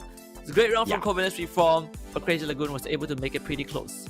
Yeah, absolutely right. I mean, and if Covales Reform can play such a pressure play all throughout, they should be able to back this. And once again, it was that Brock and Stu combo that was perfect for them. But it was not just down to just the two of them. We did see the Squeak making a monumental number of plays, shutting down the Stu from the side of Crazy Lagoon. And if they can continuously play their individual roles like this, no doubt at all, we are going to be going into round 5 within the first set itself. Crazy stuff coming through in the final series, ladies and gentlemen, boys and girls. This is the matchup. Let's see if Covales can make that comeback. Yeah, and of course, for Covales Reform, they are still on the back foot. There's a lot of work that needs to be done. But right off the bat, Crazy Lagoon feels like they already have the lead. There is a Tara for T-Res, so the gravity can definitely make a lot of differences. They will stick with the Squeak and the Brock. But you can see the Crazy Lagoon, they are finding a bit more ground with their own Brock. Miria, in fact, he is gonna show Covales Reform how it's played. Miria he went from the Stu to the Brock. It's gonna basically switch roles with Kuru. While Covales Reform able to tuck the ball on their side of the map in the one corner. We'll see how Crazy Lagoon handles this. Yeah, they want to play defense, and we do have T-Res here who, I was just about to say, will be able to make those plays, but unfortunately that Tara gets taken down, and Roses now needs to step it up. They feel like the combo between the Brock as well as Squeak will be able to take these plays for them, but T-Res needs to pull the rest of those plays onto the left, and it looks like Wahoshi is continuously playing so much of pressure with that spike, and the super hasn't been pulled out just yet, and I'm afraid if it is pulled out at the very final second, we've got 1 minute in here, so Wahoshi has got a lot of time to build up towards it. It will be the winner for the side of Crazy Lagoon. Now this is that setup. They need to take T-Res out of the equation. Kuru, one more shot in there. Yes, those clones make no difference whatsoever. Final play in. They go in. Wahoshi walks it in. Just immense pressure from the side of Crazy Lagoon. I mean, Covales Reform had no way to stop it.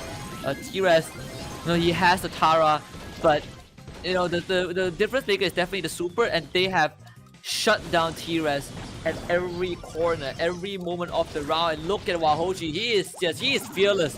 He's just walking forward, throws out the super, and what a long range shot. Oh my, Crazy Lagoon with that free kick sends it straight down the field.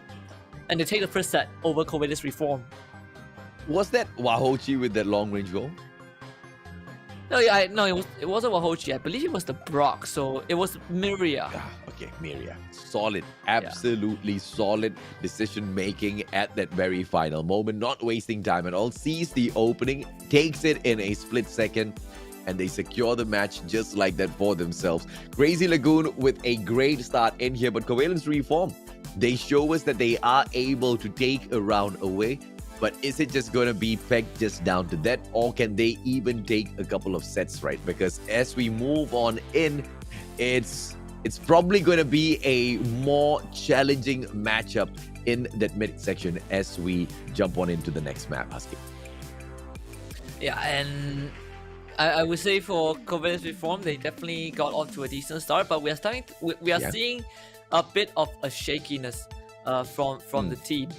You know, like they had rounds where they completely dominate. They had rounds that they came close, but they also had rounds where they were able to win. So I'm not really sure where Covales Reform stands right now. I feel like they are still trying to find their footing, and that against Crazy Lagoon is kind of not a good start, because Crazy Lagoon, they are relentless.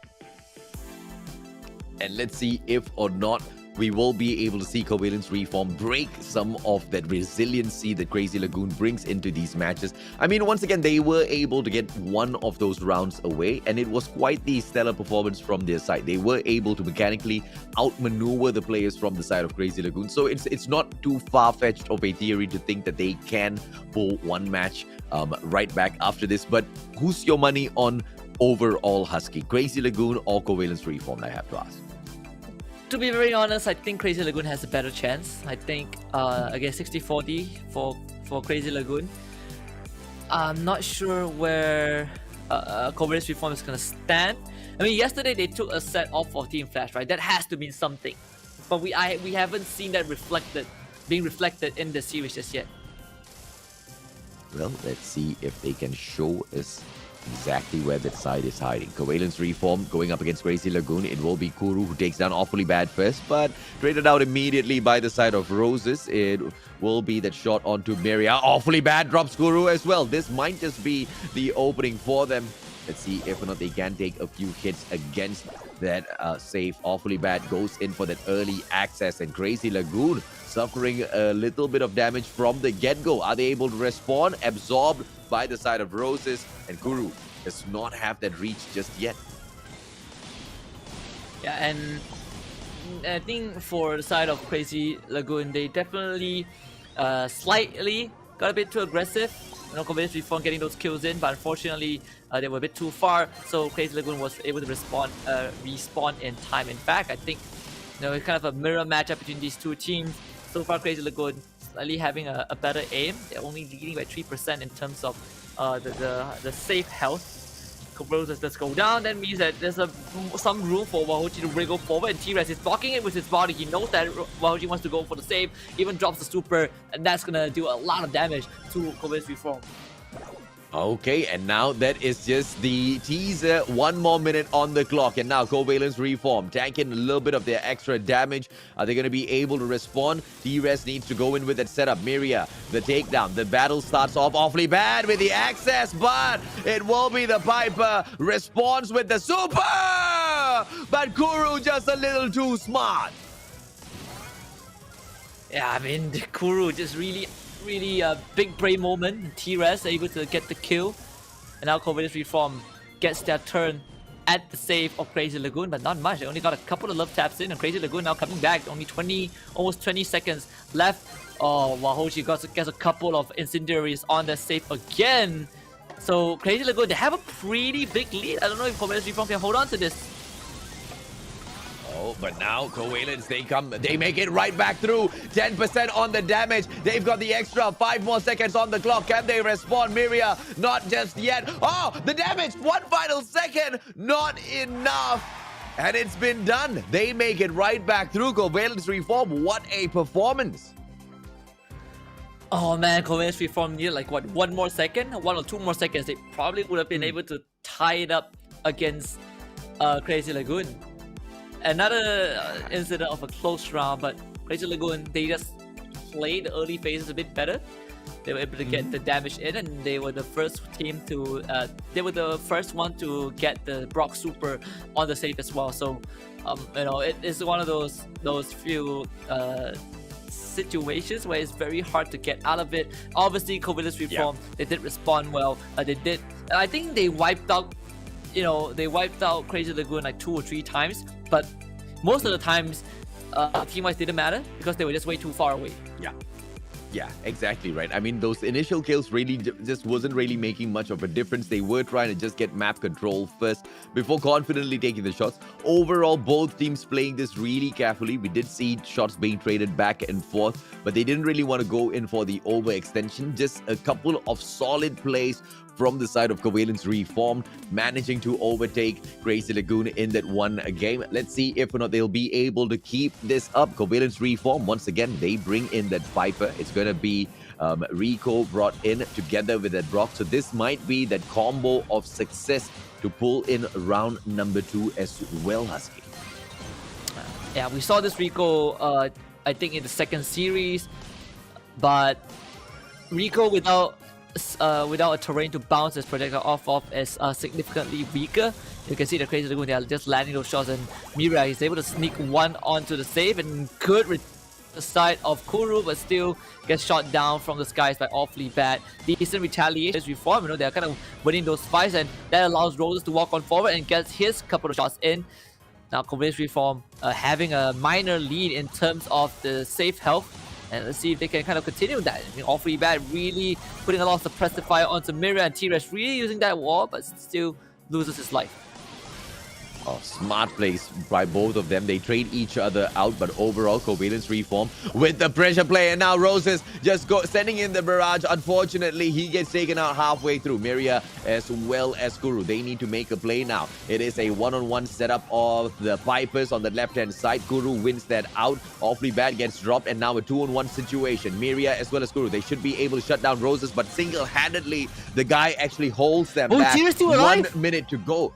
Still quite a bit of time. T-Rex survived that. Oh my goodness. That means even more damage onto the save for Crazy Lagoon. I cannot believe that this Poco did not go down.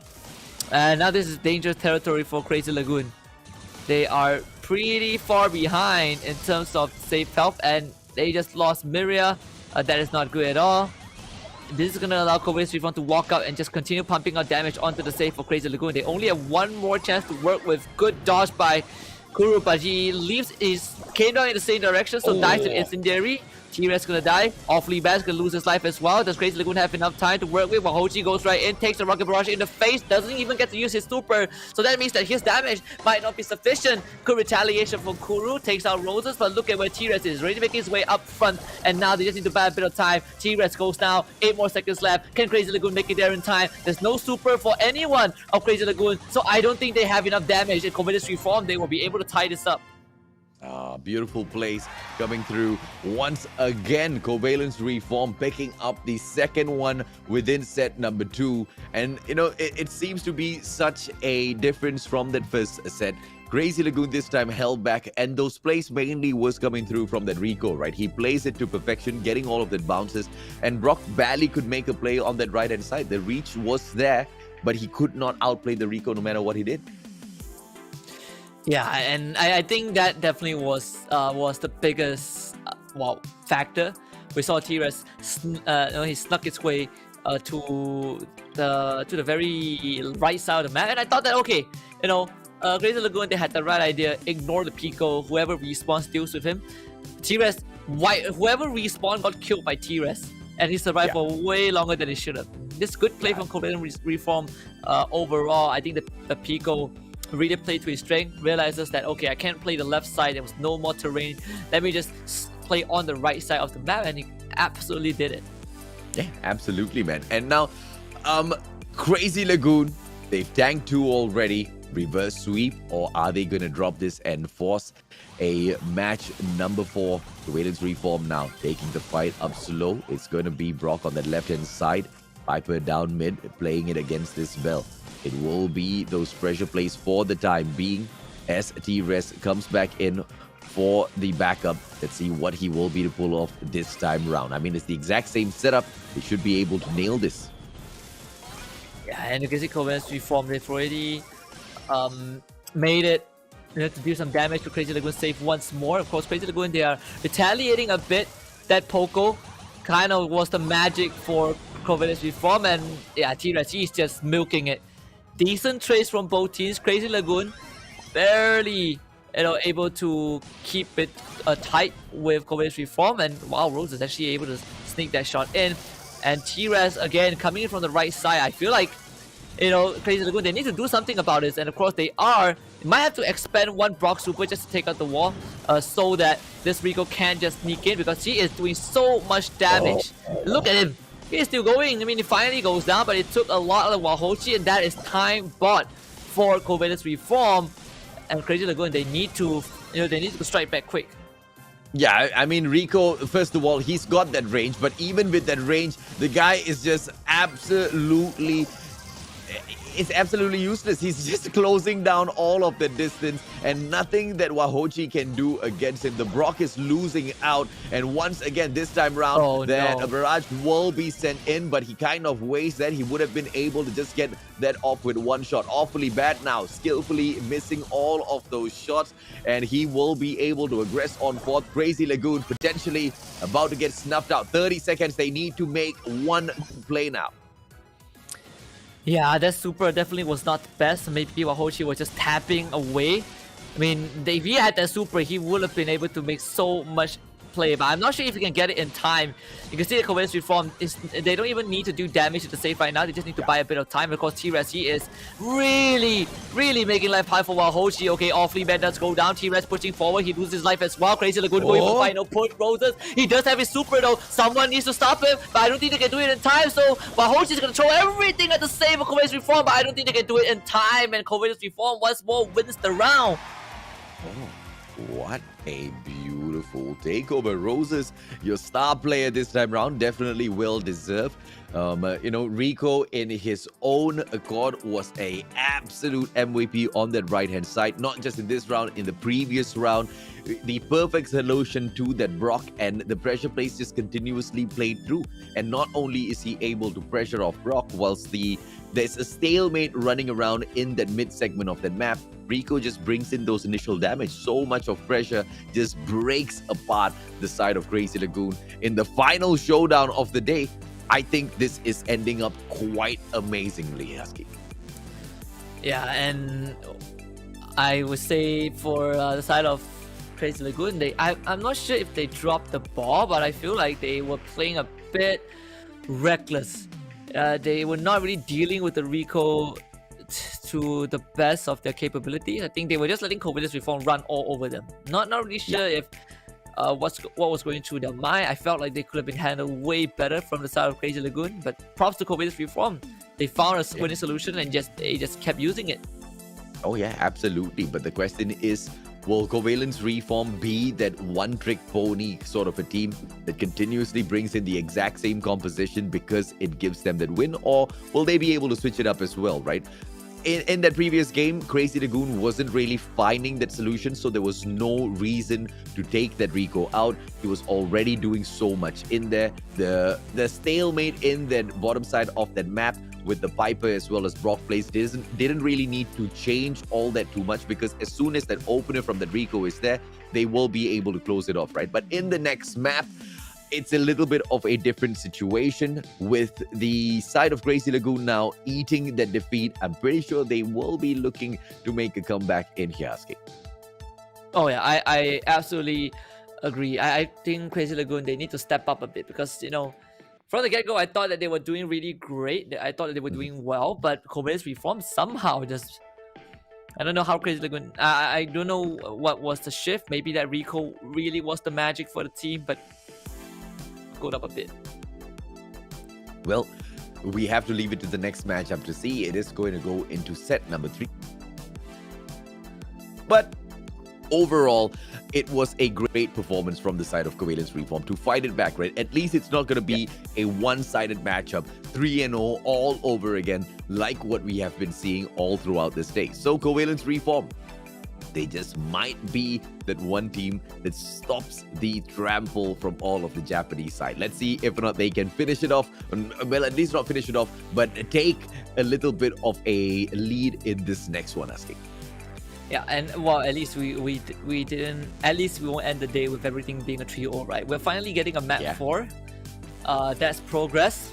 We're finally gonna see gem grab. You know, I was wondering what were we missing? What were we missing? I mean, double switch, gem grab. I would love to see that, and we're definitely gonna have that for sure. But if Covales Reform can win this, it's definitely going to be super huge because Covales Reform, they lost against the likes of, you know, Team Flash. They lost against, you know, Zeta Division. Basically, they lost against all the big teams. So if they can take out Crazy Lagoon, who took out both Team Flash and Kick's team, that is a huge statement. Oh yeah, I mean, if they can hold back Crazy Lagoon, not only will they equalize in terms of points with Crazy Lagoon, they also set up the top 4 quite nicely, and they do Team Flash a huge favor. Now let's see if or not they will be able to realize their dreams. Roses taking the fight up with the Brock this time round should be able to hold on strong. Colonel Ruff's on the side of awfully bad, not taking any of that damage just yet. Miria playing the Spike this time round with that a very early super just off from the midsection of that map. Good place from the get-go from the side of Crazy Lagoon. Yeah, and What? Oh my, what? What? What the? How? Wait. How? Did they just bring? That was the first siege, right? Yeah, How did that happen?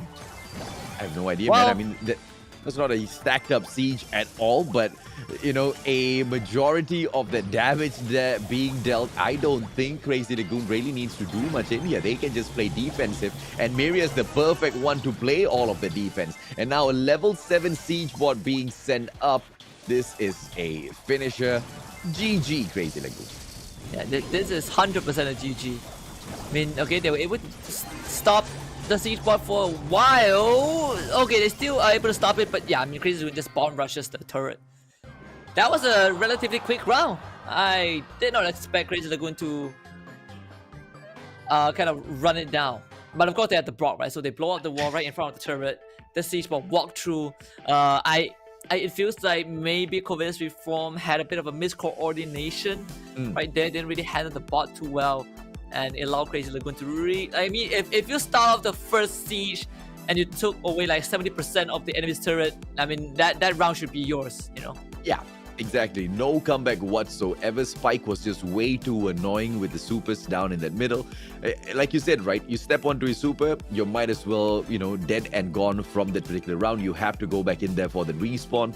And he plays that to perfection. Mid-area, gets capped. They pick up all of those bolts and they run away with round number 1. Crazy Lagoon, what is that response? Because now we've gotten a switch in here. Miria playing that Spike. Wahochi, on the other hand, he's bringing on a totally different sort of a danger into these matchups.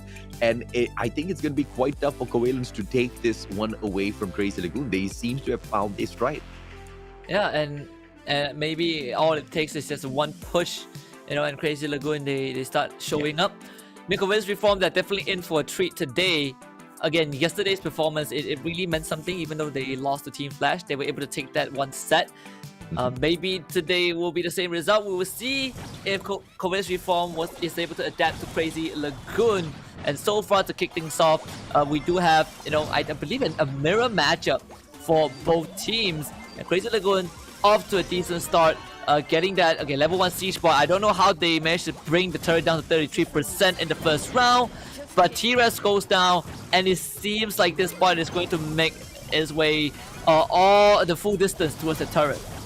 Okay, now Brock, the question is, can he go in with the assist? Wahochi from the back as well. Initial damage just yet. And the side of Covales Reform managing this really well, but they drop the ball in that final moment. 11% taken away from their turret. Now let's see exactly what Miria will be able to do. The spike has been solid so far, but a super trade comes through.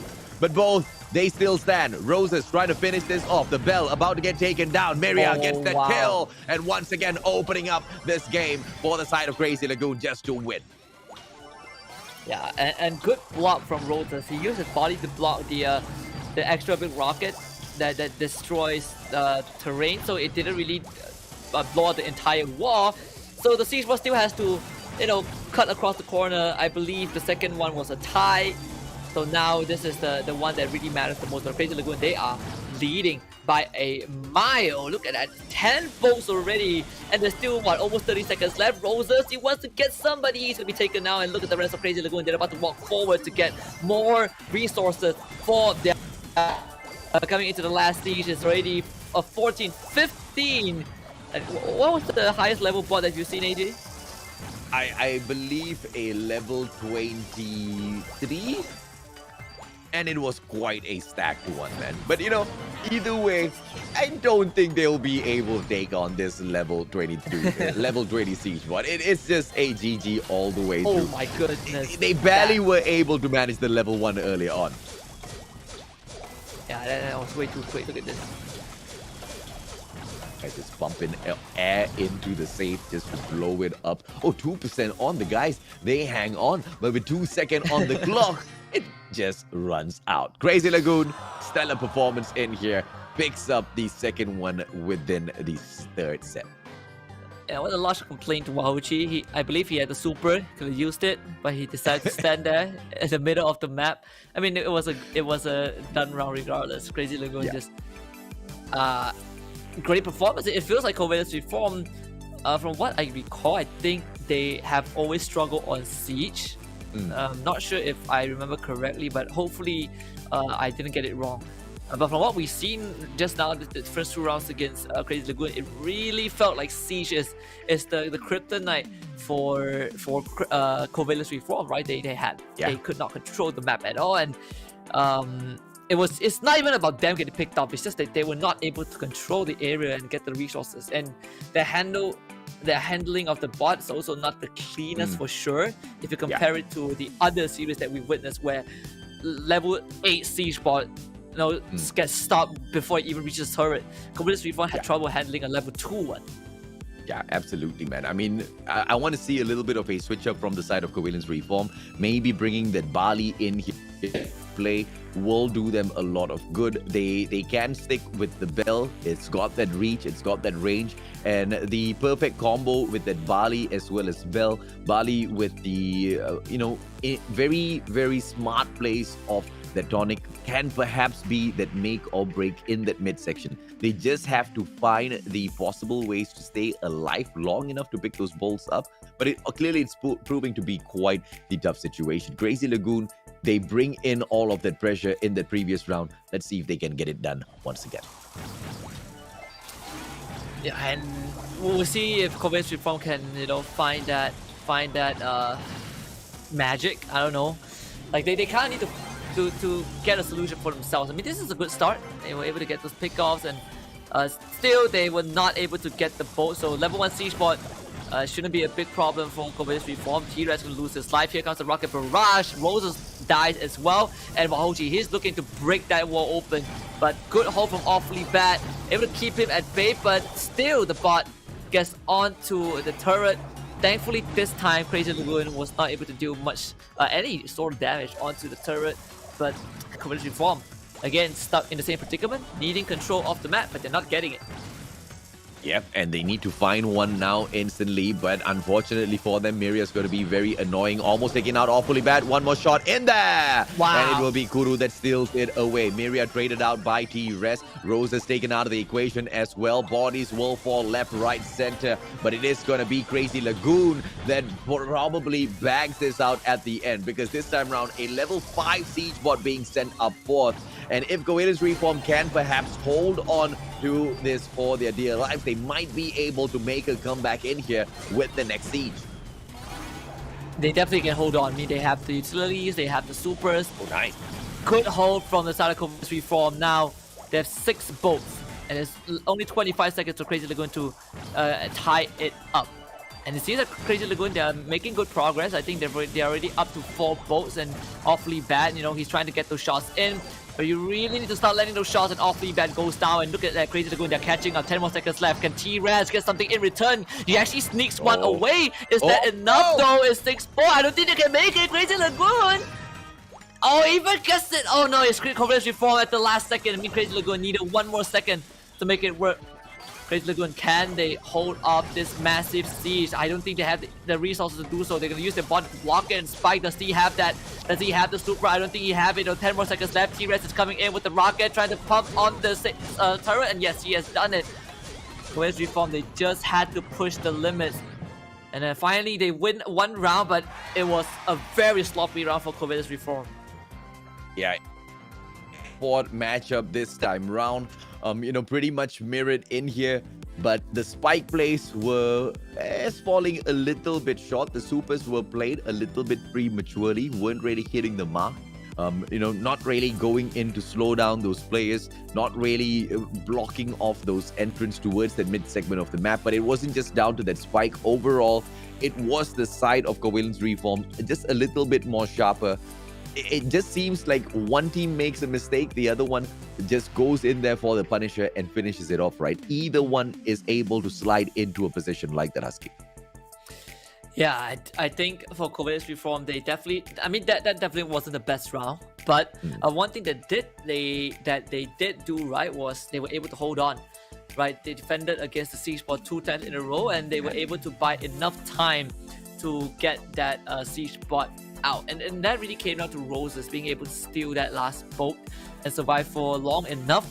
If not, I definitely think that no Crazy Lagoon would have ran away with set number 3 regardless. We get a round 4, but I still think that Crazy Lagoon has the upper hand.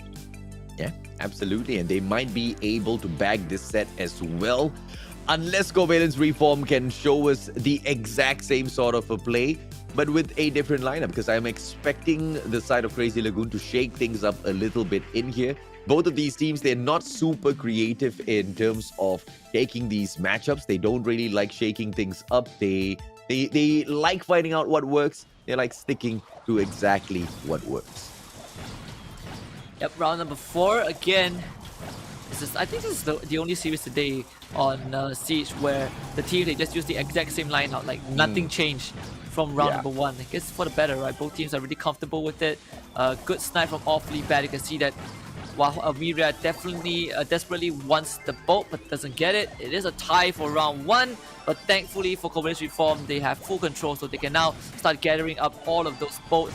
And T-Raz, he is just making life miserable for the members of Crazy Lagoon. This time around, the pressure play from the side of Covales Reform, they might be able to pile the pressure on 30 seconds. There just doesn't seem to be an opening for the side of Crazy Lagoon to go in here and pick up that many bolts in that same amount of time. And the very first siege bot that is about to be sent by the side of Covales Reform in this round, this seems to be an absolutely stacked one. Level 9 siege bot, I mean, Covales Reform, it seems like they really want to bring us to round 5. It's 13, level 11. Level... Oh, lucky. Oh, okay, 11. Okay, I mean... yeah, 11, okay.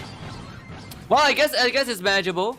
Crazy Lagoon, I mean, they are really dropping the ball this time, and there's like 3 bolts that T-Rex can just easily pick up.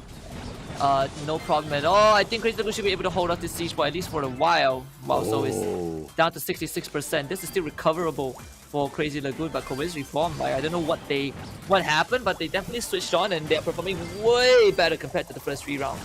Yeah, T-Res just taking the cheap shot against the defenses as well, making sure all of that barricade is taken out from the view of the turret, and it's now just going to be an open goal for the side of Covales Reform just to score and make a comeback at. It is going to be 9-2. This is a GG. There's no way Crazy Lagoon can make a comeback now. Yeah, I mean, Crazy Lagoon, again, a bit of an inconsistency.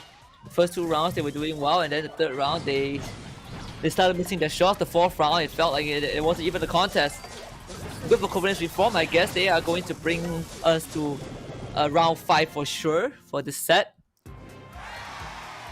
Bit of steam throughout the series.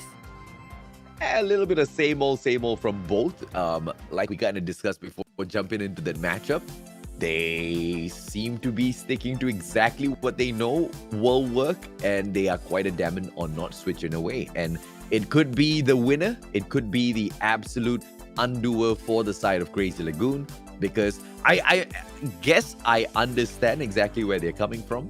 They don't want to take the risk. Perhaps they're not super confident with any other lineup that they might be able to take up against Covales Reform and go in for the win as well. So the adjustments just not coming through from the side of Crazy Lagoon. Covales Reform, on the other hand, is beating at the door with their little club and just forcing the case.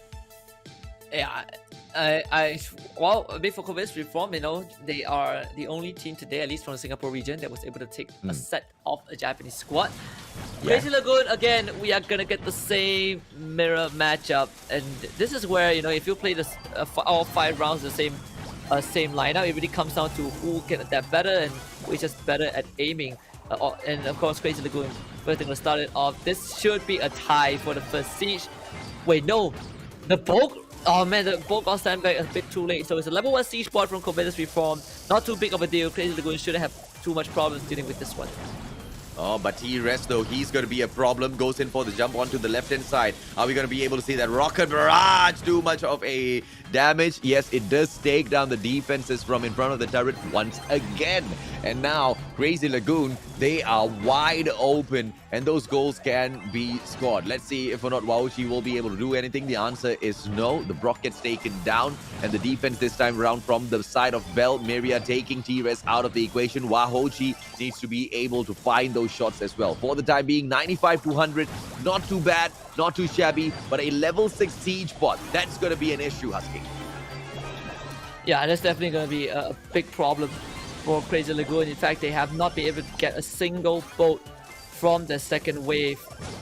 Now they're going to make it to 4 at least, and they should be able to hold off this bot no problem. There is the gadget from Miria to buy a bit of time. Of course, there's no one in the middle, so the siege bot should be able to get a couple of hits on the turret. 76 is the number for the side of Crazy Lagoon to overcome. You can see that Wahochi is able to sneak through and dodging the rockets on T-Rest. It doesn't really matter too much. It feels like Covales Reform at the very last minute switched online, and now they are just completely dominating Crazy Lagoon. We're probably going to see Covales Reform lead by the end of this. 8 more seconds left. We're not able to get onto any boat, and I can safely say that Covales Reform will lead in the series. Oh, absolutely, man. Beautiful plays and a beautiful comeback from the side of Covales Reform.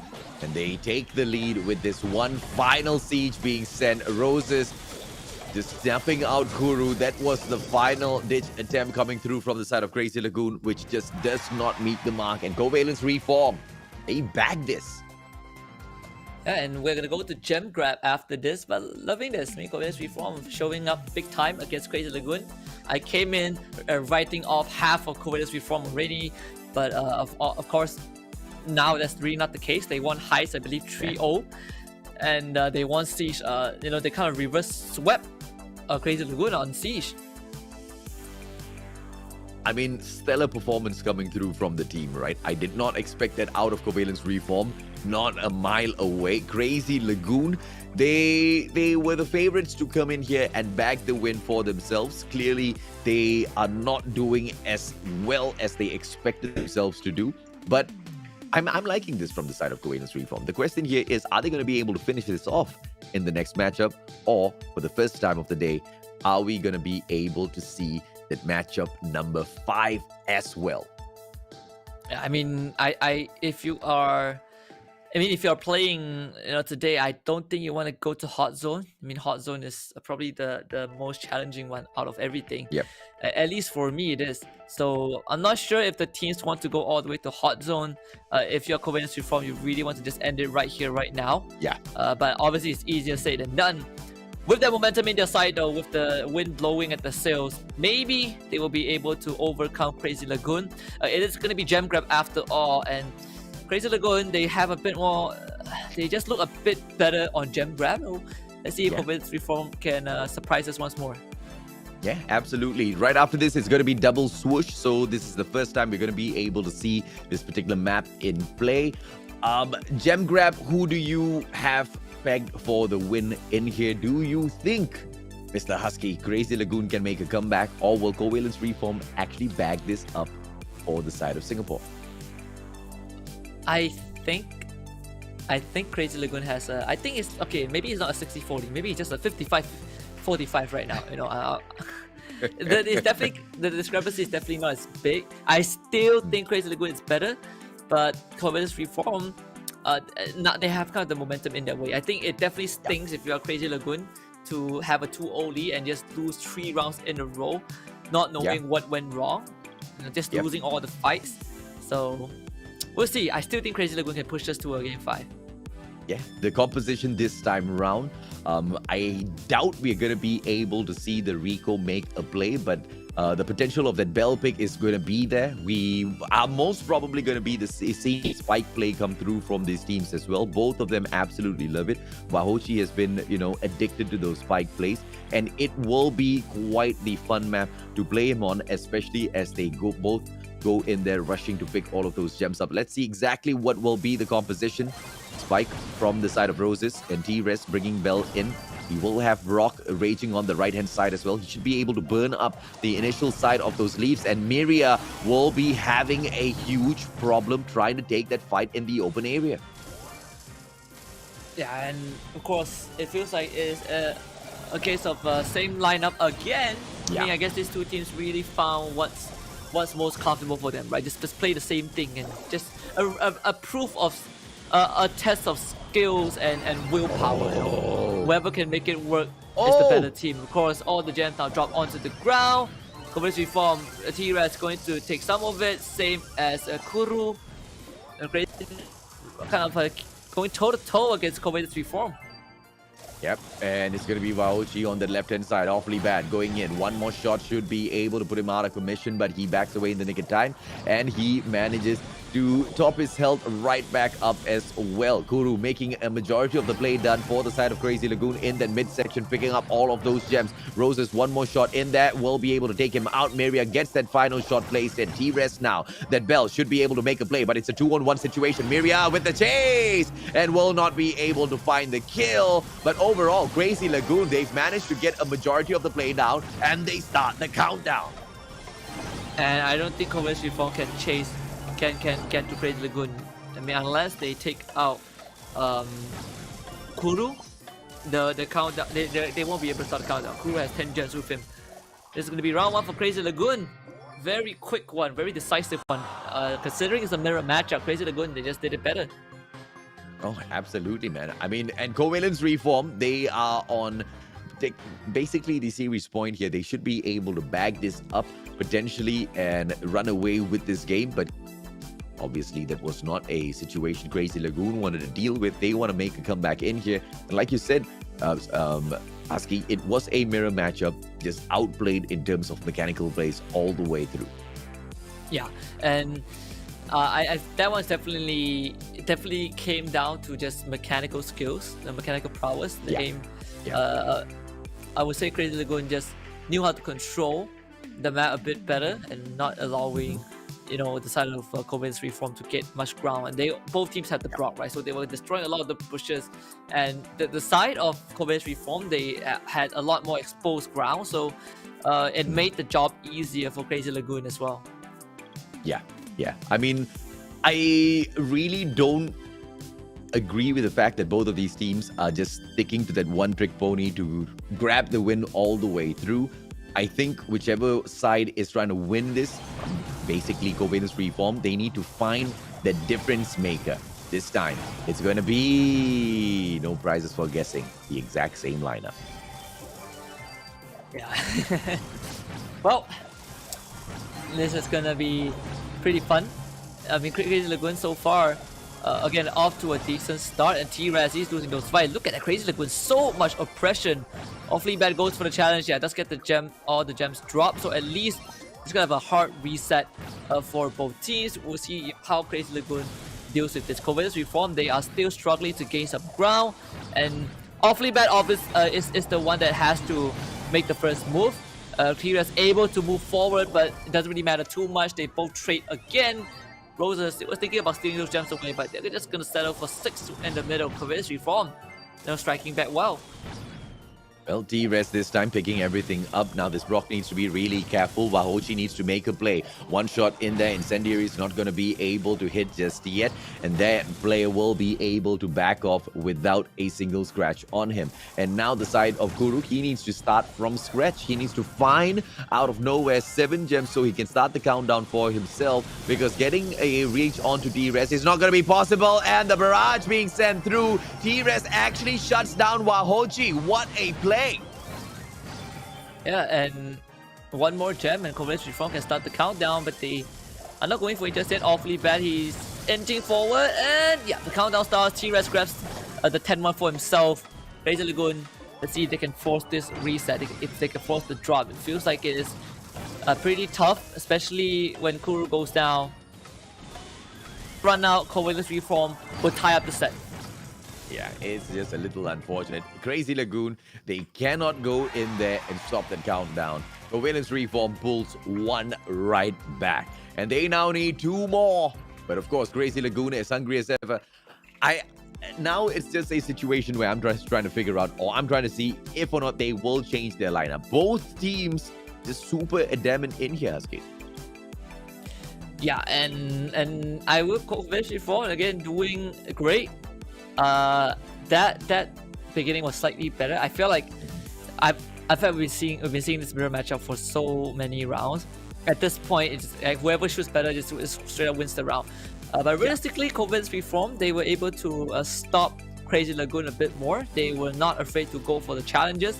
And again, just the Brock did so much work, just getting those crucial snipes. Once more, that the side of Crazy Lagoon were not able to contest all those areas. Yeah, and towards the very end, it was also the Brock that didn't really do a lot of work on the side of Crazy Lagoon. So hopefully this is that. I just want to see a little bit of a difference, man.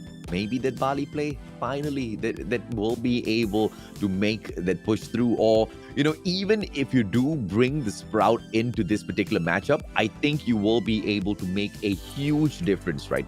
Because you are gonna get that Brock who's continuously just tossing out all of that areas where you can hide, and they're just going to be opening up that map really, really early for themselves. And although Crazy Lagoon could go in with the exact same play, it was not as effective from them. But maybe if they can just go in there and block off some of these main entrances and not really allow that Bell to play those gems, they should be able to grab a win for themselves. But of course, I do not get what I want. We have the exact same mirror matchup once again. I wonder, is it because like these two teams are the less innovative one, or they just feel too comfortable playing the current lineup? Because if we were watching other series, every round we will have like a different lineup, right? We'll probably have a Squeak, every now and then we will have like the Poco, but these two teams, they just Spike, Belt, and Brock all the way. And Crazy Lagoon, decent start, 4 gems already in their possession. Well, let's see if or not they'll be able to pick 5 more. Covales Reform.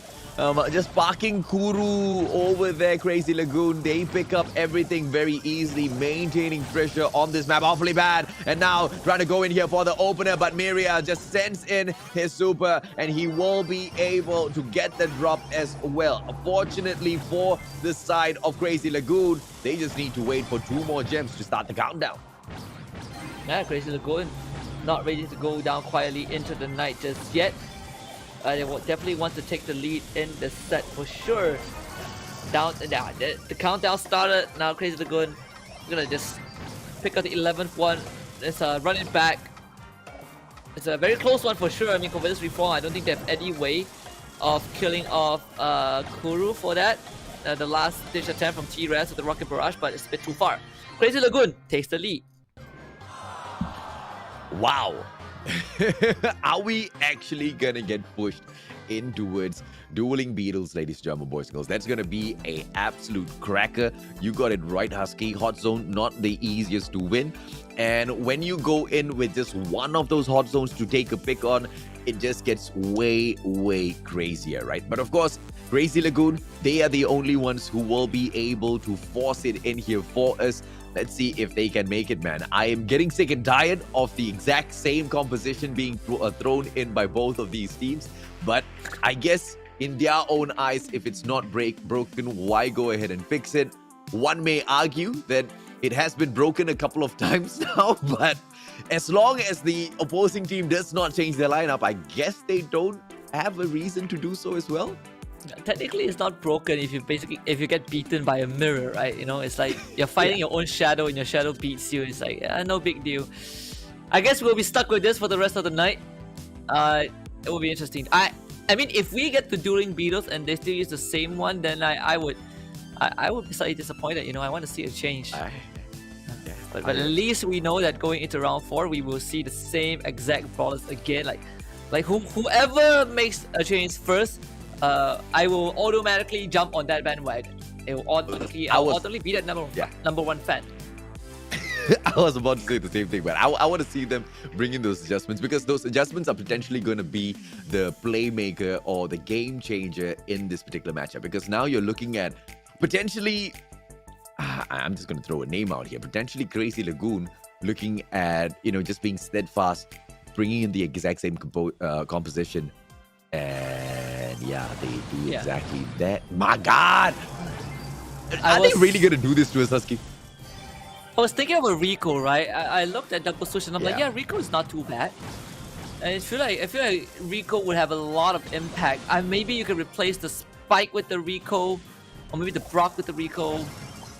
I don't know. I feel like the Rico would have a lot of influence on this map, but clearly for both teams, that is not the case, at least for now.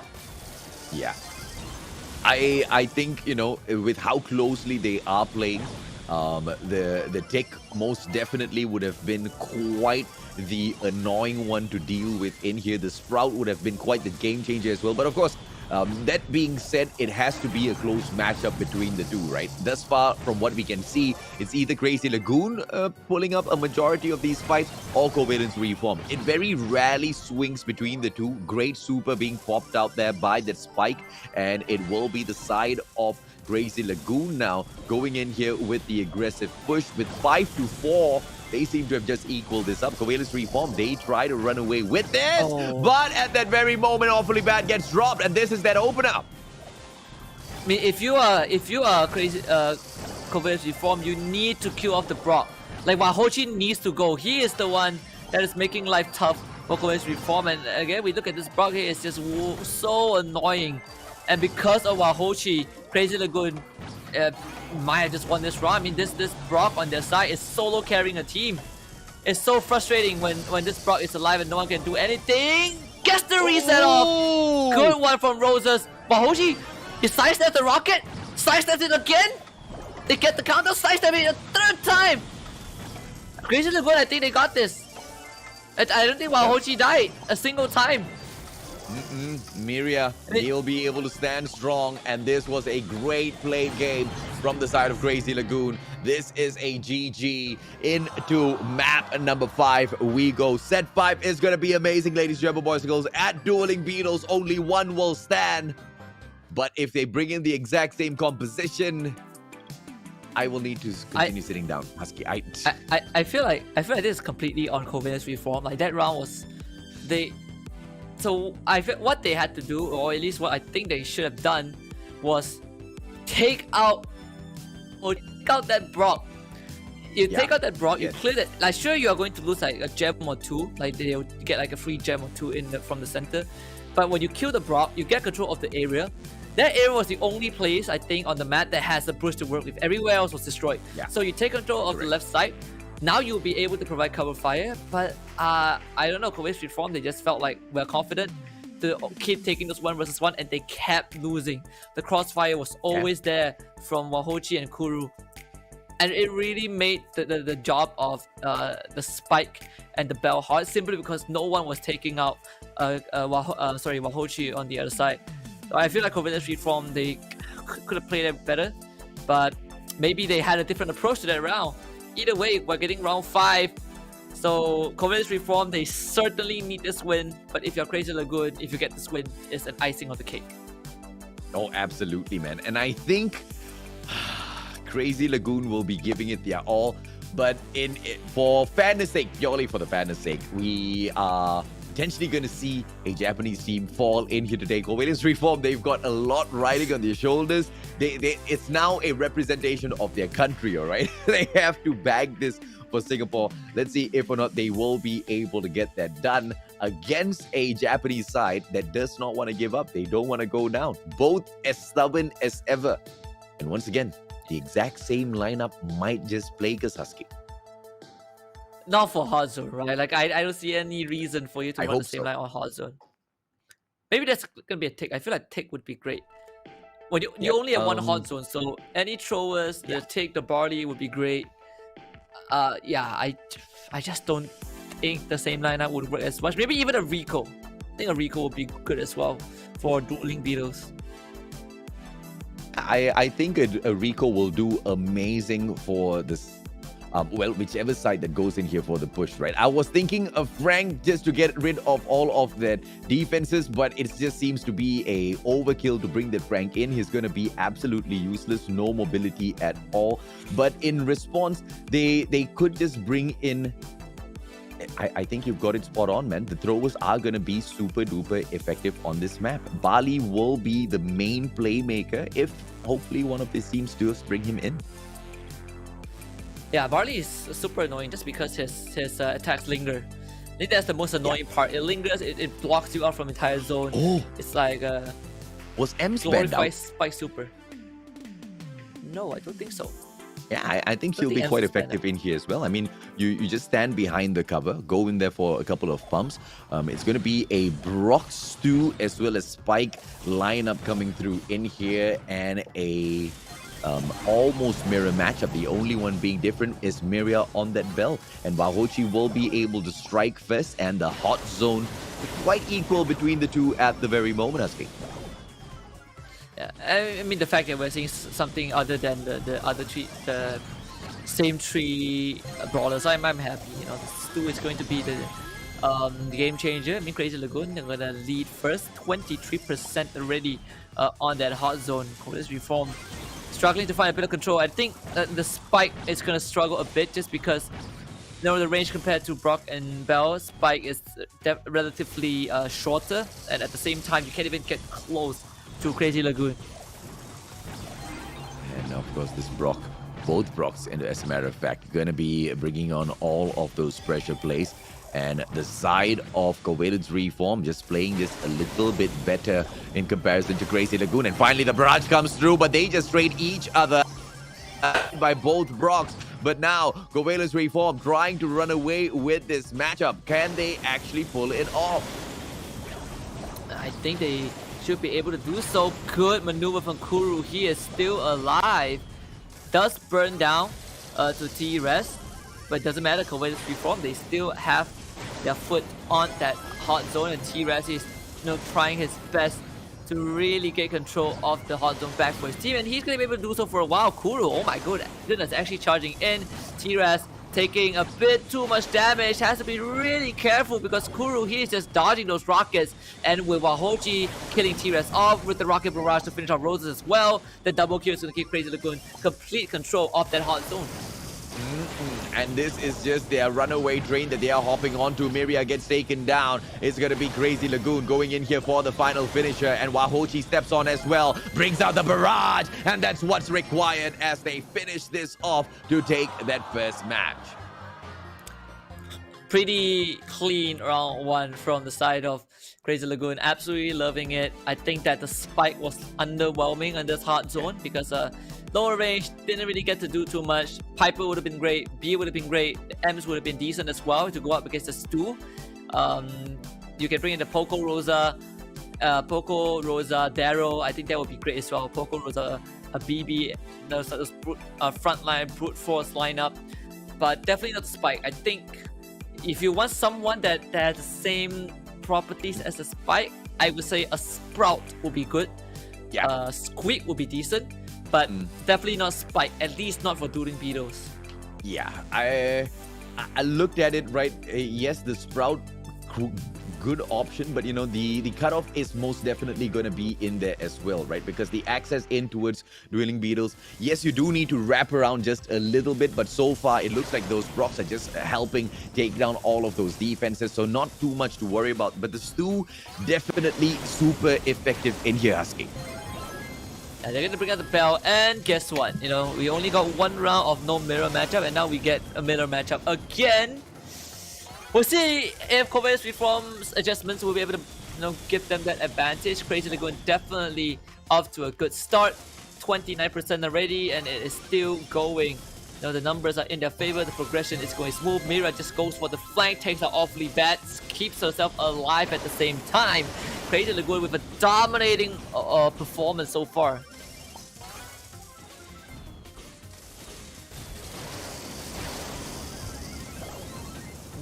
Crazy Lagoon just a pretty tough place to be in, I think, for Covales Reform. And Crazy Lagoon just really taking control. We Covales Reform, they got a good response, taking out all of the brushes and the walls, and that's gonna make Crazy Lagoon's life a bit tough. You know, they don't have the luxury to hide behind, especially for Kuru, but still, you know, you kind of need to win all those fights. And T-Rex, he's doing a good job. He's able to force the members of Crazy Lagoon backwards, and Covales Reform, they're starting to take control of that hot zone once more.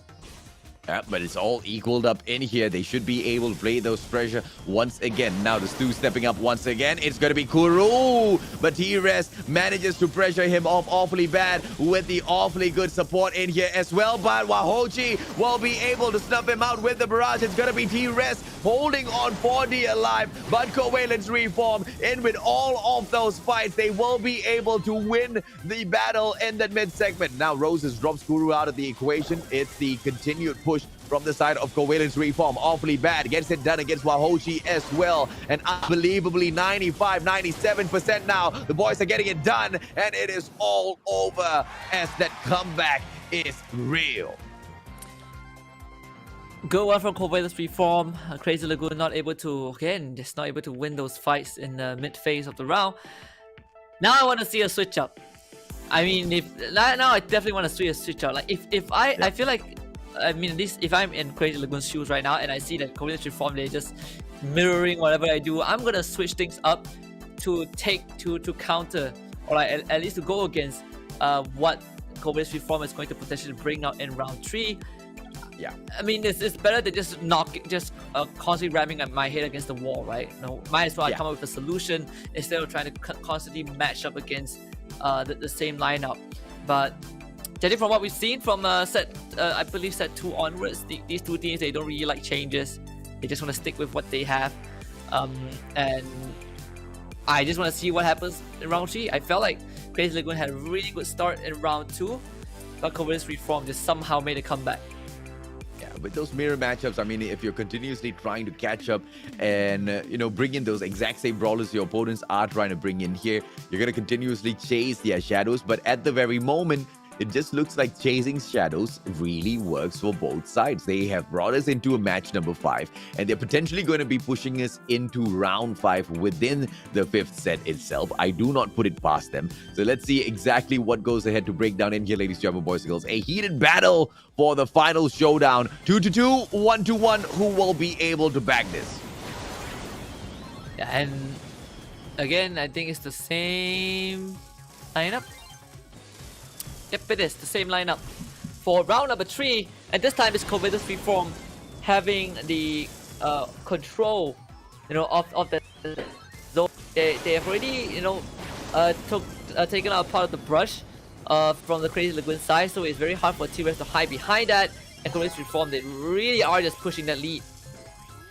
Oh, but now the turret brought out deep inside by Kuru. And he will be able to play the pressure plays, but it's only in terms of those defense. And now Kuru, one more shot, but unfortunately for him, Roses just a little too sharp. That Brock being such a playmaker. Wahochi dropped out as well. Roses will be able to fire on. And this is just an absolute shutdown right now coming out of Covales Reform. And Crazy Lagoon, they have no ground at all. Not winning the fights. Covales Reform with a dominant performance, and that one last hurrah from Kuru, I believe. It's not gonna work out. Covales reformed. 100-4 seems to be the likely score, and yes, they round 3 in a very dominant fashion. Now they are at series point. And I believe we might be seeing a comeback in here as well. 2-1, 2-2, 1-1 it was earlier. And one aggresses on fourth. I'm pretty sure we're going to find yet another equalizer. Why? Because they both just want to be like each other all the way through in this particular series. It's quite entertaining, I have to say, but at the very same time, a little bit unnerving. As it's just so difficult to see exactly who is going to be able to grab this win, right? It's not going down to those picks. It's just going down to those mechanical plays. And unfortunately for us, it's just swinging back and forth like a pendulum amongst these two Husky. Yeah, and I think for Crazy Lagoon, I'm getting flashbacks. Remember when they fall out against Asphyxia in day number 1 and got the reverse sweep? I think it's about to happen. I will see if that's going to be the case. I mean, same lineup once more. I mean, I guess these two really just want to, duke it out. They have a gentleman's agreement that, whatever we pay, we're going to stick with it, and we'll see who is better. So far, Covales reformed again, off to a good start. Moyagi! It does go down, so Roses gets control of the zone. Mira really putting himself forward, so this is going to buy a bit of time for Crazy Lagoon to work with. Oh, yeah, absolutely, man. I mean, great trades coming through, and lucky that, well, was it Moyagi? No, awfully bad. Had someone to just trade it. Oh, sorry, no, Roses had someone to just trade that off, and now it's going to be Stu back in away, and Roses just opening up the defenses here from the side of Crazy Lagoon. Now they've got no cover absolutely whatsoever, and T-Res will be able to take those straightforward shots against zone now being played by the side of Crazy Lagoon. 34-33. They still are quite evenly matched up, but Covales reform, they look strong. They've taken down those defenses, and they now look strong to finish this off. Yeah, and now with that being said, Covales reform, again, getting a sizable lead for themselves, and they are really starting to pull away with this. Crazy Lagoon, they only have one more shot to turn this around, and Kuru is making an advancement forward. T-Res needs to go, and T-Res does go. And just with a slither of health, Kuru made it work. So Crazy Lagoon stamped their foot down, but how long can they do so? Because Mira, he is already out, forced away and evicted from the hot zone. It's going to be between Moyagi and T-Res, but Brock is no good against the Stu. And you can see the T-Res, he is just dancing around. This is a waltz of just pure grace from Covales reform, and they have done it.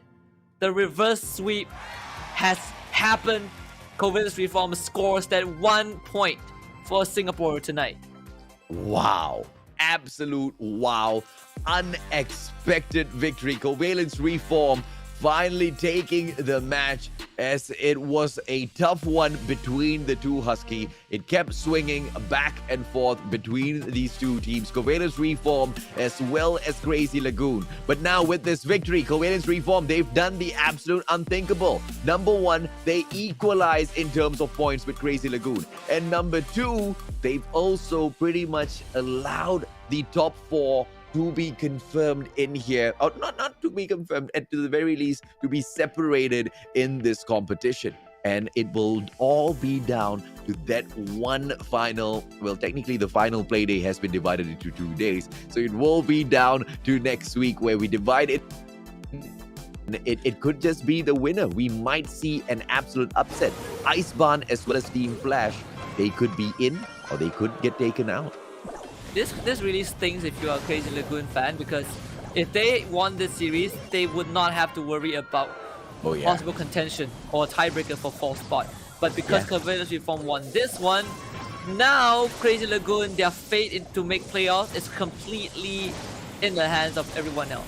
Though I do feel like we have, like, what they are, Crazy Lagoon is at 3-3 by the end of this, right? Same as Team Flash, same as Icebarn. Well, okay, so to be fair, we are gonna see a very, like, kind of a three-way tie thing. But Crazy Lagoon, they if they want this, they would have had a much better time making it into top 4. Right now, Yeah. it's anyone's game. Yeah, absolutely, man. I mean, even in here as well, it was just back and forth between the two. And, you know, a majority of those plays this time on the second map, it was brought in by T-Res. The recall was a huge playmaker. And Covales Reform, they managed to find their comeback through in there, right? They managed to bag that whole set 3-0 without a problem whatsoever. But when we went into Siege, it kind of just turned around, Husky. Yeah, and I guess this really shows the whole resilience of Covales Reform, right? Making this amazing run back against Crazy Lagoon. And Crazy Lagoon, this is definitely not their first rodeo. No, this is definitely not the first time that they experience this sort of a comeback, but it definitely, you know, does leave a mark. Yeah, absolutely, man. And you know, that mark is going to sting. Let's see if or not the side of Crazy Lagoon will be able to recover from that sting in the nick of time, right? Because to be able to think of them not making it to the playoffs, it's a heartbreaker already after all of the effort they've thrown into this day. But of course, at Gem Grab, nothing was different. It just went back and forth. Yeah, and it felt like Crazy Lagoon, they get to the good, they get out to a good start, and then they just somehow lose steam. But I feel like, you know, it's not entirely their fault. It's more like Covales Reform probably just adapted to it very swiftly. The prioritization of target was on point, and T-Res played out of his mind. Yeah. Oh, yeah. Absolutely, man. I mean, playing out of his mind on this stew was just absolute perfection. I mean, as we say that, look at those plays, man. Nobody could touch the stew, and he just picked up all of those points, surviving so long. And even when they do fall, even when he does fall, the backups already had so much of time to step on up forth. But ladies and gentlemen, boys and girls, amazing news for all of you. We do have an interview segment, Husky. Yeah, and of course, it's going to be with Roses from Covales Reform. Of course, it has been a long evening, but let's see what he has to say about that amazing comeback. How are you, Roses? Congratulations on your win. First of all, we'll give you the floor and tell us how you feel. It was a bit like scary at the start because at the start we were getting like outplayed, especially in I think the siege maps, because we realized that they always broke the wall on their side. So and then we didn't break the wall on our side, so the spike could stand behind it. So we like changed our strategy and like broke the wall at the start. Same with hot zone. I couldn't win the broad lane, whereas TRS could win. No, I mean sorry, Offley could win the broad lane. So we switched at the start, and then it was like easier to win our lanes. Yeah. So Yeah, the it was mirror quite matchup. scary. Yeah. Talk to us a little bit about that, Roses. Was that intentional? What was the ideation behind each and every single one of those mirror matchups for those games? To be honest, I think the mirror matchups were because Brock, we made a mistake of not banning Brock.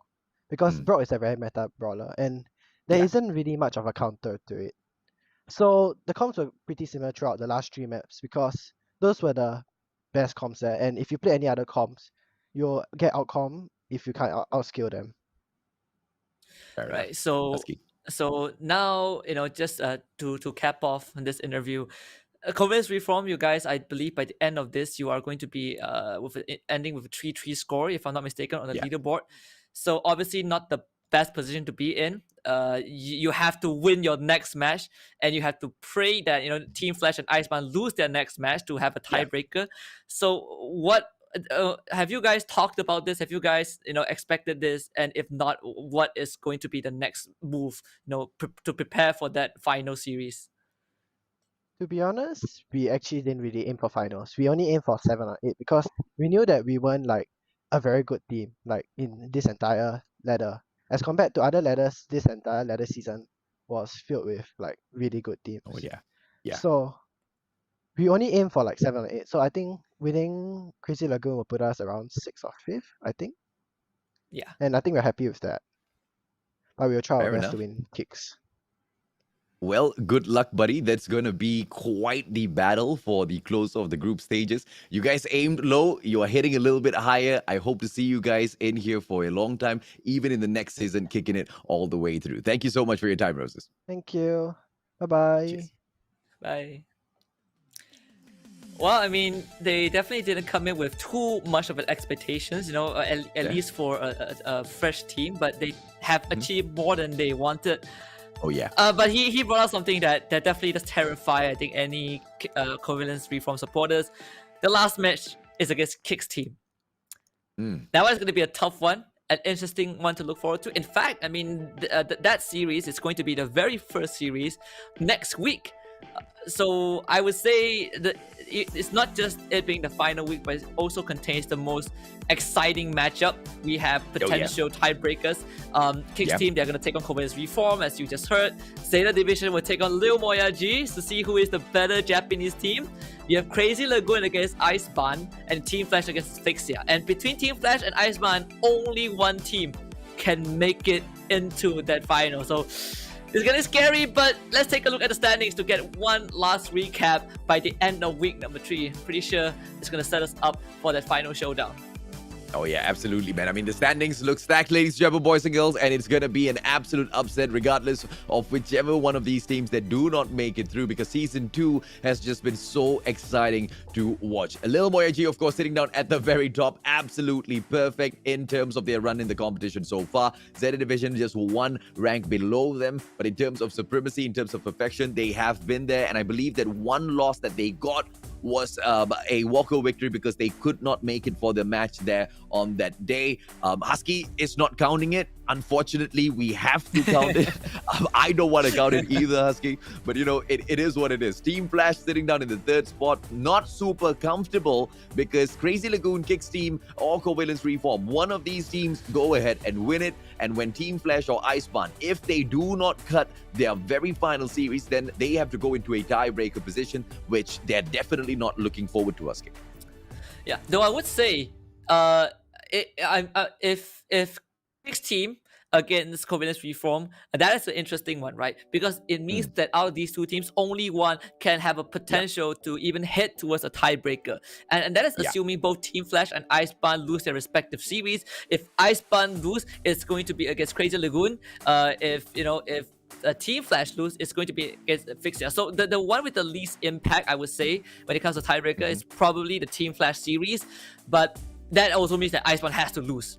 Right? If Iceban lose, then we get probably like a 3-way type, even a 4-way tiebreaker, right? There's a potential for a 4-way tiebreaker. That's how crazy it is right now. But Crazy Lagoon definitely kicking themselves in the back right now. That they kind of had that series at one point and it slipped away from them. Now their fate completely lies in the hands of Team Flash, Iceban. Yeah. And mainly in the hands of Iceban. And the complication here is Iceban is a team that woke up and they just continued their rise in here against Team Flash.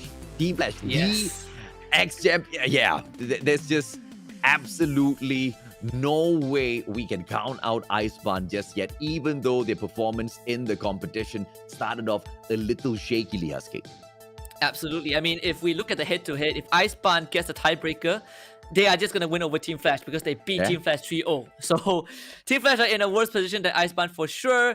But before we close off the evening, just want to remind you guys once again that ESL Mobile Open for Brawl Stars Challenger happens on every Tuesday and Wednesday throughout October. Next Tuesday and Wednesday, we are going to have the final 4 matches. 2 on Tuesday, 2 on Wednesday, same time starting at 6 p.m. And of course, afterwards, we will have the finals, after I believe a week of break. But with that being said, do follow us on our socials. We are on every single channel, Twitch, YouTube, on Facebook. You get the updates, you get the highlights, you get the breakdowns, and you get to follow our every movement, and you will feel at home whenever it comes out to mobile esports. I'm Husky. Here's the Mustachio AJ. We will sign off. Thank you very much. And we'll see you guys next week to find out who will make it to the grand finals. Good night. Before we jump into the next one, here's a quick reminder for all of you mobile gamers out there. The ESL Mobile Open is just around the corner. So head over to Twitter right now and get all of those details. Tell your friends, build a team, and earn a spot in the finals. Feel the light, see the stage, hear the vibe. Palm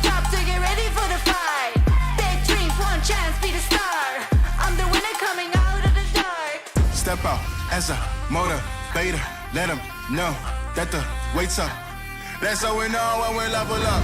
Ay, that's how we know when we level up. Level up. All we know about is level up. Are we ready not to level up? You know we fall and we get up. Level up. All we know about is level up. Are we ready not to level up? It's time, get up. Back against the wall, still I'm standing tall. Know about the ball, I got my fan with me. That's how we know when we level up. Yeah, that's how we know when we level up. Level up.